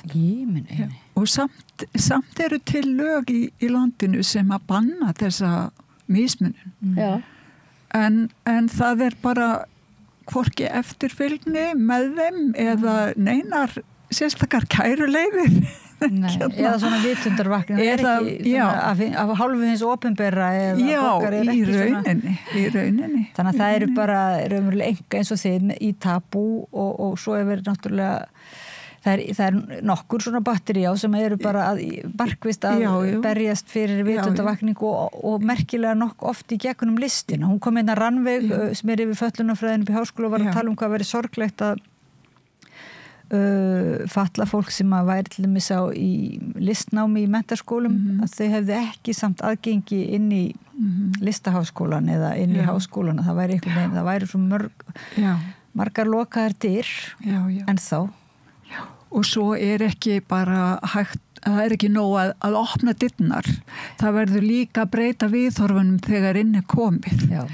Og það var kannski, ég náttúrulega gekk í gegnum mitt listnám erlendis og það náttúrulega komin 40 ár síðan það var en það var maður upplifði það svo sterkt að þó manni hefði verið veitt sem sagt aðgengi inn og opnaði dyrnar inn í námið þá mætti maður kannski lokuðum dyrum engu að síður og það var til dæmis ég var þá til dæmis ekki með gervihönd sem að ég hafði aldrei notað fram að þessum tíma og mér var settur strax stóllinn við dyrnar ef þú setur ekki upp gervihönd þá færð þú ekkert að gera þú verður bara að byrja á því ef þú ætlar að verða söngvari að fá þér gervihönd skilur þannig upplifir fólk kannski þessar þessa höfnun í rauninni, þú getur ekki mætt bara eins og þú kemur til dyrana sko, heldur verður þú að aðlaga þig að þeim kröfum og hugmyndum sem eru gerðar í þessu námi og í þessum heimi sem að býr við þetta norm til að reyna að vera meira til þess að passin í normið sko. En þess vegna eru þið með svona eða lýsing á viðburðinum held ég þessum viðburði frekar en öllur uppskeruhátíðinni, ég held að sé sérstaklega lýsingi þessum að þetta svona fólk boðið velkomið að koma eins og það sem sagt og talað eitthvað skinnsegin öryggisrými við sem að svona vorum að svona, og erum með upplestur á þessu kvöldi það annars vegar sem sagt tabú og svo það the neurodivergent writer space það sem sagt fólk með einhverfu og þannig við leggjum mikla áherslu á morgun og það sé aðgengi bara fyrir öll sama hvað það er gott aðgengi fyrir hreyfihamlaða þarna í þessu húsi, það eru leiðarlínur í gólfinu, það er Navilens kerfi sem að ég kann nú ekki að útskýra betur en það er það tengist aðgengi líka eitthvað teknilegt við viljum hafa og sem sagt út frá fólki með einhverfu það þú getur merkt þig við komuna inn með litakóða ég vil ekki láta tala við mig ég vil ekki tala við fólk sem ég þekki eða ég ekki tala við alla en fólk verður merkt þannig við pössum líka veitingar að sé ekki mjög sterk lykt af veitingum og það verði ekki háfaði í rýminu þannig bara svona reynum að tryggja það að öllum geti liðið vel Þetta alveg stórmerkilegt svona viðburðar smíði sko Já, ég lærði heil mikið á þessu Já, en ég minna hlustundur og áhorfundur á hvar þetta Þetta í mannréttindahúsi Sigtúni 42 þetta semst við hliðin á Ásmundarsafni í Sigtúni, sama hús og ÖBÍ og það klukkan húsið opnar 19:30 annað kvöld 19:30 og þetta opið öllum, klukkan 8 hefst klukkan 8 já, öll velkomin og það líka, þið leggir líka áherslu á einmitt kyn sem sagt, það eru konur og jaðarsett kyn þannig að þetta hérna þetta verður mjög spennandi já, þetta óbáslega spennandi bara maður verður að finna leið til að komast á þennan viðburð ég þakka ykkur kærlega fyrir að koma og segja okkur frá viðburðinum og frá ykkar reynslu og ykkar skrifum sem ég vona nú bara að komi út í bók síðan í kjölfarið það Sigríður Jónsdóttir aktivisti og listakona og liðskona Tabú, femínískrar föllunarhefingar og Þorbera Fjölnisdóttir skáld og ég nú ekki skáld en ég tabúkona nóg að segja það bara tabúkona og varaformaður NPA já. Kæra, og skipuleikjendur þessa viðburðar og þáttakendur. Kærar þakki fyrir spjallið. Þetta var of stutt spjall en þannig að ég vonast maður var rétt svona komast í gang, ég veit það. Við förum ekki að segja hundurinn læsti mig út úr bílnum og það alls konar en við kannski fáum að heyra það væri nú gaman að fá að heyra í ykkur einhvern tímann síðar hlustendum árundu þakka ég fyrir að vera með okkur hérna og bið ykkur að fara ekki langt frá rauðaborðinu því við höldum áfram eftir smástund að ræðum samfélagið og umhverfið. Takk fyrir. Allir þættir samstæðvarinnar eru fáanlegir á öllum helstu hlaðvarpsveitum. Ertu á leið heim úr vinnu? Stilltu á FM 89,1.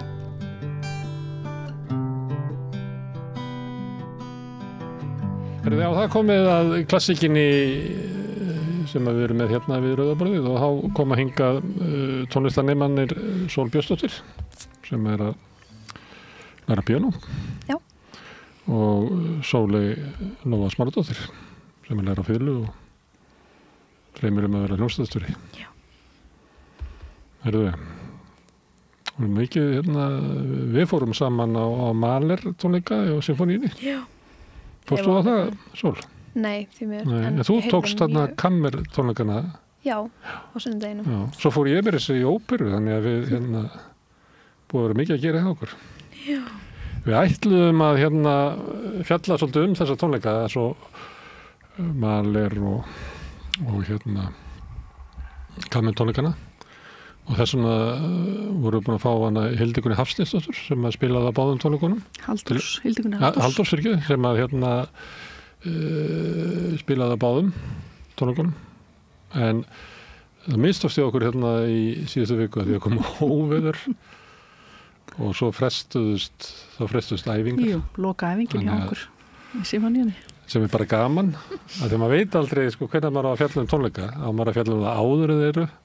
Já. Eða eftir að þeir eru því að þeir eru sjaldan endurteknir það er miklu auðvitað að fjalla bækur eða leikhús af því að þá geta þeir sem hafa áhuga á samtölun okkar bara pröfað listina en við erum annarkvort að fjalla þetta áður en það og vitum þá ekki tónleikana erum með svo kallaða fordóma erum að dæma það fyrirfram eða eftir á en þá eru þeir bara farnir En Helgi Jónsson, hann ætlaði að koma hérna í síðustu viku, en forfallaðist líka, það forfallaðist allir í síðustu viku. Þannig að mér dætti í huga því að þetta var svo skemmtilegt prógram og hlustar á Mahler á útvarpinu? Nei, því mér. Veit ekki hvort það að spila í útvarpinu? Jú, það var beinusending. Það er óbygglega Varst þú á tónleikunum? Nei, ég lá í smá. Já, þú varst með flensu? Já, þannig að ég hlustaði á bæði í tónleikasal og svo útsýninguna. Það er alltaf verk sem maður þekki vel og nautist bara mjög. Já. Hvað fannst þér? Mér fannst þetta rosalega flott. Já. Það er nú svolítið galdur í þessu verki einhvern veginn, þessi síðasti kafli þarna sem eins og maður bara alveg að fara að grenja einhvern veginn yfir honum, ekki? Rosalegur endir, svona endar mjög viðkvæmt. Þetta er tilfinningarík symfónía, það ekki? Já, mjög svo. þetta eiginlega bara svona kemur bara allur heimurinn fyrir í þessu verki sko, það bara ótrúlega stór skali sko, þannig þetta svona mjög bæði dramatíst og viðkvæmt og svo stekkur hann svo fljótur að stekka á milli stíla, maður alveg sko mjög. Og mótífa maður fullt í fangi með bara að vera með hann út sko. Já, mér fannst alveg syndum hann hann stekkur mjög mikið til einhvern veginn, ég var aldrei týnd á sumum stöðum sko, ég var einhvern veginn að reyna að fylgja eins og væri sko söguþráður, en stundum fannst mér eins og það hefði verið flett 30 blaðsum áfram og stokkið 50 aftur og það tók mér alltaf tíma sko, en þetta var mér fannst þetta allt fallegt. Já, hún gæti lesið aðeins þetta áður og verið stilt inn á það að þetta fjalli svona svolítið söknuð og svona jafnvel dauða og eitthvað fleira. En svo bara svo miklu meira í þessu sko, eiginlega kapli 2 og 3 eru það eiginlega það sem heldur utan þetta, en svo svo mikið í þessu annað sko. Já, Mahler sagði sjálfur að symfónían, að hans áliti þyrfti að innihalda allan heiminn, allar tilfinningar, allt frá gleði og sorg, dauða og ég held að sé nánast í hverja einustu symfóníu eitthvað svona jarðarfarar tenging. Það var gyðingamúsík, klettsmumúsík, alls konar. Dans og margar útgáfur af sama dansinum og mikill dansanna er það annar kaflinn sem að byrja rosalega hressilega sem að ég sá allir tóku undir bara í sætunum. Mér finnst það rosalega skemmtilegt að horfa. Að reyfa sig. Já, því að symfóníu, þú ert svo klassísk, þú situr í stólnum bara með þínum á púltinu og ert bara að í öðrum kafla og horfa á því, þið fannst svo gaman. Það var svo skemmtilegt að horfa. Við sittum yfirleitt á fyrstu sölum til að sjá svona svolítið ofan í og erum svolítið að horfa á hljóðfærleikarana.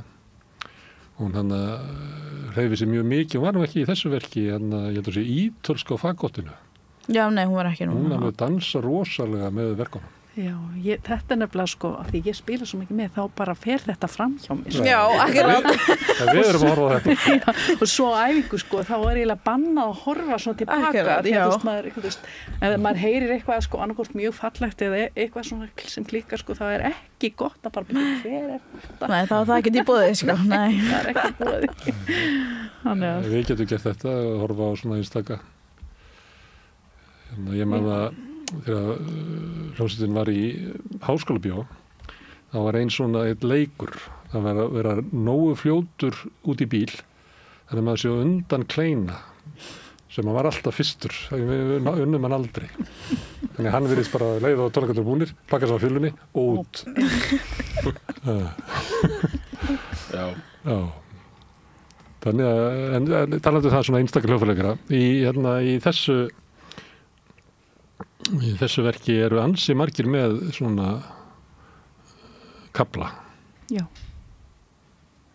Flautuleikarinn var alveg frábær. Já, það stórt flautusóló. Það er ekki lokin á Já, það er bara mjög stórt hlutverk, klarinett. En það er svo áhvert, því að Mahler skrifar í raunveru þráttur að stærðina og þungan og massan, þá er hann oft kammermusikalískur í skrifum. Mjög. Það er nefnilega ekki bara hljóðfæra hópar, heldur einstaklingar sem fá að skína og túlka virkilega, leggja líf og sál í það sem á nótablaðinu er þannig að það er það sem gerir hann svo heillandi og kreifandi og fallegan. Já, og mjög svo einmitt í þessari symfóníu þá eru einmitt það eru allir þessi hljóðfærahópar sem fá að skína og svo er líka svo gaman alltaf, það er magnað að vera í svona stórri hljómsveit, þetta er alveg toppurinn Já. Það er alveg, það var svo glæsilegt þú getur farið alveg niður í ekki neitt með einu hljóðfæri og svo bara alveg öll deildin og Já, ég glemdi því alveg stundum að þetta var þetta bara allir kallaðir til þess núna þannig að ég Mahler 9 og svo heyrir 4 hljóðfæri þá ertu bara með hann kammerbút eins og talum og svo horfir á heildina og fattar ég að þetta eru þetta þú ert með 8 kontrabassistæðin fyrir 6 eins og vanlega. Þá þarf náttúrulega að vera komin búið að þroskast sterk hljómsveit bæði með því að það sé hægt að hafa svona 90 manns eða hvað þetta er og því að það ekki alveg sjálfgefið sko, kannski getur með 60 manna hljómsveit og hún orðið svolítið góð, en að bæta við þessum auka 30, við þekkjum þetta bara úr leikhúsinu, að kannski svona 1980, þá gæti verið 2 sem að léku ótrúlega vel, en svo var hitt svona eins og var ekki orðið full atvinnumennska, það var svona ójafnvægi í leikhópnum, þetta ekki í leikhúsinu lengur, einur ráði. En þetta hefur ábyggilega verið vandamál sinfóníunar, að bæði hvort hann ætti sko kjarnan til þess að eiga við alla þessa einlegskafla, ekki sagt þegar Bartók skrifaði konsert fyrir hljómsveit, að það hefur verið svona, var ekki búin að fara til Bandaríkjanna þá? Samt í Bandaríkjanna. Já, það sem að allt í einu eru konar sko miklu öflur í hljómsveitir, sko, það sem að fólk kemur allstaðar að og eru bara miklu öflur í hljómsveitir eftir hann hafi kynst, sko. Það svona geti verið einsagan í þessu, en svo þarf líka að vera að þú getur kallað til auka lagið utan á og það ekki svo víst að Sinfóníuhljómsveit Íslands hafi verið klárið þessa sinfóníu sko 1980, 1990 eða 2000, kannski ekki bara fyrir en svona síðustu 20-25 ári sem að vera komið á það ráða við þetta. Já, þetta áhugaverð pæling og við vorum að ræða hérna frammi að það sinfóníuhljómsveit æskunnar sem frumflytur í Íslandi, þessa sinfóníu, númer 9, sem og 7. og 7. Það eiginlega stórmerkilegt út af fyrir sig, en var þetta stærðina, þá hún svo sem ekki kannski fasti. Ef að þú horfir á Berlínar Filharmonía spila þetta, þá eru þau jafnvel með sko 12, jafnvel 14 bassa og ennþá massífri strengjasveit og það kannski svo sem stærri brunnur að sækja í. En ég sammála, það ákveðið þroskamerki að geta spilað svona stórverk og mikil. En ég held að heilt yfir, það er náttúrulega frægt, allrændast í frumflutningu tónlistarssonar Vorblótið í París 1913 og mér minnir að það þurfti ríflega 100 æfingar atvinnumannahljómsveitar til að æfa þetta verk og þetta eitthvað sem að fólk skildi ekki og þetta var fingra og tungubrjótur allar þeirra sem tókust á við það í áratugi eftir en í dag spila nemendahljómsveitir þetta stykki. Þannig að þú seitlað inn í svona tilfinningu okkar fyrir tónlist. Þetta er svo með hvert tónskáld fyrir sig, hvort sem það Bach eða Stravinsky, Mahler, þú þarft að læra tungumálið sko. Já.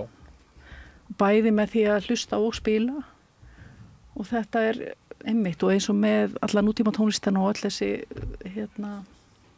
hljóð bara líka eins og bara þegar við erum að spila Önnu Þorvalds og þá erum við komið með alveg orðaforða, getum kallaða það í það, í þá tækni sem þarf í það sko, þannig að það líka búið að fara í gegnum tilraunastarfsemi og pröfa okkur áfram og það þú veist, við erum að diskutera þú veist, hvernig þetta hljómi best sko, þú veist, þetta svona áferðin á tónlistinni, þannig að það einmitt eins og með þessa músík að læra að lesa úr þessu, bara framkvæma þetta sko. Já, þannig að hugmyndafræðin og tungumálið verður eitthvað tamt, smátt. Einmitt.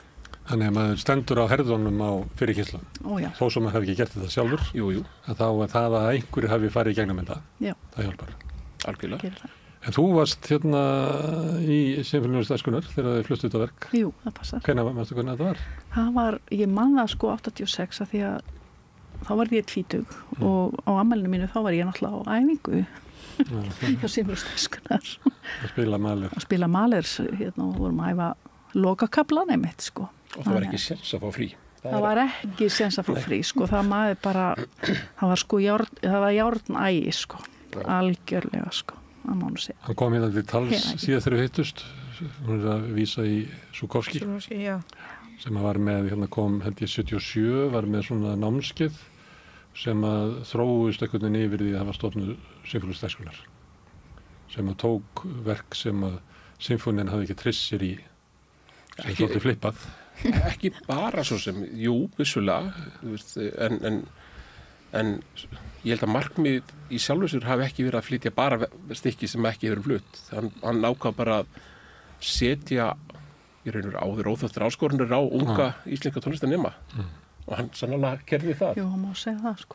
Þetta eiginlega maður hugsar, tilbaka þegar vorum að æfa Mahler núna daginn, sko, maður svo bara hvernig ég óskapulum fór bara að þessu, veist, ég hafði ekki eins og hlustað á þetta, sko, fyrirfram, sko, maður var ekkert með neitt svona aðgengi endilega af einhverjum upptökum og og við lærðum þetta þarna á einhverjum hálfu mánuði sko. Já, þetta voru oft alltaf við 3 vikna námskeið sko. Já, og það var eftir allan daginn. Það var eftir allan daginn sko, en ekki þetta var bara meðan vetur sko, þegar við gerum þetta. Ég held að svona hálfu mánuði 3 vikur. En það alveg ótrúlega mikið af sko það Schönberg, það Pelleas og Melisande, þú veist, það ekki Messiaen, þú veist, það alls konar músík sem hann í raun og veru færir landanum í fyrsta skipti. Og ég náði ekki í Mali 9 en ég var til dæmis í frumflutningunum á Mali 7 og svona, þegar maður hugsaði tilbaka, ég held að þetta hafi breytt svolítið lífum manns bara. Og þessi svona tilfinning að vera partur á einhverju, þar sem að summan er mun stærri heldur en sko summa einstaklingana.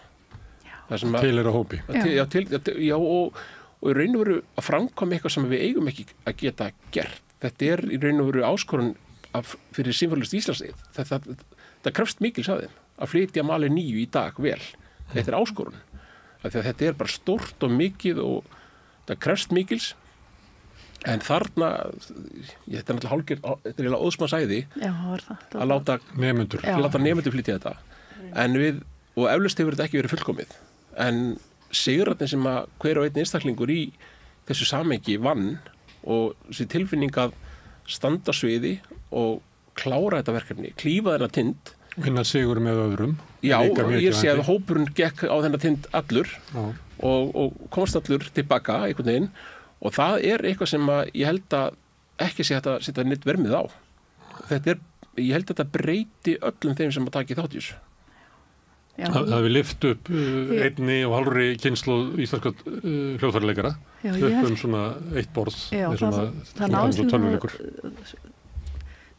þú veist það náttúrulega var hóað saman þarna bara hljóðfæraleikurum af bara öllu landinu sko, sem að voru komin á eitthvað svona stiga að það geti tekið þátt í þessu og þetta var náttúrulega mjög stórt og maður eignað sína vini og kunningjarna bara fyrir lífstíð og maður að spila ennþá með bara þetta samstarfsfélagarnir í dag sko. Heldur betur. Og svo þegar maður, sko þegar við vorum komum öll úr okkar hljómsveitum í skólanum, það var alltaf hljómsveit hjá Sigursveini, það var hljómsveit í Tónó, sko, Martin Hungar var þar og Sigursveit Magnússon í tónskólanum og svo kom krakkarinn orðan líka og Guðmundur Emilsson var að stjórna líka á tímabili, Mark Rítmann hann stjórna okkur líka í SI og svo kemur maður inn í þessa risastór hljómsveit og ég verð að segja það, fyrsta skipti sem ég spilaði þetta sko, þá var það Brúkner 4 held ég.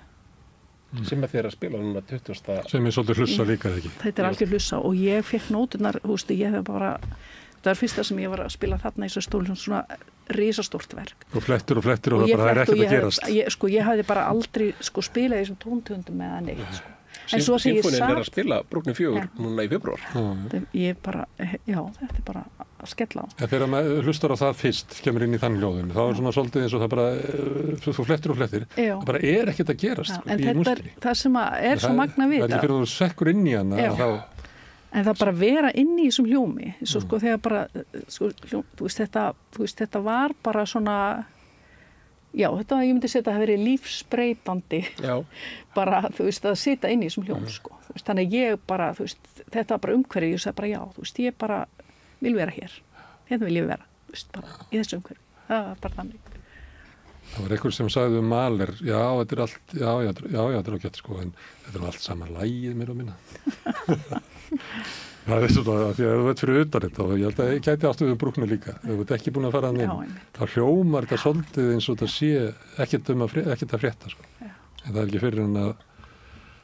Ég held að sérstaklega Brúkner sé þar, því að hann er svolítið, getur verið svona endurtekningasamur og ég stundum allt því mínimalískur í stærðinni, sko. Þannig að ég þekki margar sem að kveiki ekki á Brúkner, en mér þetta er oft í hug samlíkingin að þetta sé svolítið svo fljót og það er ákvörðun hvort maður ætla að stökka út í það ekki en það þýðir ekkert að styrja sem móti, þú voru bara að láta fljótið taka þig. Þetta er kannski eins og að horfa á fljót miðað við að horfa á sko, flúðir eða eitthvað eða Mozart eða eitthvað. Já, getur verið. Það er að sitja og horfa á fljótið renna, það er bara allt önnur upplifun. Hvernig finnst ykkur Mahler?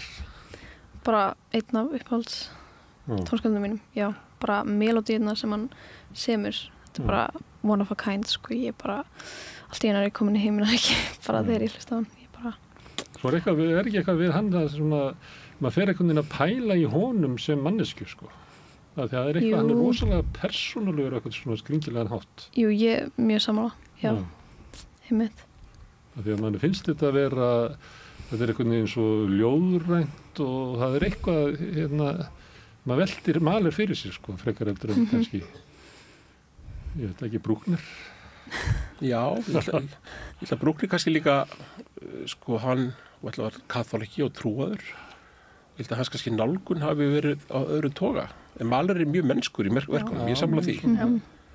Það er einhver taug sem að snertir allar mjög marga og þessi veirusýking sem að Mahler að ég held að hún sé ólæknandi einu sinni þegar maður hefur smittstafan, sko. En Sóley, hvernig Mahler? Mér finnst þetta bara mjög fallegt. Mahler 5 minn upp á Ég var ekkert að fórst á námskeiði við að stjórna og ég var að segja, okkur tekur ekki Mahler og bara no way. Nei, það bara kom ekki til greina. Það taktbreytingar og flókið að stjórna. Eða hvað? Nei, þú veist að rugla við annað með taktbreytingar. En jú, Mahler. Hvað erfitt við að stjórna Mahler? Þetta svo ljóðrænt. Þetta var bara, þetta var þá Mahler Mætir þú ekki bara með hjartaðið? Já, og 50. Mætir þú ekki bara með hjartaðið og byrjar að stjórna? Það málið með hljómsveitasakademíuna. Þú ert með svo lítinn tíma, og með þetta, þóttu þetta sé bara einhver stutt í kafli og fólk heyrir þetta, akkur ekki, þetta svo auðvelt og lítið að gerast, þá þetta örugglega meira heldur en eitthvað, bara hvað annað. Allt hangur á bláþræði. Já, með Mozart, þá fólki finnst það að vera erfiðra því það er hraðara eða það er meira svörtum nótum og þannig ertu með þessar heilinótur og með þessar lengu pásur og eitthvað svona og svona hvert einsta hljóðfæri einhvern veginn með bara sinn söguþrá en það held ég sé það minnst það miklu erfiðar að tólka heldur en ég meina að slá 4/4 í Mozart sem hljómar eins og eitthvað trillt verk eða eitthvað og þá eins og það að koma með allt hjarta á æfingu, ég held að það væri erfiðasta sem ég myndi gera, ég gæti ekki, en ég hefði ég mikið tíma á reynslu, þá væri þetta ógeðslega skemmtilegt, þetta að fá að sökka svona inn í, af því þetta, Mahler hann tekur svo utanum einhvern veginn, og maður flæðir inn í þetta, maður þarf að læra einhvern veginn, ekki bara sökka alveg onni, maður þarf líka að vera með, ég held ég gæti það ekki, Hvaða máli skiptir hljómsveitarstjórinn í Mahler? Ég man alveg bara öll máli, Öllu máli. Þannig að hann gefur eiginlega svona ramman utanum þetta. Já, hann svona líka, hann þarf að vera með okkur, það sem við erum og líka, að leiða áfram. Þannig að það getur, einmitt verið bara, ég ímynda mér að það sé bara mjög,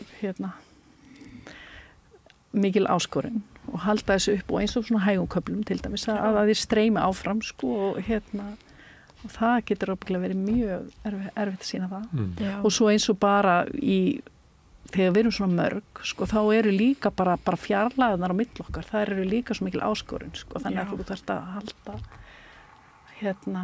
eins og núna daginn í 9. sem var bara, fólk var bara út í horni og svo einhver alveg nálægt hljómsveitarstjóranum þannig að einhvern veginn og það er svona senkun á hljóðinu þannig að þetta er einhvern veginn þetta er alveg ótrúlega En gefur hljómsveitarstjórinn svona einhvern veginn, hann náttúrulega eitthvað svona leiðsögn hann líka gefur einhvern veginn svona sannfæringum að fara eitthvað stundum þegar maður horfir á uppsetningu á leikritum að þá gengur rosalega vel fram við hlé og aðeins fram við svo bara byrjar það að falla og maður hann var bara búinn leiksturinn, hann náði ekki með hópin lengra getur það gerst í stjórnanda að hann bara eitthvað svona galdur þar sem að hann þarf að halda ykkur saman það bara dugar ekki alveg til enda Ég hef ekki upplifað það ég held að það sé svo mikið af því það er svo mikil kraftar einhvern veginn sem fara fram og tilbaka og eins það bara með áheyrenduna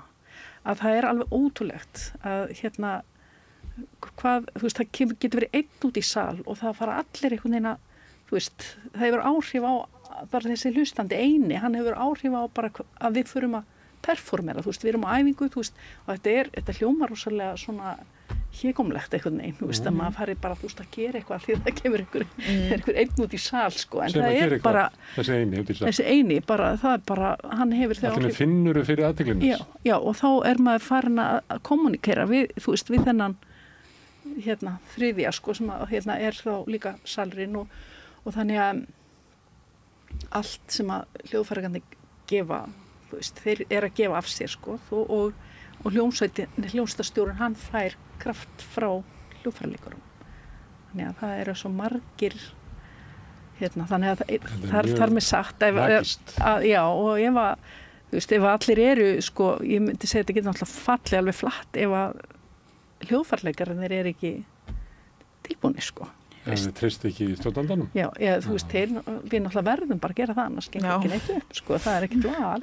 En við þurfum líka að kunna okkar, þú veist, þannig að annars, því að hljómsveitarstjórinn getur ekkert gert ef við kunnum ekki okkar. Knattspyrnuþjálfarar sem fræktir geta mist búningsklefan eins og sagt er. Getur stjórnandi mist hljómsveitina, þannig að allt í einu bara kemur svona, bara alveg saman hvað hljómsveitarstjórinn segir, bara Já, sko það, en ég held sko, þú veist, að við bara getum ekki leyft okkur það, sko, þú veist, það finnst öllum allt og svo mjög mikið hvernig á að móta verkið og þú veist, við erum alveg kannski með alveg hljómsveitarstjóri í hverju einasta sæti, sko, það út í það.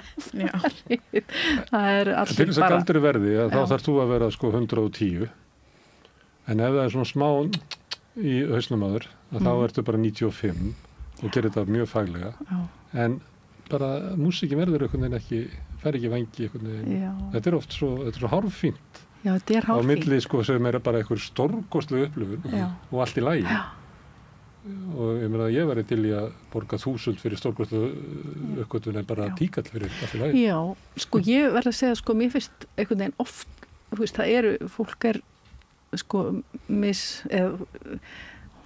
ólíkir stjórnendur, ólíkir, en mér finnst einhvern veginn að ég bara, sko ég verður bara að trúa þetta sem við erum að fara að gera, sko, alveg til enda, þú veist, það bara, annars bara getum hægt ekki.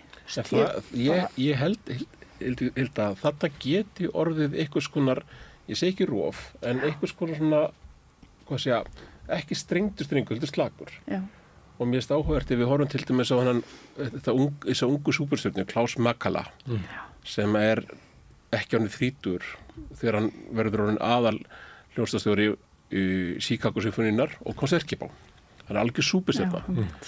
Og ég á nú góðan vin, Stefán Ragnar Höskuldsson, sem principal flauta í Chicago og ég spurði hann, hvað það? Hvað það? Það þessi samfæring, þessi orka, þessi dýnamík í mómentinu sem hann gefur af sér. Sama hvort að það í mitt Mahler 5 hann stjórnaði því eða hvort það vorblótið eða jafnvel Mozart. Það er þessi telepatía sem að ég held að hljómsveitarstjórinn þurfa að hafa samfæringun og orkuna og hann þarf að hafa hana kraft, þessa áru. Þannig hljómsveitarstjórinn alltaf skýrðislaust næstu því. Ég held að já, en svo náttúrulega til sagnir af því að þegar að svona stóru hljómsveitar, Berlín og Boston, fá eitthvað í fyrsta skipti sem þau ekki sátt við hann þá bara setja það í kúplan út og konsertmeistari tekur yfir og þau spila þetta sem þau eru vön. Ég held að það sé nú sjálfgjaft, þetta svona var en þessi Klaus Makala, hann hefur einhverja áru yfir sér sem að samfæri fólk og að fær fólk bæði á stólbríkinu og upp á tær og það eru alltaf einhvern svona hálf rafmagniði kraftar sem fólk áhrindur uppláfa. Þannig að það eitthvað galdur sem að ég held að hljómsveitarstjóri þurfa að hafa. Já. Hann líka bara leiðilegt á æfingu. Sem manneska sem hefur líka skilju að mér svo skritin, nú ég með bæði sjónarhornin að hafa setið í hljómsveit og síðan líka stjórna. Og ef þú tengir ekkert við hljómsveitarstjórn þá svo leiðilegt á æfingu og þá gefur ekki þitt 100% og þá einhvern veginn endar bara svona í 50-50 og þá einhvern veginn þetta verður eitthvað svo skilju. Þannig en ef hljómsveitarstjóri ef hann tekur eftir hljómsveitinni mér stundum hljómsveitarstjóri verður upp á palli svona ég stjórnandinn og þeir eru alltaf mig með þessu einhverja hírarkíu og það eitthvað sem ég bara þoli ekki. Þetta náttúrulega hans upp á palli hann með stjórnandaprík. Já, en ég meina hann liggur við hans í uppháum já, en þótt þú sért í þessari stöðu þá getur samt ekki mist þetta mannúðlega dæmi sem að skilur tónlistin sem allir eru að gera. Þannig ef þú ætlar að vera með einhverja stæla, skilur, og þú tekur ekki eftir, skilur, fólk er orðið þreytt, þau eru ekki lengur að gefa þau og byrjar æfingunum vel og sér að allir eru í toppstandi og svo ertu búin að vera að æfa og svo eftir smá tíma sér að fólk er orðið þreytt, þau vilja taka pásu, skilur, fólk sem bara drífur áfram og ætlar bara að klára þetta. Skilur, það virkar ekki, þá kemur svo leiðileg dímunum ekki á milli. En við vorum að tala Sinfóníuhljómsveit Æskunnar, þar var stjórnandi Žukovský sem næstu því hefur það orð á sér að hafa verið bara ekki til í að hlusta á neitt bara my way or the highway. Það var þannig. Þannig. Og við vorum að tala hann í síðasta þætti og þá voru þau að segja kannski myndi þetta bara ekki líðast í dag. Þetta myndi aldrei líðast í það. Aldrei. Svona maður myndi aldrei koma að vinna með ungu fólki. En samt er þetta ævintýri lífs ykkar. Þetta var, já, ég meina þetta var það sem var í boði. Já. Og þetta áhugavert vegna þess að ég held að séu ótrúlega margir sem að geta sagt sömu sögu og við Hilda lýsum upplifunum af en óvæginn var hann ósanngjarn og mein gallaði maður á svo mörgu leyti og maður eftir því að hafa séð sem sagt fólk bara heila gráta undir honum en ég þekki dæmi þess að þarna fólk hafi ég raun og veru brugðist við ákveðin hátt að hann vildi fá svar. Hann vildi ekki að þú bognaðir. Hann vildi að þú heldir áfram. Ég var svona rekin, ég fikk skarlatsótt. Þannig að leiðbyrjandi minn þá, hann skildi hann ekki betur en svo ég hefði bara verið rekin. Þú veist ekki fyrir mikið sköp? Já, fyrir skarlatsótt. En svo hérna ég nú við og ég spilaði tónleikana. En hann einmitt horfði á mig. Hann beið eftir að við vorum að spila Stravinsky og Richard Strauss. Anna Guðný var sólist í píanókonsert fyrir blásara og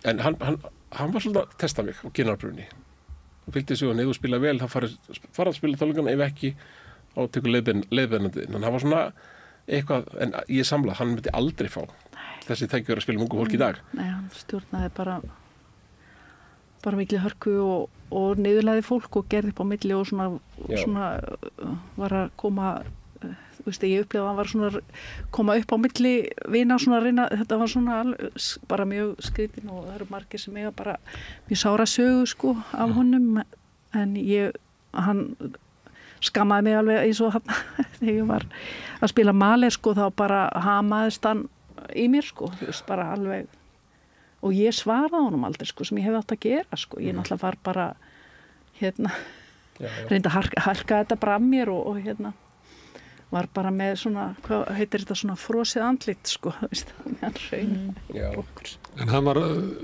frábæri músikant Já, hann lítur eiginlega að vera því að það var hlustað á hann ef hann hefði verið svona óhemja og þið hefði ekki fengið neina leiðbeiningu frá honum Nei, hann var mjög góður músikant og var yfirmaður strengjadeildar Juilliard á tímabili og var mjög framalega mjög fær fyrirleikari og var mjög framalega í sitt frumflutningi í nýra verka og hérna í ágróf alfræði orðaröðina svona Dictionary of Music and Musicians og það Pína Súkumann á okkur svona bálki en Pól Žukovský 2-3 síður þannig að hann mjög mikil smitinn, það var hann er dáinn en ég hef oft hugsað þetta verandi þessi skítall sem að var það hópur fólk sem að bera hann ekki sjóna vel og jafnvel með eitthvað svona öra sálinn eftir hann sem auðvitað aldrei gott og ekki fallegt en á sama tíma alveg ótrúlega stór hópur krakka á þinn tíma og starfandi tónlistarmenn í dag sem að á honum alveg ótrúlega mikið að þakka þannig að þetta er alveg flókið því að maður á honum sannarlega Ég þekki þetta ekki, en ég upplifði það að því að þetta er svona svipað, þetta er svona mín kynslóð eiginlega. Mér finnst eins og hann hafi svo bara lyft upp heilli kynslóð. Allt í einu hafi bara orðið meiri professionalismi í... Bara svona fólk bara tilbúið líka ráðast á og hvað sem er. Og kannski væri symfónían ekki að spila Mahler 9 nema þessi kynslóð hafi, þótt að það sé ekki hún sem er að spila þetta kannski. Nei, það er nú slætti af fólki í hljómsveitinni sem að spila þetta einmitt og þetta er náttúrulega allt verður ekkert til af engu frekar en ég menna hann var náttúrulega líka með svo ég segi frábæra kennara með sér, blásarkennara Bernharður Wilkinsson og Joe frábæra leiðbeinendur alveg frábæra leiðbeinendur þannig að þeir tóku alveg sko deildar æfingar hjá blásurum og við vorum nú hjá Súka sko svo reyndar vorum við bara sjálf bara okkar eigin vegum á rataðingun bara en svo má kannski ekki gleyma því ég er nýlega búin að lesa bók Árna Heimis Ingólfssonar, Tóna útlöðana að Súkovski er náttúrulega ekki svo fyrsti sem að kemur og lyfti grettistæki vegna þess að og þeir kannski sem hafa komið voru kannski ekki alveg umdildir og jafnvel skítalar ef maður getur tekið sér það orð en það við höfum notið þess að fá ótrúlega hæfileikaríkt fólk og Árni Heimir gerir í þessari bóksinni örlögum 3 einstaklingaskíl sem er Róbert Abraham Óttarsson, Heinz Edelstein og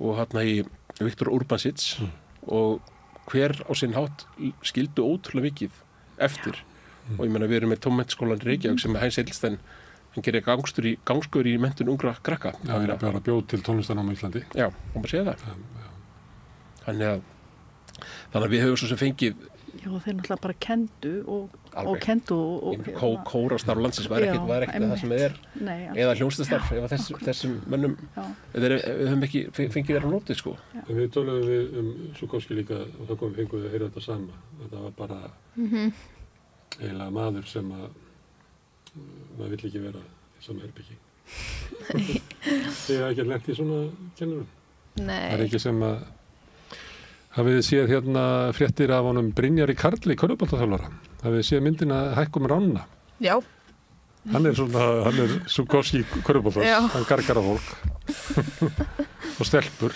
vegna þess að hann telur að það er að þjálfa stelpur eins og stráka með því að espa upp í þeim baróttuna hann myndi aldrei þjálfa stráka með sama hætti hann myndi vera mildari við þá hann hljómar svolítið skringilega þú varst nú í Hjallastjörnunni þar sem var nú eiginlega þessi lína svolítið að örfa stelpurna meira og hvetja það meira til samkeppni og svona en ég veit ekki okkur ég ég spurði bara Brynja Karla því að mér myndi það þegar þau voru að tala sko að þetta var helst það sem að maður geti vísað í nútímanum það sem ykkur bara gargar á mann þú gerir ekki það sem að ætlast til Þetta áhugaverður punktur ég sá svo nafntógaða íþróttamenn stíga fram og í raun og veru tala smáli Svolítið eins og þið sem að segja sko ég fór til helvítis en ég hefði aldrei orðið það sem ég var nema að hafa farið til helvítis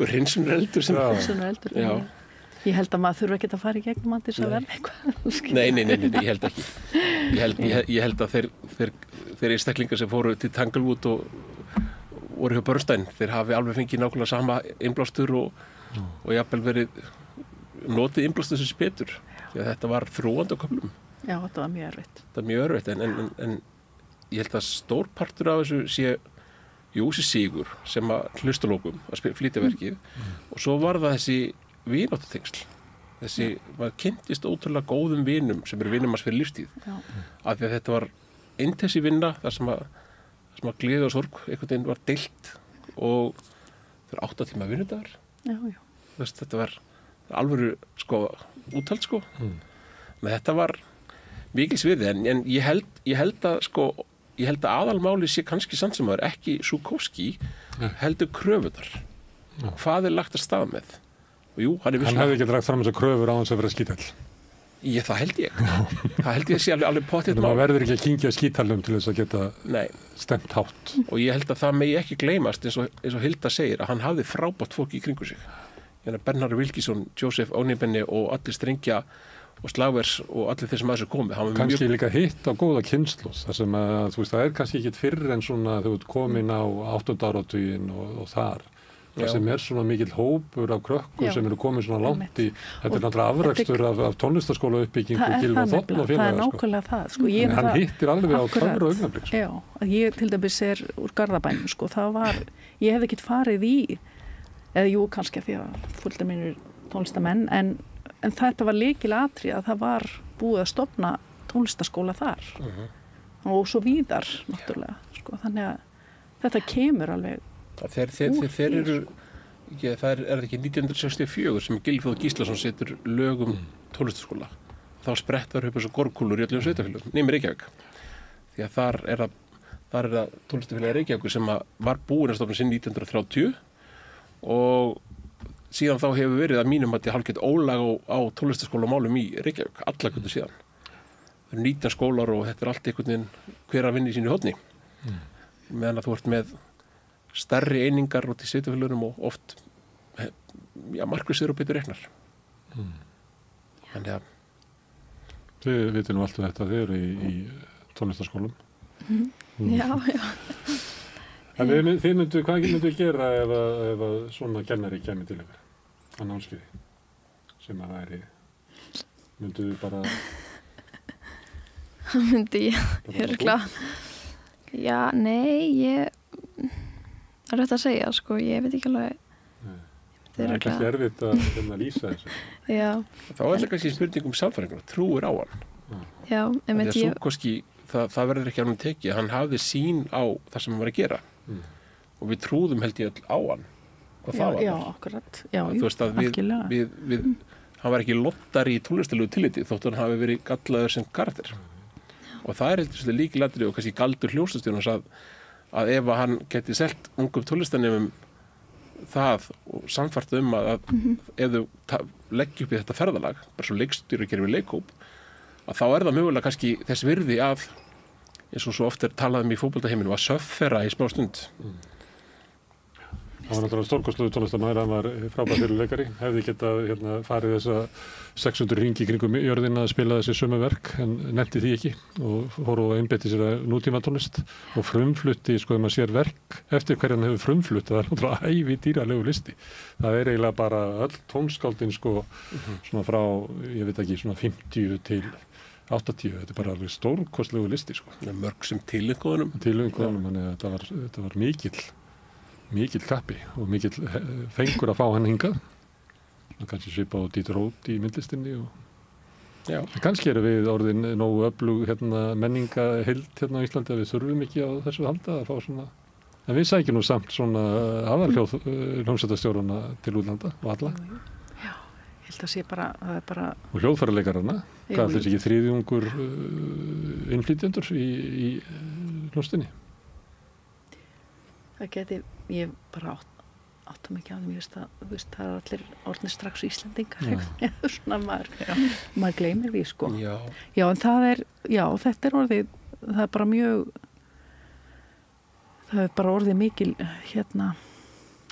sko, síðan við komum í Hörpu, sko, þá er líka, sko, bara mjög vinsælt að koma hingað og spila með okkur. Það er svo gott útsýnið baksviðs. Mjög gott útsýnið baksviðs og Harpar snýr vitlu, sko, það er útsýnið betra baksviðs í andrinu. Já, við erum alveg vel sett með það, sko. Þannig að það er bara, hefur verið bara vinsælt og líka hljómsveitarstjóri að vilja koma og þetta er svona, kannski hljómsveitin vaxið og þá fáum við fleiri gesti og getum valið kannski sterkari hljómsveitarstjóra og svona, þannig en allt þarf að spila saman, sko, grassrótin og að fólk þarf að sjá leið að það komist til starfa með hljómsveitinni og þannig að það þurfum að vera í tengslum við höfum svolítið rætt það í tengslum við bæði leikhús, það sem að fækkar umverulega svona minnisviðum og listamannareknum rýmum líka í myndlistinni og þetta árum við höfum tónlistina líka, við erum með þennan sal hérna Eldborg, en svo kannski vantar sali fyrir kammer og minniverk og einhverja kannski bara 75 manna sali og eitthvað fleira, þannig að við höfum svona, þetta er svolítið ójafnvægi í þessu að við erum með svona stóru stykkin eða svona Þjóðleikhúsið og symfóníuna og svona, en það, þú veist, með því poppinu talar að það er eiginlega hverfa allir salir þar sem var hægt að spila, sko. Við erum heppin að hafa náttúrulega kirkjurnar og salurinn í Kópavogi er náttúrulega alveg frábær og en það, sko, ég held að sé, sko, það náttúrulega verður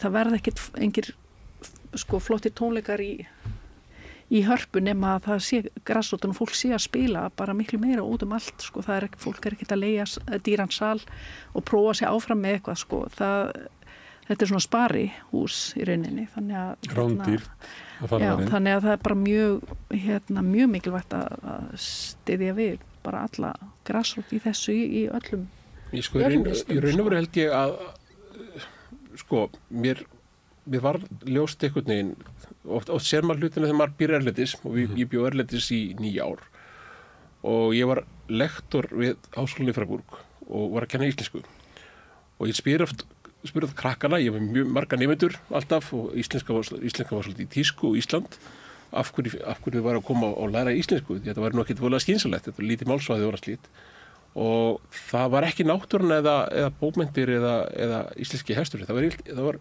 meirhlutin sem sagði það er íslensk tónlist sem hvetur við til að koma að læra. Björk og Sigurðs.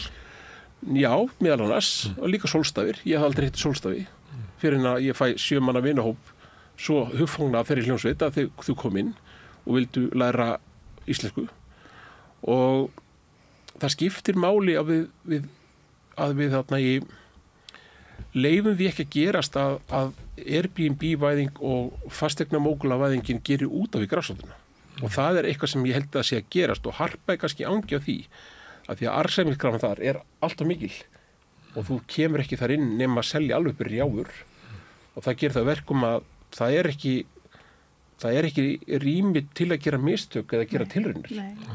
Áttu þá við að skipulagið á Hörpu sem var að skella svona ráðstefnu höll ofan á það aukir álagið á tónlistarsalina þeir verða bara dýrari við þetta en ekki ódýrari eins og eitthvað geti haldið að þeirri.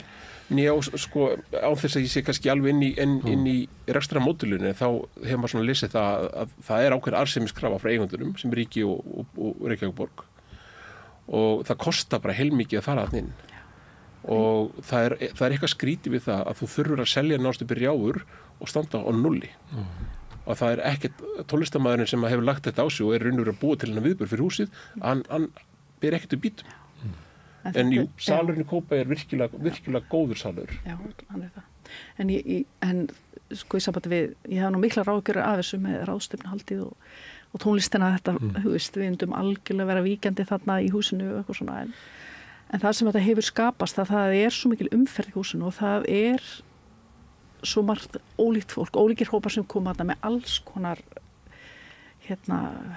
einhvern tíma var það einhver svona prentlista ráðstefna, það voru alls þú veist þetta og skákmenn og með mót og voru britsarar hann að daginn þegar við fórum á mann þetta skapar bara svo mikla stemningu þannig að ég alveg mér finnst þetta hafa hefnast vel sko en ég held líka sko við kannski getum ekki gert kröfur til þess að í þessum sölum eins og þeir eru svo Norðurljós og náttúrulega Eldborg og þetta náttúrulega svona stóri sali, greiðlega stóri þegar ef þú ætlar að vera með einhver tilhjómsstarfsemi þá þarftu kannski að vera í þú munt ekki ná í allt þetta fólk skilur við, þannig að bara þú veist að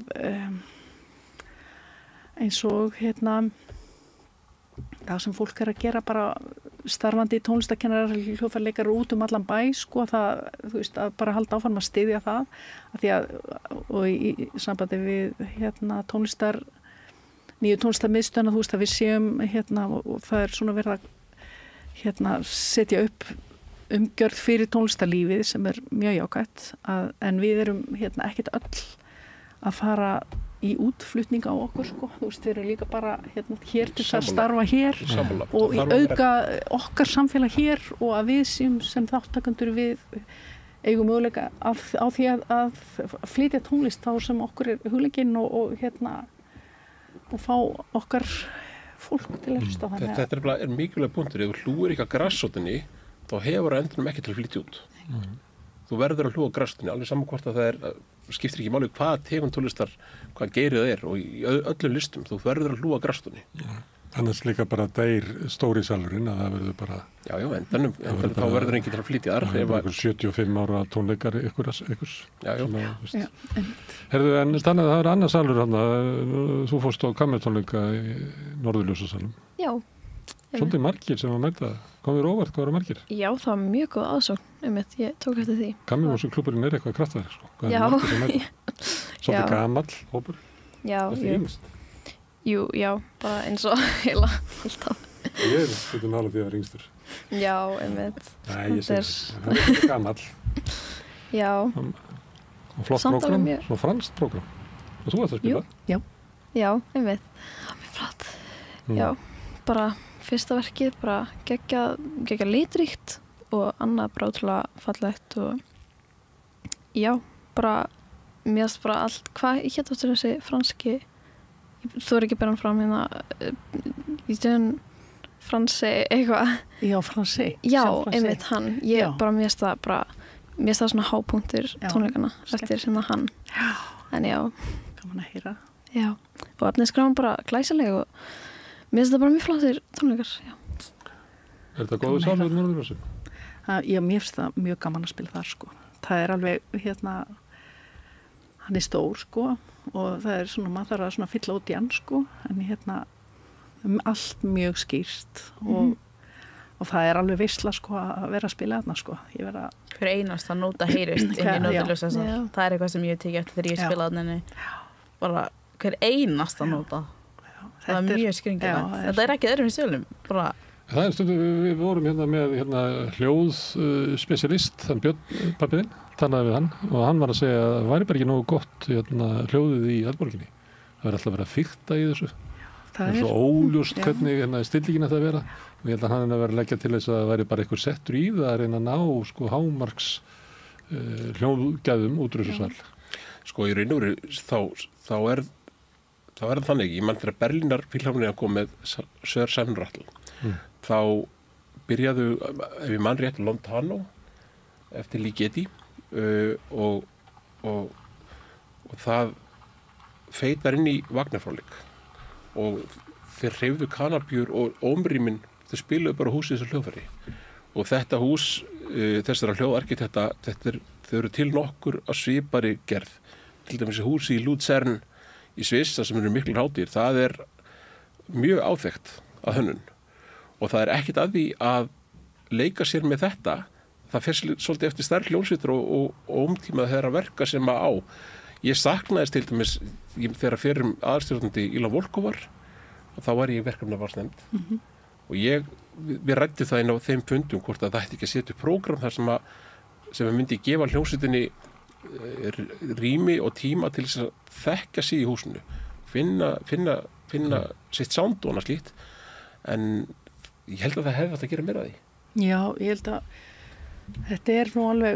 Þetta er hljóðfæri, salurinn er hljóðfæri. Salurinn er hljóðfæri og þetta, við erum náttúrulega búin að, það er alveg ótrúlega ólíkar skoðanir af því hvernig þetta og allt besta hljóma og mér finnst alveg, þú veist, glæsilegt, mér finnst svona sérstaklega gaman að vera svona aftar, svona 22. bekk og svo upp á svölunum, æðist þetta að vera á efstu svölum og þá kemur svona góð blöndun, yfirleitt bara alltaf, sko. Við lærðum þetta, við flúðum eiginlega aftar í salin, einmitt við aftan 20. eitthvað bekk og svo endum við upp á fyrstu svölum. Já. En sko, það sem mér hefur þótt, sko, það var komið spesialistar og, þú veist, eru að búa til, við erum með stillingar sem heita hitt og þetta og Berlín og Evu stillingin og Evu Ólukænin og hún velur þá sínar áherslur og svo finnst mér, þú veist, mér finnst alltaf erfitt að vera sko í grunninn í hljómsveitinni og það er að koma, sko við erum alltaf með hljómsveitastur sem kemur einhverjar 8 vikur á ári og svo koma hinnur á þessir og það er einhverjar stillingar og þettir fyrir svona klassikina og eitthvað svona og það er píanósólisti, sólistastillingin hér og þar og kannski, þú veist, höfum við samt sko, mér finnst sko að við sem hljómsveitin ekki vera með kannski sömu hugmynduna hvernig við viljum hljóma sko og hvernig balansinn innbyrðs á að vera er hann fallegastur og eins og húsið er eins og líka Norðurljós er sko bassinn og er mjög þetta svona, hann hljómar mikið og miðjan druknar og mjöguleikrar kvarta og ég sko mér finnst sko já þannig að mér finnst við þurfum bara gera betur sko, vinna meira með húsinu sko. Við erum með þetta hús og það er alveg bara það er bara stórkostlega fallegu salurinn og hvernig fólk vill heyra hljóminn, það er líka svo mikið smekksatriði eins og til dæmis Hallgrímskirkja sem að allt sum tónlist fer bara alveg á sund sko, þú veist, en samt eitthvað svona ótrúlega heillandi og fallegt við hljóð heiminn þar sko, mikil birta og hérna. En sásalur er náttúrulega ótrúlegt vesinn á góðum hljómi. Já, en það er, sko, það er, þú veist, fólk sækist í að vera þarna og að gera að það sé ekki líka allt eins, sko. Svo er líka kannski, þú veist, getur verið svo mikill munur. Þú ert á æfingu upp í Hallgrímskirkju og það er verið að dempa allt eitthvað, en svo fyllir salurinn fólki á tónleikadegi og þá gjörbreytir soundið.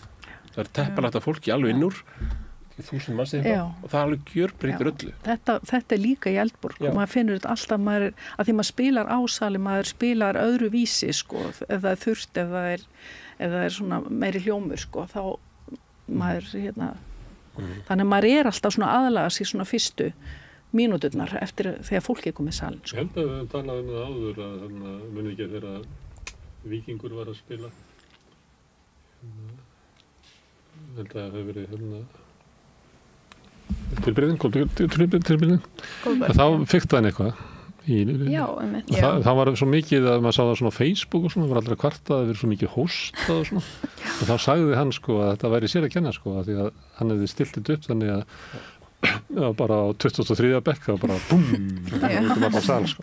Þetta var eitt af því. Við flutum í Eldborg sko, þú veist að bara setja blýantinn á statíði bara það var allir alveg skelfingur losni sko, að það heyrðist allt sko. Við lentum við því þegar ég og kona mín það fór sími að hringja og þetta var ekki símringing, heldur eitthvað viðvörunarkerfi í sumarbústöð sem að var eiginlega svona bypassað af silent flugstillingunni. Það var eitthvað þjóðvarnarkerfi fyrir í gang og hann þurfti að stoppa í aðrinu og byrja upp á nýtt og það er svo óþægileg tilfinning. Og ég vorkenndi svo aðalinn sem að lendi í þessu Víkundur svona horfði svona til saman já, svona yldi sig en mér finnst, ég verð að segja það samt sko að Eldborg er vissulega ekki alveg fullkomið salur og mér finnst cirka fyrstu 15 hljóði fyrir svolítið yfirmann þar en ég er búin að fara sem er einhver hönnunargalli sko. Já sko það bara sviðið er og hátt það er mjög hátt mér finnst sko, ég er ekki ég held bara sviðið hátt að vera ábyggilega sko pallar eða sem eitthvað svona lyftusvið sko. Og hvort að það er hærra bara af því að svið, að, þú veist, að það var alltaf það er grifið þarna og ég held að það sé örugglega rétt í mér að það átt að vera sem er aldrei notuð sjaldan svo til aldrei en hérna svo sjaldan, það er aldrei en ég veit ekki, sko, við erum alltaf í svolítið vesenni með pallan á sviðinu sko. Það er alltaf eitthvað svona reikistefna alltaf eins og núna í Maler sko, þú veist, bara koma fólkinu fyrir sko, þú veist, út af því að pallan er svona og ég svona já, maður getur svona ég held að það var sérst upphaflega eitthvað ákveðið svona mjög hérna svona tæknilegt svið sem ég held að það átt að vera áður en að þurfti náttúrulega að taka ýmsar ákvarðanir eins og ég heyrði þetta eins og ég heyrði þetta ég skal ekki fullur að segja rétt en að einhverjum tímapunkti hafi verið ákveð að setja grifju hvort að lyfturnar því var fórnað, ég veit það ekki en það er eins og sviði sér svona hálfu metri eða metri og hátt og ekki það mér finnst Eldborg algjör á dásunum svolítið en ég er búin að fara tónleika mjög víða og þetta er einna betri tónleikasölun sem ég komið í alveg klartmál, mér finnst það algjörlega frábær. Við vorum í París á tímabili þegar Sóley var svona 7 ára þá fórum við í nýju tónleikahöllina út í 20.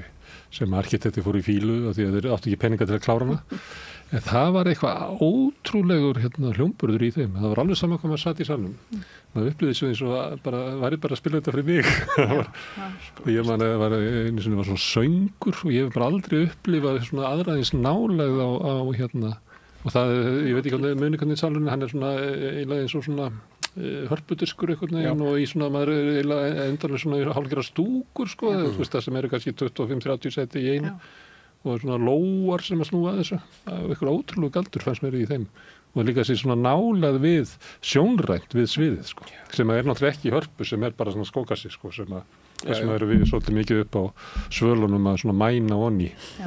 Því að svo gaman að horfa á hljómsveitina. Óbóleikarna, þú veist, verða rauðir að blása Já, en sko málið er að sko þetta eru bara svo dýr mistök að þú hannar sal og hann er ekki góður. Að þetta er svo óafturkræft og þetta er svo monumental og stund svo lengi. En það eru frábæri salir. Ég hef ekki komið í Elbphilharmoníuna, mér skilst hún svo alveg frábær. Í Hamburg. Í Hamburg eða ekki? Elborg er náttúrulega... Í Hamburg. Sem eftir hann persneska konuna sem býr til eiginlega segl, eitthvað stórkostlega bygging. Alveg ótrúlega. Það var gamalt hús. En svo var svo fyndið það. Svo finnst mér til dæmis bara eins og konsertgebá sem er gamalt hús, skókassa. Það er alveg ótrúlegur hljómburður. Alveg ótrúlegur. Það er alveg með ólíkindum sko. Svo láttu upp alls það í Hörpu? Það er bara í Eldborg. Það sita? Já, örugglega á hérna á hliðinni á sölunum, fyrstu sölum. Það er bara... Já, við verðum svolítið þar. Já, við erum alltaf það. Því að Sóley er alltaf, ég vel alltaf sætið þannig að setja fylgjast með stjórnandarnum svona almennilega. Og svo ekki bara svona... Áttuður upp að hljómsveitur? Kannski ekki upp, já... Nei, það er ekki eitt sko, en það eru margir sem ég finnst alveg frábærir. Það er líka hann Nathaniel sem hefur tekið ungsveitina. Já. Hann hefur bara unnið svo vel með krakkana sko. Hann gerir þetta svo vel og þeim finnst svo gaman og þá koma þau svo vel út. Samfæringin. Ég að segja, þetta gekk svo vel, samstarfi, skilur öllum leið vel og þá kom þetta svo vel út. Ég fekk bara gæst á það síðustu tónleikum sko. Og svo er einn þarna sem stjórnaði sem okkur fannst báðum rosagóður. Það voru bara skemmtilega tónleikar yfir höfuð. Ég man ekki hvað hann heitir, var hann ekki Spánveri, svona tildulega ungur, bara svona fertut eitthvað. Ég held að það hefur Spánveri. Hann var alveg rosalega, ég held að symfóniljóstin henni leið bara vel. Alveg var í svo miklu stuði í hljóstin. Já, það voru bara frábæri tónleikar. Það er bara, hann þarf að gefa skilur á móti og þá gengur þetta svo vel. Þannig, ef þú ert með góðan hljómsveitarstjóra þá er þetta bara gengur allt vel. Þannig ég er auðvitað ekki með neitt sko uppáhalds eins og þetta. Eins og Helgi var að segja, þá er þetta svolítið svona náttúruböld sem blómstra mjög snemma, við merkir þessu stóru. Oft já. Já. Þetta eru undraböld, Bernstein og svo Dúdamel, hvað var það hann? Hann var svo rosalega stjarna hérna fyrir svona... Hann er ennþá bara stjórna. Já. En svo reitt að vera frábær þegar maður er ungur og svo eldistu, að þá þarftu náttúrulega, þú getur ekki endur tekið það sem þú ert að gera. Þú þarf eitthvað inn að... Já, jú, þeir eru náttúrulega svo sem margir hverjir verða þekktið fyrir að flytja sömu stykkin og farum við völl, sko. En að því nefni Dúdamel, við gerðum það að kanni, við sendum svona fyrirspurn í verkefnavalsnefnd þegar við vorum að prógramera sko fyrir Hörpu, það var náttúrulega vorum mjög safrík hérna síðust árin í Háskólabíó þegar við ætlum alltaf að vera komin í Hörpu svo frestaðist það. Var það ekki góðu tími á sinfóníutónlistinni síðust árin í Háskólabíó? Jú, það var margt rosalega gott. Því að svo komum við inn í Hörpu og þá komum við svo var í svona smá hól á eftir einhvern veginn bara. Já.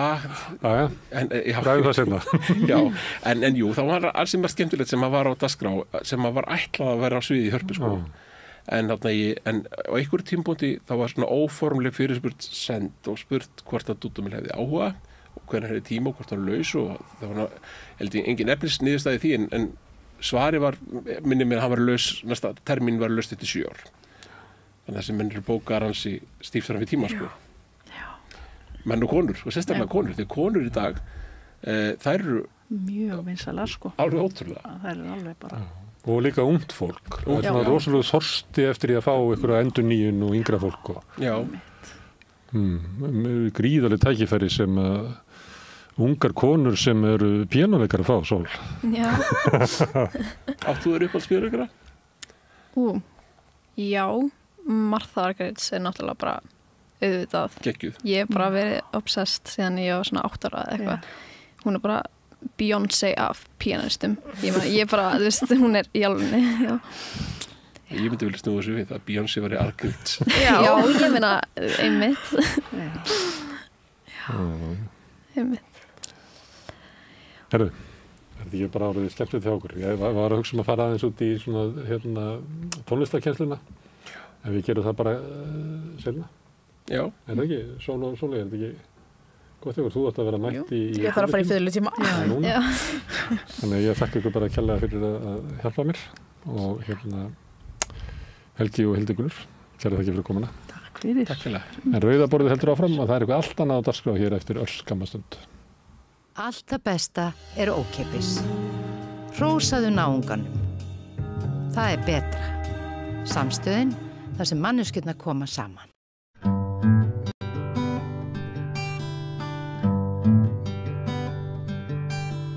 Komið sæl og verið velkomin að rauðaborðinu og að rauðaborðinu fyrir norðan. Við erum með þrjár konur í Mývatnssveit það ekki og Akureyri hjá okkur á Zoom. Þetta eru Auður Aðalsteinsdóttir, forstöðumaður Rannsóknarseturs Háskóla Íslands í Þingeyjarsveit og Sigurlína Tryggvadóttir og Guðrún S. Tryggvadóttir, sauðfjárbóndi í Svartarkoti og þær eru fyrir hönd Huldu náttúru hugvísindaseturs. Og ég ætla að biðja ykkur að segja mig frá svona helstu verkefnum þessara stofnana og bara eiginlega, ég held að hlustendur og áhorfendur viti ekki alveg endilega bara þessar merku stofnanir sem eiginlega því að vinna þarna mikið brautryðjandi starf fyrir norðan og fyrir allt landið náttúrulega. Þannig að mér langaði að biðja ykkur að segja, ef að þú byrjar kannski Auður að segja okkur aðeins frá þessari nýju stofnun sem að þú leiðir og frá þessu fyrirbæri sem að náttúru hugvísindi, ég held að bara það sé kannski svolítið nýtt konsept líka. Já, þetta rannsóknarsetur hérna í Mývatnssveit eða í Þingeyjarsveit, það alveg glænýtt. Það rannsóknarsetur Háskóla Íslands í Þingeyjarsveit og þetta bara eitt af mörgum háskólasetum sem eru út allt land. Það eru 12 setur og sem heyra undir stofnun rannsóknarsetra Háskóla Íslands.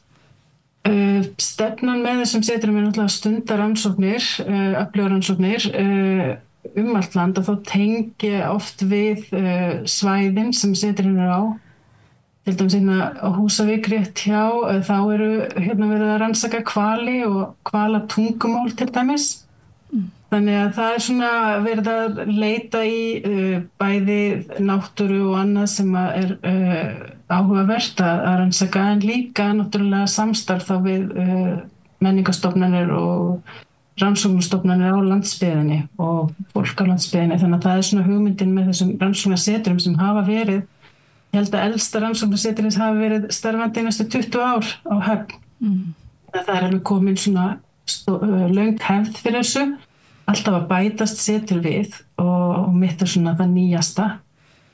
Og umhverfis hugvísindi, það setri mitt með sérstaklega áherslu á umhverfis hugvísindi sem líka svona kannski frekar nýtt hugtak og það bara kannski endurspeglar þessa þróun sem hefur verið að orðið undanfarið að það svona meiri og meiri áhersla á umhverfismál og umhverfið og hugvísindin hafa svona kannski verið að reyna að leggja áherslu á að við höfum verið að rannsaka máltengt umhverfinu líka alla tíð og það svona kannski verið að undirstrika það með þessu hugtaki umhverfis hugvísindi.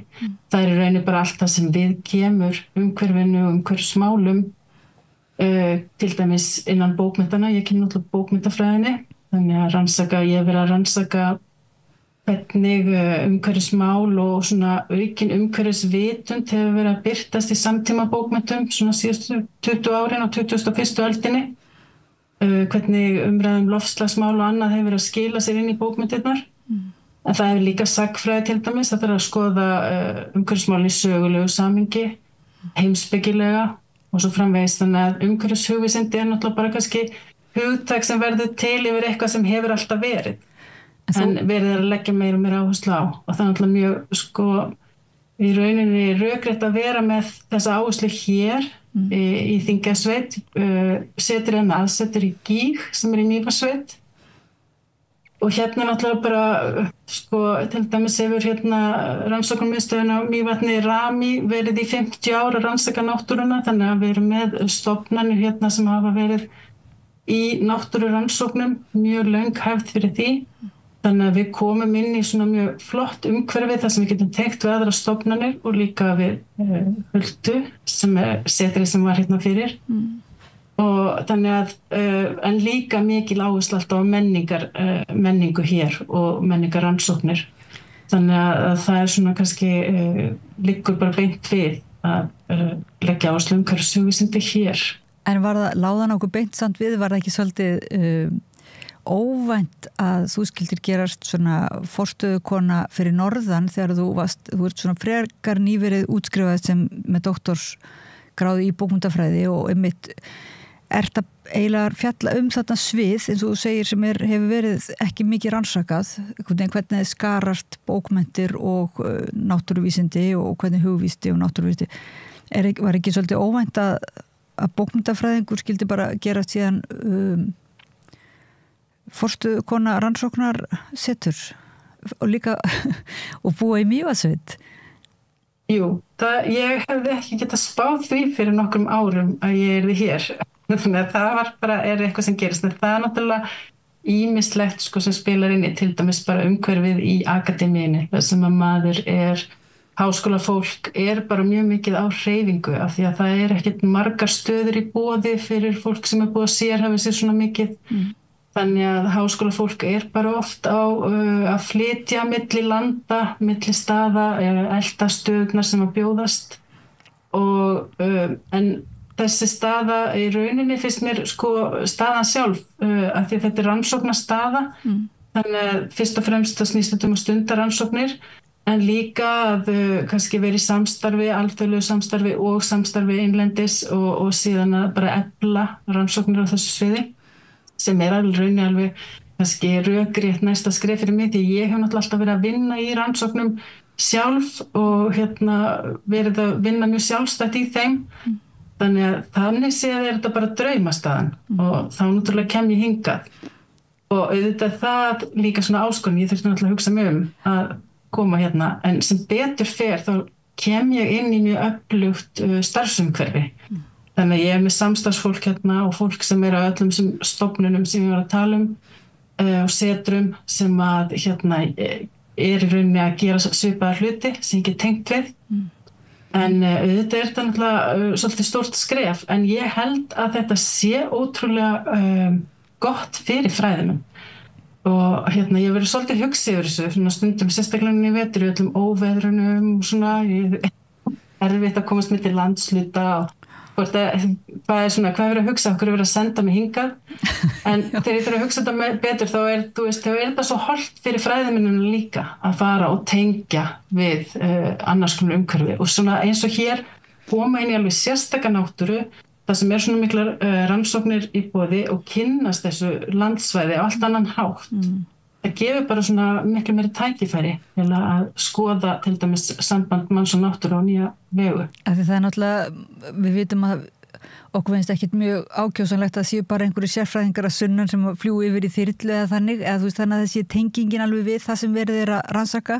en svo líka kannski eru þessar stofnanir sem að ofta rannsóknarstofnanir eru í sérhæfingu, þannig að maður sér strax að síðan þú byrjar þá svona ákveðin tengingar og brúarsmíði strax byrjuð alveg á fullu og mér langaði alltaf að biðja að segja okkur kannski á eftir aðeins frá svona þeim verkefnum sem eru í gangi en mér langaði aðeins að heyra fyrst í þeim systrum í Svartárkoti því að þið eruð, já, fyrst og fremst kannski í sauðfjárrækt og ferðamennsku eða voruð og svo eru þið núna sem sagt forsvarskonur eða svoleiðis, talskonur þessarar stofnunar sem heitir Hulda og það líka sú stofnun liggur það ekki bara á svona mörgum sviðum samtímis, má ekki segja það, geta aðeins bara sagt okkur frá þeirri stofnun? Já, þetta náttúrulega svolítið langur aðdragandi að þessu það var byrjað þannig að Ásta Kristín Bendisdóttir, hún hafði sambandi við okkur hjá Svartárkoti menningu náttúru sem félag sem við komum að og Svartárkoti menningu náttúra hefur verið að halda námskeið fyrir á háskólastigi og tekið á móti háskólahópum erlendum, sérstaklega með svona þjónustu námskeið og hún fyrir að ræða þessa hugmyndið okkur að að væri áhugavert að stofna nýtt háskólasetur hér í Mývatnssveit og á þessum tíma, þetta er náttúrulega, þetta er langt séð, þetta er langur aðdragandi. Það var þetta sitt hvort sveitafélagið og við fyrir að ræða þetta og sem verða bara mikla breytingar, sveitafélagin saminast og þetta verkefni fær alveg góðan meðbyr og við ákveðum að stofna Huldu, náttúru hugvísindasetur, sem er þá svona samstarfsvettvangur Svartakotsverkefnisins og sem sagt Ástu og fleira fólks og já, þetta er sem sagt svona pínu grunnurinn af því að vinna því að stofna háskólasetur. Já. Ég satt best að hélt að háskólasetri héti Hulda, ég var nú svo fávís að því að Svartarkot menning náttúra, það er náttúrulega einmitt svona ákveðin hugsjón sem að Viðar Hreinsson byrjaði með árið og út frá Reykjavíkurakademíunni þar sem er líka áhersla á þetta að tengja saman fræða samfélagið í höfuðborginni og út allan heim við landsbyggðina og við náttúruna beinlínis, rannsóknum og náttúru upplifunir ekki og vera líka með kennslu á göngu og í ferðalögum og svona þannig að það er búið að vera heilmikið rannsóknarstarf lengi en síðan kemur Hulda, er Hulda eiginlega svona hverju bætir Huldan við sko? Hulda er þá í höfuðu líklega á skáldkonunni Huldu eða hvað? Já, bæði í höfuðu skáldkonunni Huldu og síðan líka svolítið að vísa til þess sem er á Huldu. Bara hvað erum við ekki búin að sjá og já, og þess að nauðsyn að horfa á þverfaglan hátt á viðfangsefni. Þannig að Huldar er vel bara þá erum við að taka ennþá meiri hugvísindi í þetta verkefni og með Huldu þá gáttum við búið til svona stöðu með aðstoð Þingeyjarsveitar, sveitafélagsins okkar og þá voru komið með svona stöðu á móti háskólasetrinu. Og vinnum við bara mjög mikill samvinnu okkar verkefni.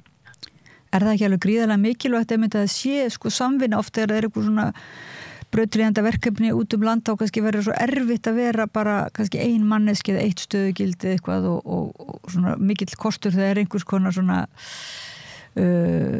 samvinna á staðnum. Háskólasetin er oft bara byrja oft svona lítil, bara ein manneskja og einn forstöðumaður en svo bætist stundum við eftir sem þetta er mikið rekið samt á styrkjum til dæmis, alþjóðlegu styrkjum og annað. En það er náttúrulega bara ómetanlegt að geta gengið inn umhverju þar sem er samstarfsfólk og aðlar sem eru til í samstarf. Ég bara bið ekki í það ef ég væri sæti bara ein. En Guðrún, þú varst nú formaður bændasamtakana, var það ekki bara í nokkur ár og hefur alveg svona og ert ekki ennþá sauðfjárbóndi? Jú, ég er sauðfjárbóndi og kennari, en ég var enda bara formaður í 1 ár, en við erum búin að vera í þessu Svartakotsverkefni síðan 2005 og einmitt þessi nauðsyn til að tengja meira. Við erum búin að vera að umgangast fræðaheiminn gríðarlega lengi og ég var ofta að hlæja þegar það væri eitt af erfiðast sem maður gerði, það var að reyna að skilgreina hvað maður er eða hvað maður er að gera af því það er svo fjölbreytt. En þegar við fórum að vinna meira með þessa hugmyndum rannsóknarsetrið og við vorum búin að vera með þennan draum líka að tengja bara betur fræðaheiminn og heimamenn, því að við vorum búin að vera að ferðast svo mikið með hópa og fara með þau og að hitta fólk sem var að gera rannsóknir og hitta fornleifafræðingana eða hverjir sem voru. Þannig að við vorum alltaf að tengjast þessum verkefnum og heyra á framvindu og fylgjast með því sem var að gera og það að ná að tengja heimamenn meira eða fræðaheiminn við heimafólk fannst okkur svo mikilvægt og þess vegna kemur þessi brúarhugmynd fram og Hulda er í rauninni kannski bara brúin milli Svartakotsmenning náttúru sveitafélagsins og háskólans. Já. Og þannig verður Hulda til þannig að Hulda er samstarfið svolítið. En svo höfum við verið einmitt að vinna í þessu bara frekar að reyna að tengja heimamenn og fræðimenn og við sáum þetta pínu eins og kannski 2 aðskilda heima þar sem menn vissi ekki hvora öðrum og við vorum í grínir stundum að tala þetta var eins og álfheimar og mannheimar en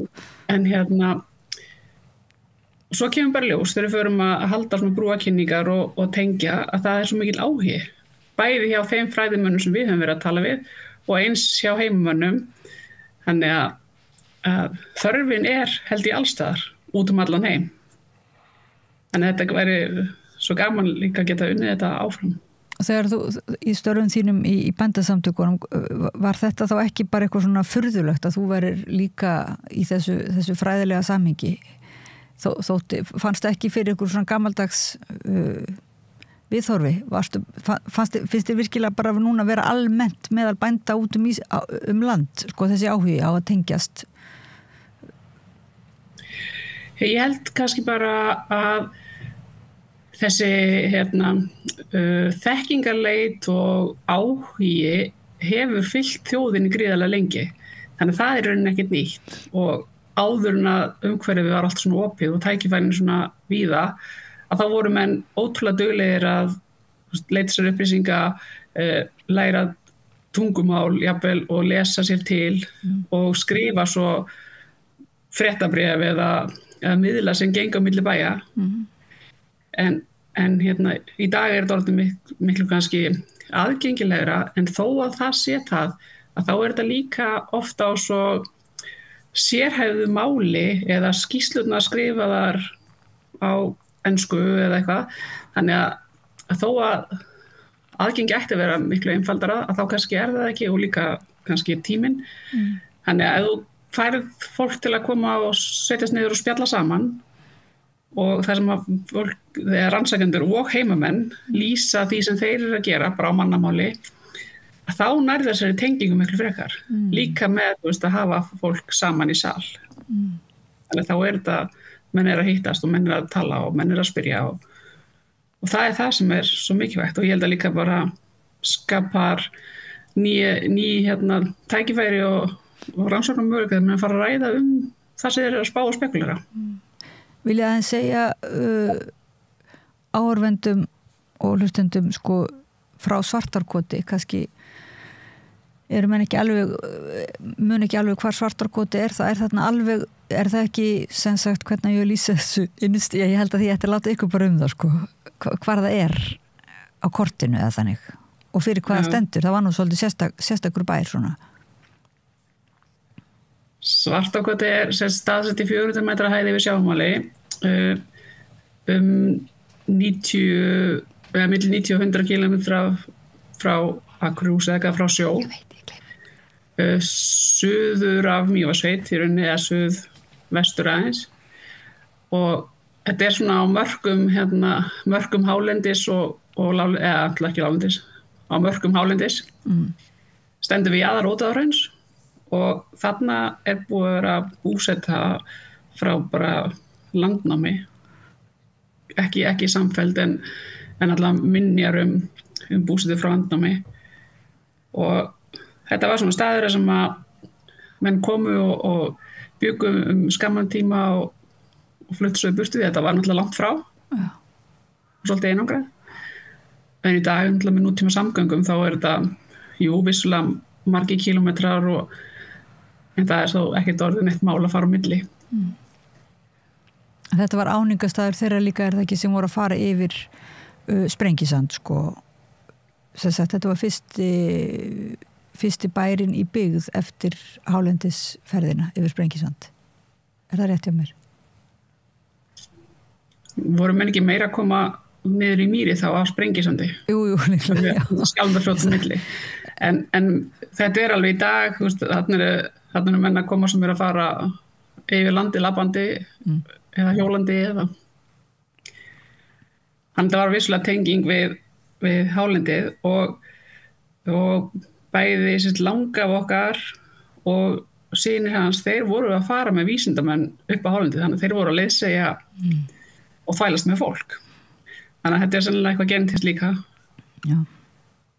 En svo svo Aldeyjarfoss þarna bara rétt hjá og þannig að náttúruverndin kemur líka og umhverfisverndin kemur dálítið sterk inn í þessar fræðilegu pælingar líka, er það ekki? Jú, hún gerir það og þetta náttúrulega talandi að vera í tengslu við náttúruna, við sjáum ekki í neina aðra bæi, þannig við erum annað bara umkring náttúru og ég svo það verði kannski svolítið bara partur af manni. Og leyfa fólki að fá hlutdeild. En hver er tengingin við ferðaþjónustuna? Nú ertu raunverulega að tala um þessa gömlu íslensku gestrisni, forfeðri ykkar að leiða fólk, rannsókna fólk landið og leið segja, og síðan það núna náttúrulega mikil ferðaþjónusta, en þeir eru að tala um samt einhvern veginn annars konar tengingu heimamanna við, þetta ekki bara heimamenn og ferðamenn, þetta eru semst fræðimenn. Geta aðeins svona sagt okkur frá þessu muni og þessari tengingu? Já, sko þundlega við höfum bæði verið að fletta svona fræða aðeins inn í ferðir, meira samt að leiða aðeins lág inn hjá okkur núna, en bara þetta að kannski tengja meira og koma á meira samtali. Það er gríðarlegt magn af rannsóknum sem verið að vinna á svæðinu og hefur verið unnur og á væntanlega eftir að vinna. Þannig að meina bara hvernig við erum að tengja þetta. Já, þetta var nú kannski svona aðeins of stór spurning, ég veit það ekki, kannski efni bara í eitthvað alveg annað spjall sko, ferðaþjónustuna og annars vegar, og ég er að meina kannski bara, þú veist, hvort þið væru líka raunverulega að þróa þá annars konar ferðaþjónustu, eða valkost í ferðaþjónustu sem er svona að ferðafólk komist í, þú veist, er það líka fyrir ferðafólk þessi brúar smíði, eða er hún aðalega fyrir fræðafólk, skiljiði, að komast í tengslu heimamenn, eða er þetta líka ferðamenn? Það var kannski svo spurning.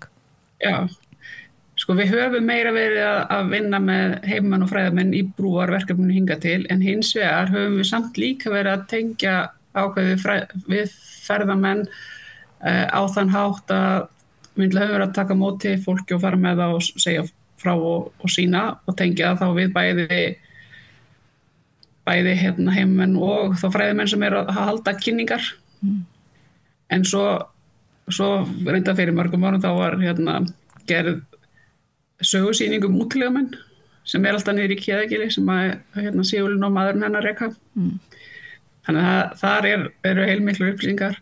Þannig að við höfum svona verið að fræða þá svæðið. En þannig alveg gríðarleg tækifæri í aukinni mennta og menningatengdri ferðaþjónustu í tengslu við þetta verkefni og það er bara fullt að tækifærum framöndan í því sem á eftir að vinna í rauninni meira úr. Já. Það er líka kannski von okkar með því að byggja þessa brú á milli fræðasamfélagsins og heimamanna að þá sé hægt að auka sem sagt, fólk geti nýtt sér betur rannsóknir og rannsóknarstarf í þessari menningartengdu eða tengdu ferðaþjónustu.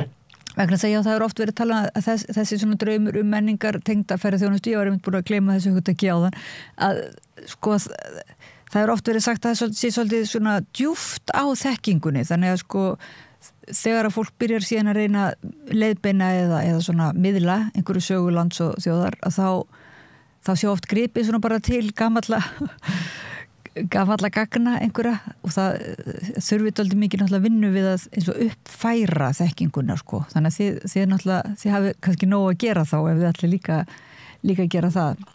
En má ég aðeins spyrja Kiðagil að því að og minna á að það er náttúrulega kannski ekki minna á það, en er það ekki í vísunum Sprengisand Vænsta Klárum vildi gefa til að vera komin ofan í Kiðagil, er það ekki? Já, var svo minnislaus og og ferðaþjónustan þar hún svona eru þið með sérstaklega svona menningartengda ferðaþjónustu? Þetta er náttúrulega kannski heilt yfir bara svona venjuleg ferðaþjónusta en við höfum mjög lengi verið að stóla á að nota matur héraði og bara sem næst Kiðagili og sem náttúrulega höfum við svolítið notað Kiðagil fyrir hópana sem við erum að koma með þegar svartagöldmenning náttúrulega að fá til landsins og þjónusta. Þannig við höfum alltaf haft svona bækistöð í Kiðagili og einmitt við höfum alltaf haft áhuga á því að einmitt tengjast sögum og segja frá eins og við erum að tala þessa sýningu útförlöfum í Útafjörðinni. Þannig að það alveg heilmikil svona sögusýning, þannig spjöld sem að tala útförlöfum þá sögu. Þannig að við svona höfum alltaf lagt svolítið áherslu á það í bland bara við hefðbundna ferðarþjónustu. Og þið sýstu náttúrulega, ég sá líka þið eru búin að vera í svona verkefnum framleiðslu matvæla í héraði og er þetta ekki svolítið, er þetta auðvelt núna eða eru ennþá svona dálítið mörg ljón í veginum eins og voru fyrir 10 árum eða þannig, það var svona einhver erfiða reglugerðir, er þetta allt á bata vegi núna? Já, ég myndi segja að það sem stendur í vegi fyrir fólk er ekki reglugerðirnar endilega. Þetta er yfirleitt kannski bara að komast yfir það og byrja. Af því að auðvitað viljum við hafa aðhald á reglugerðir upp og allt sé vel gert og þær eru ég held að það eru bara partur af þessu en auðvitað er ekki sama hvernig menn gera hlutina og menn þurfa að vera með góða aðstöð og allt svoleiðis en áhugi almennings á heima eða framleiddu beint frá bíli er gríðarlega mikill. Og ég held að hann sé bara alltaf vaxandi og við erum bara, ég held að fólk sé bara meira og meira að verða meðvitað hvað það er sem það lætur ofan í sig. Þú vilt fá hreinni vöru og þú vilt fá að vita kannski eitthvað hvaðan hún kemur og þannig að það er bara fullt að tækifærum líka og mjög áhugavert og mjög gaman að tengja það við ferðaþjónustunni héraði og En það er ég var ekki að meina kannski gagnrýna eftirlitsreglugerðir heldur frekar eins og þetta af hverju til og með skilar af hverju virðist vera svona erfitt að koma á markað þessari oft stórkostlegu framleiðslu einhvern veginn, hún allavega skila sér ekki til Reykjavíkur nema bara í mjög litlu mæli eitthvað svoleiðis. Ég held að kannski að sé það líka að því að margir eru bara ekkert mjög stórir þannig að þá hafa þeir ekki nægjan efni við þeim til að koma þessu í en það eru fyrirbæri eins og Matland og sjálfsagt fleiri sem eru eru tengilegur á milli framleiðanda og almennings. Ok. En getið þið sagt okkur núna aðeins kannski undir loki bara frá þið segið það er verið að rannsaka svo mikið á svæðinu, getið þið sagt okkur aðeins hvað er verið að rannsaka, bara einhver sem gefið okkur stikkpröfur og líka frá þessu verkefnum sem eru í gangi núna, heitir ekki eitt er Extrem eða hvað heitir það nú? Já, það eru nokkur verkefni í gangi hjá Háskólasetrinu. Extremes er eitt af þeim og það eru nokkur alþjóðleg verkefni þannig að við tökum þátt í alþjóðlegum verkefnum og Extremes er svolítið skemmtilegt verkefni því að það snýst að rannsaka neðansjávar eldfjöll og það er kona sem heitir Juliana Panieri sem að stýrir svona rannsóknarleiðungrum Norður-Atlantshaf þar sem hún notar dróna til að mynda og kortleggja neðansjávar eldfjöll. Hún er svona mjög mikið að spá líka í svona djúpsjávarboranir og áhrif þeirra þannig að hún segir það er svo mikilvægt að kortleggja og rannsaka þessi svæði á hafsbotninu núna þannig að við vitum hvað við erum að fara að gera og við hverju við erum að fara að hrófla og hvað áhrif það mun hafa. Þannig að þetta er svona mjög áhugavert verkefni því að síðan hafa listamenn fengið að fara með í þessar rannsóknarferðir á rannsóknarskipinu og eru svona að túlka þetta út frá sínum forsendum og nálgast viðfangsefnið og það stóra viðfangsefni út frá forsendur listarinnar líka. Þannig að þetta er svona alveg tilraun í að vera með samvinnu þarna milli fræða og lista og við erum þarna fólk úr það eru listamenn sem taka þátt, það eru íslenskir og erlendir listamenn og svo eru það fólk úr hugvísindum og jarðfræði og líffræði og annað sem tekur þátt og við vorum að starta þessu núna í janúar Wow. Þetta er svona dæmi eitt af alþjóðlegu verkefnum sem setur að byrja að vinna í. Og annað sem er mjög skemmtilegt líka, það heitir á ensku Creative Responses, skýrta viðbragð hér. Það er svona hverfist í kringum þessi svona listræn eða skapandi viðbragð við umhverfisógnum. Það hvernig listamenn og rithöfundur og aðrir að bregðast við og það er greinasafn sem að koma út núna á ensku, það eru fólk frá öllum Norðurlöndunum að skrifa það og Ísland er mjög áberandi í því greinasafni, það heitir Creative Responses og að koma út. En það sem er skemmtilegt við það að við ætlum að setja upp listsýningar líka í tengslum við þetta greinasafn. Fyrst verður að setja upp í gallerí í Kaupmannahöfn í maí, þá verður listsýning, það verður 8 íslenski listamenn sem taka þátt og 2 danskir, 2 bandarískir og síðan í nóvember kemur þessi sýning hérna til Akureyrar og verður í listasafni Akureyrar, listasafninu Akureyri í nóvember. Þannig að við erum að setja upp listsýningar líka og vinna mjög mikið með listafólki. En svona það sem við erum mjög mikið að gera líka er líka miðla eins og við erum búin að vera að tala þannig að við erum sem brúarkynningar og svona spjall í setrinu, reyna að fá fræðafólk til að koma og tala við heimafólk og það er svo gott að fá sko líka framlagi frá heimafólki, að reyna að fá frá þeim líka, þannig að við getum grætt svolítið á þessu fræðingarnir. Og annað sem miðlunarverkefni sem við erum með eru, hulduritin. Það er bara bókaútgáfa sem við erum með. Þetta er svona fyrsta bókin og við erum með logo hérna huldurit og það er, hugmyndin er að það sé hægt að birta rannsóknir á sviði umhverfis hugvísinda. Þannig að við erum svona í samvinnu það líka. Og þetta er fyrsta bókin, hún er nú eftir þig, heitir Hamfarir, gríðalegt rit, grundvallarrit. Þetta er nú ekki smávegi starfsemi en að því þú segir að hérna, fræðimennirnir græði á þekkingu og hérna, svona örlæti heimamanna og samskipta bara vilja en þá er svona klassisk spurning hérna, hvað græða heimamenn á þessu? Það er að segja, er einhver svona, er það ekki ykkar málið?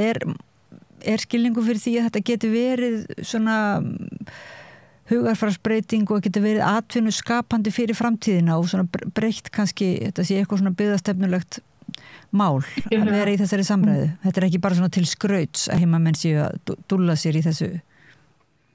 Og þess vegna er þetta náttúrulega þannig að við erum staðsett hér, við erum aðsettu hér og ég er flutt hingað.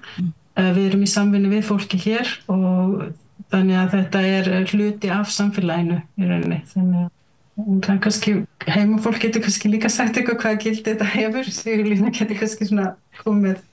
Ég held að þetta hafa bara mjög mikið gildi, fólk náttúrulega getur komið og hýst og það getur spjallað saman og það fræðist og það getur líka komið með innleik í umræðina og ég held að það sé bara gríðarlega mikilvægt og bara til þess á þessum brúarkynningum þá erum við að fá skemmtilegar spurningar, við erum að fá hugmyndir af verkefnum og við erum að fá óskir hvað fólk vil heyra, hvað vil heyra meira og sér náttúrulega kannski svona langtíma hugsunin er að þetta nýtist í uppbyggingu ámenningatengdri ferðarþjónustu, fræðatengdri ferðarþjónustu. Það komið með líka bara fulltrúa háskólans hérna á svæði þannig að ég held að það sé líka bara mikilvægt að háskólinn er bara hér með aðsetur. Já, þannig að þetta er ekki þessi menningatengda ferðarþjónusta fyrir norðan verður þó ekkert bara einhver klísja. Þetta er náttúrulega gríðalegur fjársjóður fyrir þá sem standa í ferðarþjónustu til dæmis og vilja vera með öðruvísi nálgun eða svona meira í ætt við þess að var nú alltaf fyrir norðan og við Mývatn, svona rannsóknartengd ferðarþjónusta að geta þá verið í snertingu og samræðu við bara nýjustu rannsóknir og meðan þær eru í gangi og taka þátt í þeim. Já, líka bara vonandi hvetji fleiri til að fara í áframhaldandi nám. Og þetta verður kannski allt miklu yfirstíganlegra þegar þú ert með þessa tengingu bara í héraði.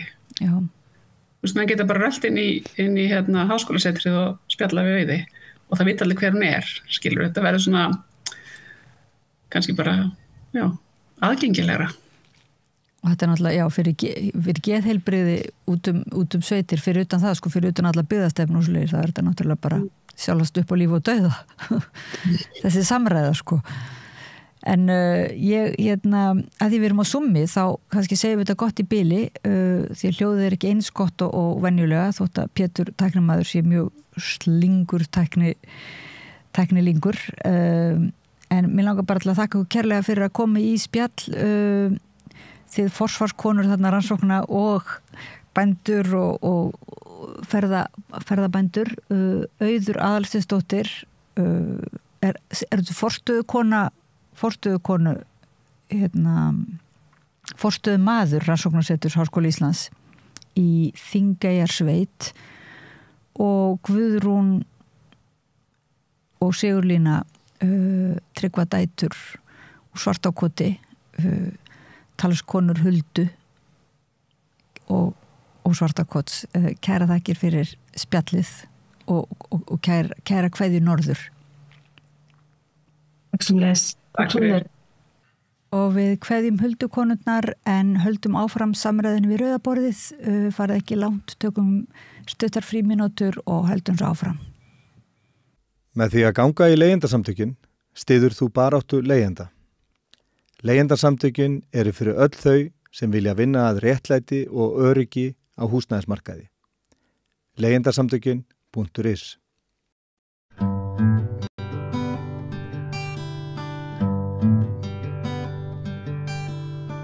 Komið sæl, velkomin aftur að rauðaborðinu. Ég heiti Oddný Eir og við ætlum að halda áfram að tala bara eiginlega heilbrigði samfélagsins og núna ætlum við að einbytta okkur að svona heilnæmu umhverfi. Til mín eru komnar bara eiginlega aðalkonurnar á þessu sviði. Það er Guðrún Birna Lusar og sem er framkvæmdastjóri SUM og verkefnastjóri Pieta-samtakana líka. Harpa Fönn Sigurjónsdóttir lögfræðingur og umhverfisinni og þú ert nú líka svona svo sem að frumherji í þessu sem kallast SUM og við kannski útskýrum að það eru samtök áhrif umhverfis á heilsu. Já. Og þetta er svona þetta er svolítið svona óþekkt svið held ég fyrir marga. Þetta er ekki beint þetta liggur á milli svona margra sviða virðist vera. Getið kannski bara útskýrt aðeins það hvað þessi samtök eru? Já, þetta er enda mjög góð spurning. Við erum sem sagt stofnuð 2015 uppalega. Og uppalega voru samtökin stofnuð utanum sem sagt þolendur sem voru að veikist út af myglu og rakaskemmdum.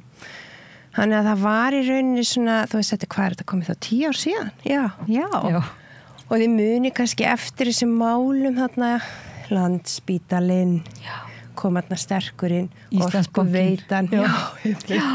Þetta er þessi tími og og það kom náttúrulega þessi svið öll eru voðalega lítið rannsökuð og það er lítið kannski komið fram og sérstaklega á þessum tíma. Þannig að þessum tíma var bara mygla, það var bara eitthvað svona bannorð út allt en fólk áttaði sig ekki á því hvað væri raunverulega að gera. Fólk svona veikt. Og þetta væri í rauninni flókið samspil og það mætti í rauninni segja að þetta væri flókið samspil sem sagt örvera, myglu, raka í henni byggða umhverfi. Og hvað er byggða umhverfið? Það er umhverfið okkar sem við hrærum að lifust í, sérstaklega mannkynið.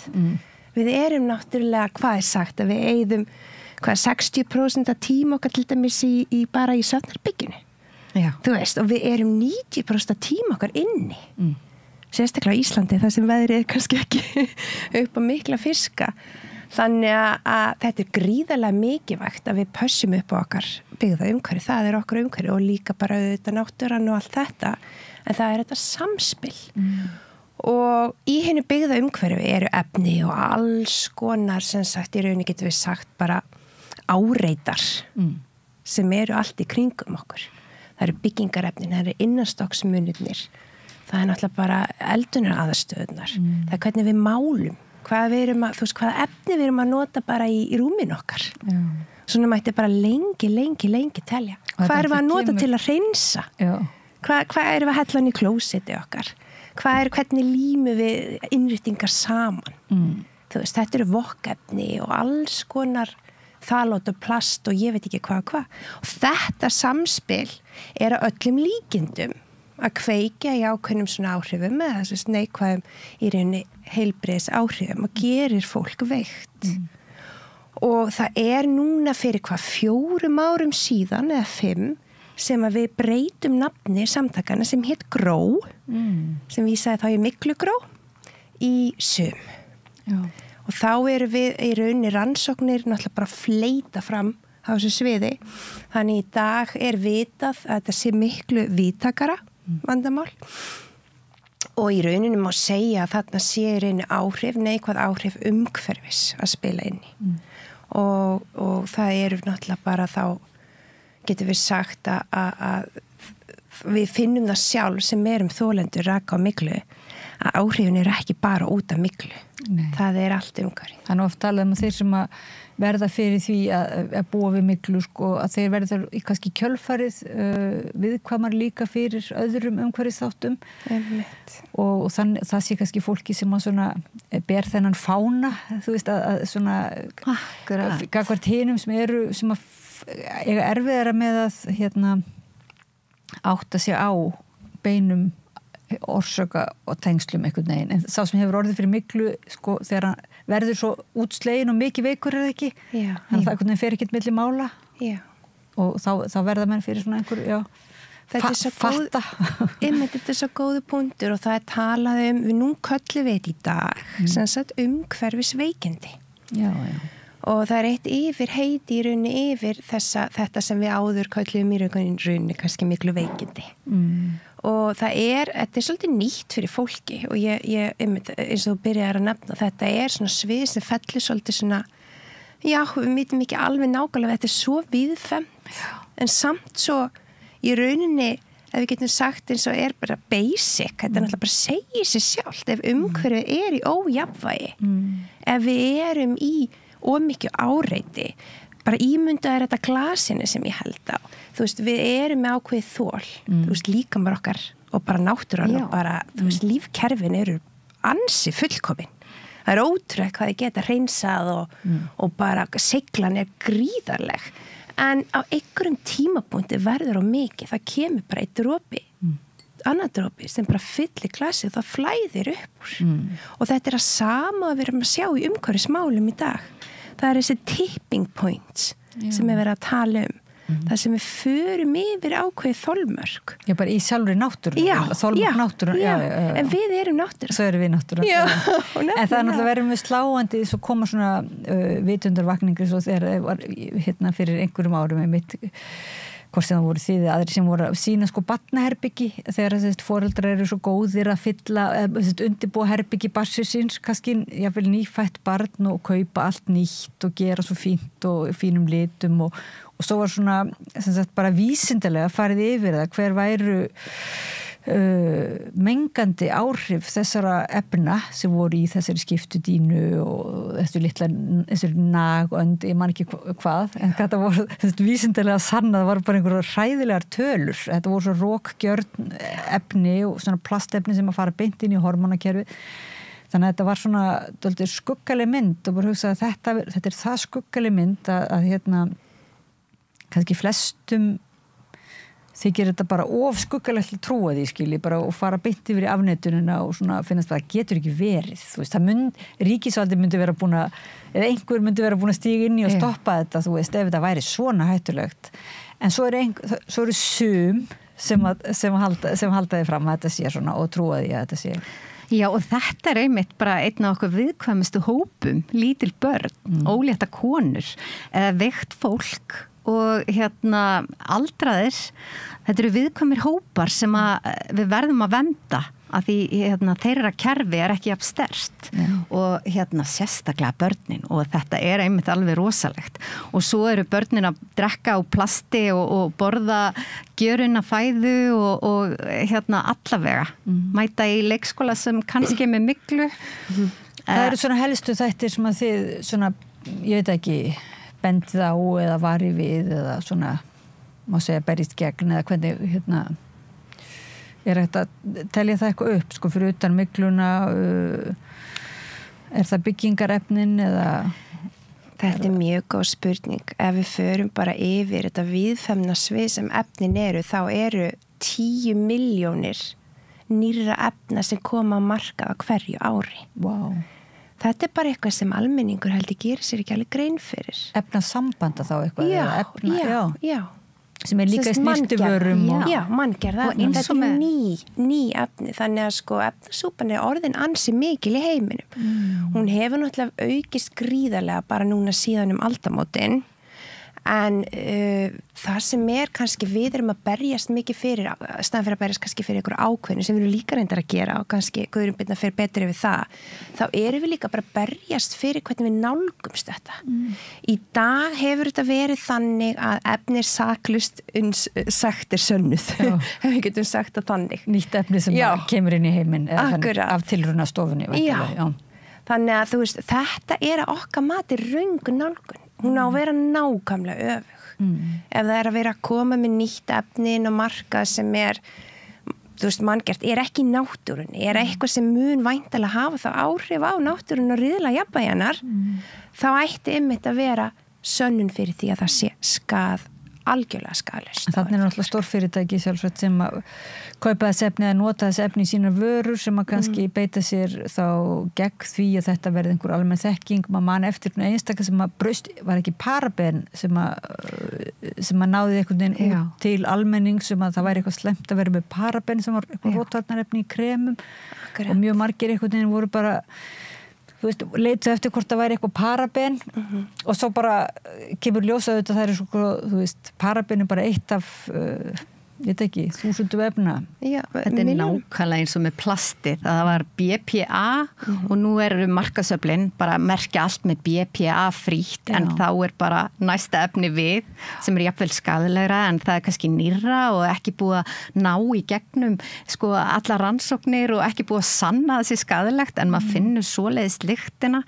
Ég til dæmis dóttir mín fekk að gjöf bara vassbrúsa sem að viðkomandi sem gaf henni vissi að mér var ekki alveg sama plast þannig að alveg bara BPA frítt og eitthvað svona en þetta var alveg glært plast, alveg glansandi og lyktaði svoleiðis og þú veist þannig að við þurfum að nálgast þetta víðara heldur en að það sé bara einhver 3 efni sem þú veist að passa sé ekki en auðvitað hjálpa merkingar eins og bara merkingin og lífrænt ræktað, ég meina þetta eru líka hlutir eins og hvað vera að spreyja matin okkar með og auðvitað gjör unnin fæða og gjör unnar vörur með alls konar efnum sem við kunnum ekki eins og að lesa þau eru svo flókin og sterk rótvarnarefni náttúrulega og er það ekki þessi rótvarnarefni þetta óeðlilega þar að segja eitthvað brauð geti eða einhver vara geti bara verið fersk í marga daga þú veist, ef maður kannski hugsa með sér er það eðlilegt þannig að þá hlýtur að vera búið að setja eitthvað einn sem að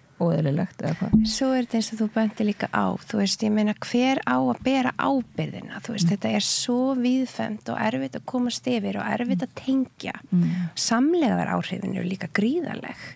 Þú veist, þú kannski ert með plastbrúsa, svo ert að spreyja á því ylvatni, svo ertu með gaseldavél heima hjá þér, svo ertu með plastparkett, svo sefuru á svampdínu og þú sefur í nælon, bóm, hvaða nákvæmlega efni af öllum þessum sem ég er búin að telja upp að gera þig alltaf þannig og sért með heilaþoku, þú ert alltaf þreytt. Þannig að þetta getur verið svo flókið og þess vegna svo mikilvægt eins og þú nefndi líka að við verðum að fara að setja meiri ábyrgð á framleiðendur og þar að leiðandi náttúrulega þurfa stjórnvöld að fara að grípa inn í.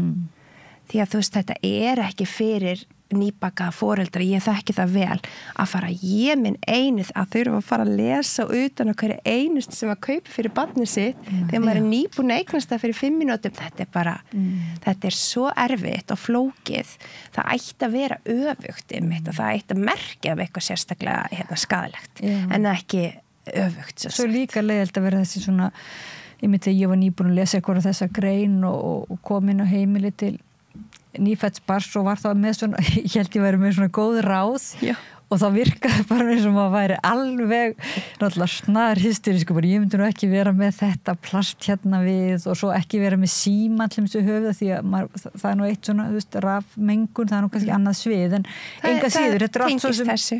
Algjörlega. Já, það bara öll þessi raunverulega miklu svona hvað það, eins og þú segir, ígrip eða áreitar, já.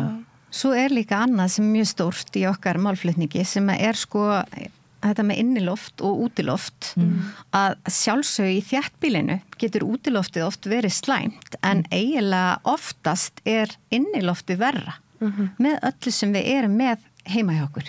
Það eldvarnar efnið í sófanum okkar og plastínan sem við sofum á og öll efnin í þvottaefninu og allt þetta samanlagt og hvað þá ef það einhver mygla og svo framvegis. Þannig að þetta jafnvægi líka að vera meira úti, finna svæði sem eru ekki með svifrykinu alveg ofan í þær skiluru og þetta bara yndislegt íslenska rokið að geta farið kannski út að sjávarlínu og viðkenningin á þessu og það margt sem hægt að gera til að bæta inniloftið. Það að passa upp á loftun og alltaf draga upp gardínuna þegar við vöknum á morgnana og opna glugga og passa að sé ekki raki að myndast og mygla í glugganum og fleira. Já, á vefnum þið með síðu og það nú svona ýmis góð ráð. Já. En síðan okkar samtöksum.is og þar virkilega gott efni og þar reynslusögur og einkennin og ýmislegt. Þetta getur reynst svolítið flókið með hjá í einkennin vegna þess að sko það sem í rauninni gerist þegar eiturefnaglassi manns verður full að sko þolmörkið þín í rauninni bara jafnvel hvað getur maður sagt, kikna eða bara fara alveg. Þannig að sko einkennin verða voðalega svona óljós upp á það að gera. Þú ert kannski með kvef, þú ert þreytt eða með heilaþoku, verki og þetta allt eitthvað sem getur tengt í rauninni við eitthvað annað. Ég var bara með flensu í gær eða þú veist og svo framvegis. En það sem kannski mætti vera meiri fræðsla af hverju erum við með flensu? Af hverju eru varnir okkar lélegar? En einhver í heilbrigðiskerfinu, einhver í slíki ráðgjafar eða þetta ekki bara svolítið svona ómótað svið eða þannig, þið get ekki kallað á einhvern svona ráðgjafa heim til ykkur og sagt lít á mig, ég alveg eins og steik og horfðu svo í kringum mig, getur ráðlagt mér og þetta svo góð ekkert mælitæki heldur, mikið plastútgufun eða hvað, eiturefnaútgufun mikil eitruð, til svolítið mælitæki eða? Því miður ekki sko, það nefnilega máli, það auðvitað til alltaf þróast tæknin til einhverju vokkmælar og náttúrulega þú ert að mæla það loftgæði í loftsýni og fleira en sko eins og þegar þú fer til læknis og ert með kvef, þá aldrei spurt og hvernig ertu búin að fara með þig, hvernig umhverfið þitt búið að vera síðustu daga því að þetta hefur allt að segja upp hvernig líkaminn, hvernig þú ert að hjálpa líkamannu þá að bara heila sig. Já. Þú veist, ert að fara að vera veik í 3 vikur. Það ekki bara óheppni að ég sé alltaf veik, þú veist, einu sinni í mánuði í 3 vikur. Þú veist, það ætti að vera meiri einmitt svona kannski krafa á að læknar spurji þá aðeins út í umhverfi og aftur, það auðvitað viðkvæmt vegna þess að það vill enginn, þú veist, segja herðu ok, ég vildi ekki bara henda öllu dótinu þínu eða einmitt, þú veist, einhver nýbúin að kaupa ykkur að fallega hluti fyrir barnið. Þetta rosalega viðkvæmt svið, þannig að það þarf að fara svolítið varlega í þetta. Og líka eitthvað svo kannski erfitt að svona höndla kannski henda út öllu plastdótinu, vera með trédót, eða þá trédóti kannski óvart miklað. Nei, ég segi svona þetta getur orðið alltaf svona snúið. Að þú verður að hugsa svolítið marga þætti og fá yfirsýn en þið að reyna að fá yfirsýn en það ekki þetta bara áhugasviðið eða þetta samtök svona þið eiginlega almanna svona þið það virkilega að reyna að vera vakandi það ekki fyrir þá almenning allan. Jú, þetta tvíbent, þetta samtök umhverfisveikra og við erum að berjast fyrir réttindum umhverfisveikra og erum komin undir reglíf ÖBI, erum að berjast fyrir greiningarlyklum og ýmsu og að fá viðurkenningu á einkennunum og þessum sjúkdómi sem í rauninni verður þegar þetta nær það langt inn fyrir varnir þínar að þú brotnar. En svo erum við líka í þessari vitundavakningu til að bara koma í veg fyrir að við endum öll umhverfisveik í efnasúpu nútímans. Þannig að þetta, já, og kannski, og það voru miklir fordómar og svona kalla bara móðusýki og ýmsum nöfnum þegar þeir sem voru að koma fyrst fram og held að það væri kannski bara svona veikir út af myglu eða út af þessu efnaslýsi sem ég lendi í vinnunni eða hvað það er. En það er alltaf að vakna fleiri og fleiri og kannski var dulbúin gæfa fyrir okkur sem samfélag að það greindist mygla á Landspítalanum. Og við erum einmitt með hóp lækna og sérfræðinga sem eru standa bakvið okkur í sum. Og þannig að það er að vakna vitund þarna og fleiri læknar að stíga fram. Það var alveg stórkostlegt, já. Það er alveg magna, sko. Og við munum aldrei vera með öll svörin. Ég held að enginn muni vera með öll svörin. Þetta er það, þú veist, flókir svið þannig. Það er bara, þetta snýst alla náttúruna, þetta snýst alla okkar lífkerfi og bara umhverfi. Hvenær erum við í jafnvægi og hvenær ekki. En við allan erum svona reyna held ég þetta að gefa fólki tækjatól og líka bara sko þor til að segja, herðu, ég ætla ekki að taka við þessu plaströri á veitingastanum eða út ég veit að það er ekki holdt fyrir mig. Eða þessi kona sem steig fram daginn út að gjörinum matvælum í mötuneytum. Þú veist, fyrir svona 10-15 ára síðan þá hefði þetta einmitt verið kalla bara móðursýki. Við erum að reyna að stíga fram út af því að þetta fólk er ekki eitt. Við erum rosalega mörg sem erum á þessu sviði. Bara, þú veist, ég held að hvað erum við með 2000 like á sum og það eru hátt í 300 meðlimir. Sem sagt í félaginu. Og þetta er fólk aðalega sem hefur veikst en svo eru náttúrulega enn fleira fólk úti sem hefur veikst en er kannski ekki í félaginu. Já, en þetta er náttúrulega líka þeir bara hvetja fólk til einmitt að hafi þú ekki til þess að spyrja spurningana og bara veltaði fyrir sér einmitt, er þetta COVID-enginni eða er þetta þunglindsenginni eða er þetta mygluenginni eða sko bara velta að við þurfum kannski svolítið að endurhugsa þetta, við getum ekki alltaf bara kent einmitt einhverju gamlu flensunum eða þetta er svo nákvæmlega þetta og líta svolítið svona heildrænt á heilbriði og heilnæmt umhverfi að því líka eins og þú segir ef það eru, hvað það eru 10.000 ný efni eða ég man ekki töluna, en allavega er svona mikið að við áttum okkur á því hvað við búum í breyttum heimi raunverulega, þú veist, hvað okkar fatnaður allt, ég meina fólk veit held ég ekkert ef það kaupir sér nýja flíka það er búið að spreyja hana með einhverjum anti-myglu efni og rótvarnar einhverju til þess að hún og kaupir þér skelfisk á restaurant þá er búið að sprauta það með líka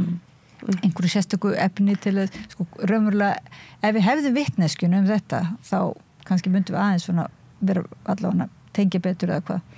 Já, og svo er þetta svo merkilegt að sko þegar manneskja hefur kannski lent í því að búa við slæma myglu eða lent í efnasleysi og verður virkilega veik, þá er leiðin svo löng tilbaka og það er svo erfitt að komast og þessir einstaklingar verða einmitt næmir fyrir allt í einu öllu, ekki bara myglunni eða efninu sem þeir lendu í og þá verða þær eins og nemar, gangandi nemar á það sem er óheilnæmt þannig að það er svo mikilvægt fyrir okkur hinn sem erum ekki, kannski ég er ekki umhverfisveik en ég er samt svona nokkuð næm en hef næg að halda mig góðri að því ég hef ekki farið alveg brotið kerfið mitt að þá eru þessi nemar sem erum í samfélaginu að hlusta á sögurnar þeirra, þau eru eins og kanarífuglinn í kólanámunni og getur varað okkur við hvað er óheilnæmt þau þurfi ekki rannsóknir til að segja sér að eitthvað sé skaðlegt. Þetta er fólk sem ætti eiginlega bara að vera svona í kannski ráðgjafa her eða svona ráðgjafa teimi sem getur farið bara með nemanna og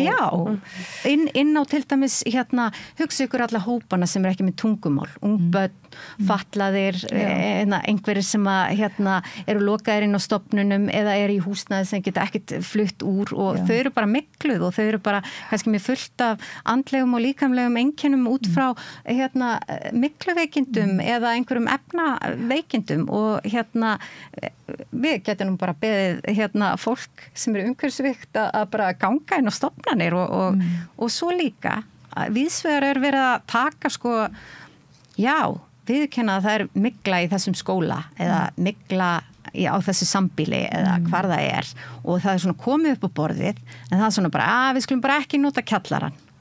En höldum bara áfram og þú veist og svo svona plástrar oft en kannski ekki svona almennileg viðbrögð og ekki verið að alveg fara rót vandans og vernda þessa viðkvæma hópa. En það minnir mér svolítið að þú ert líka, sagður mér, verkefnastýra PETA samtökana sem eru forvarna samtökar eða ekki fyrir fólk sjálfsvíks meðferðar og forvarna samtök. Já, og má ég bara spyrja svona glannalega en sérðu þarna tenging á milli sem sagt?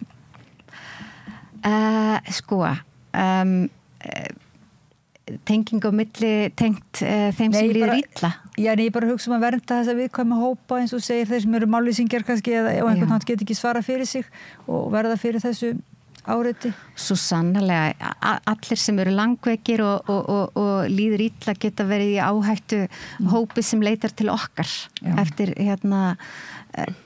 betra að takast á við síðanar aðstæður. Já.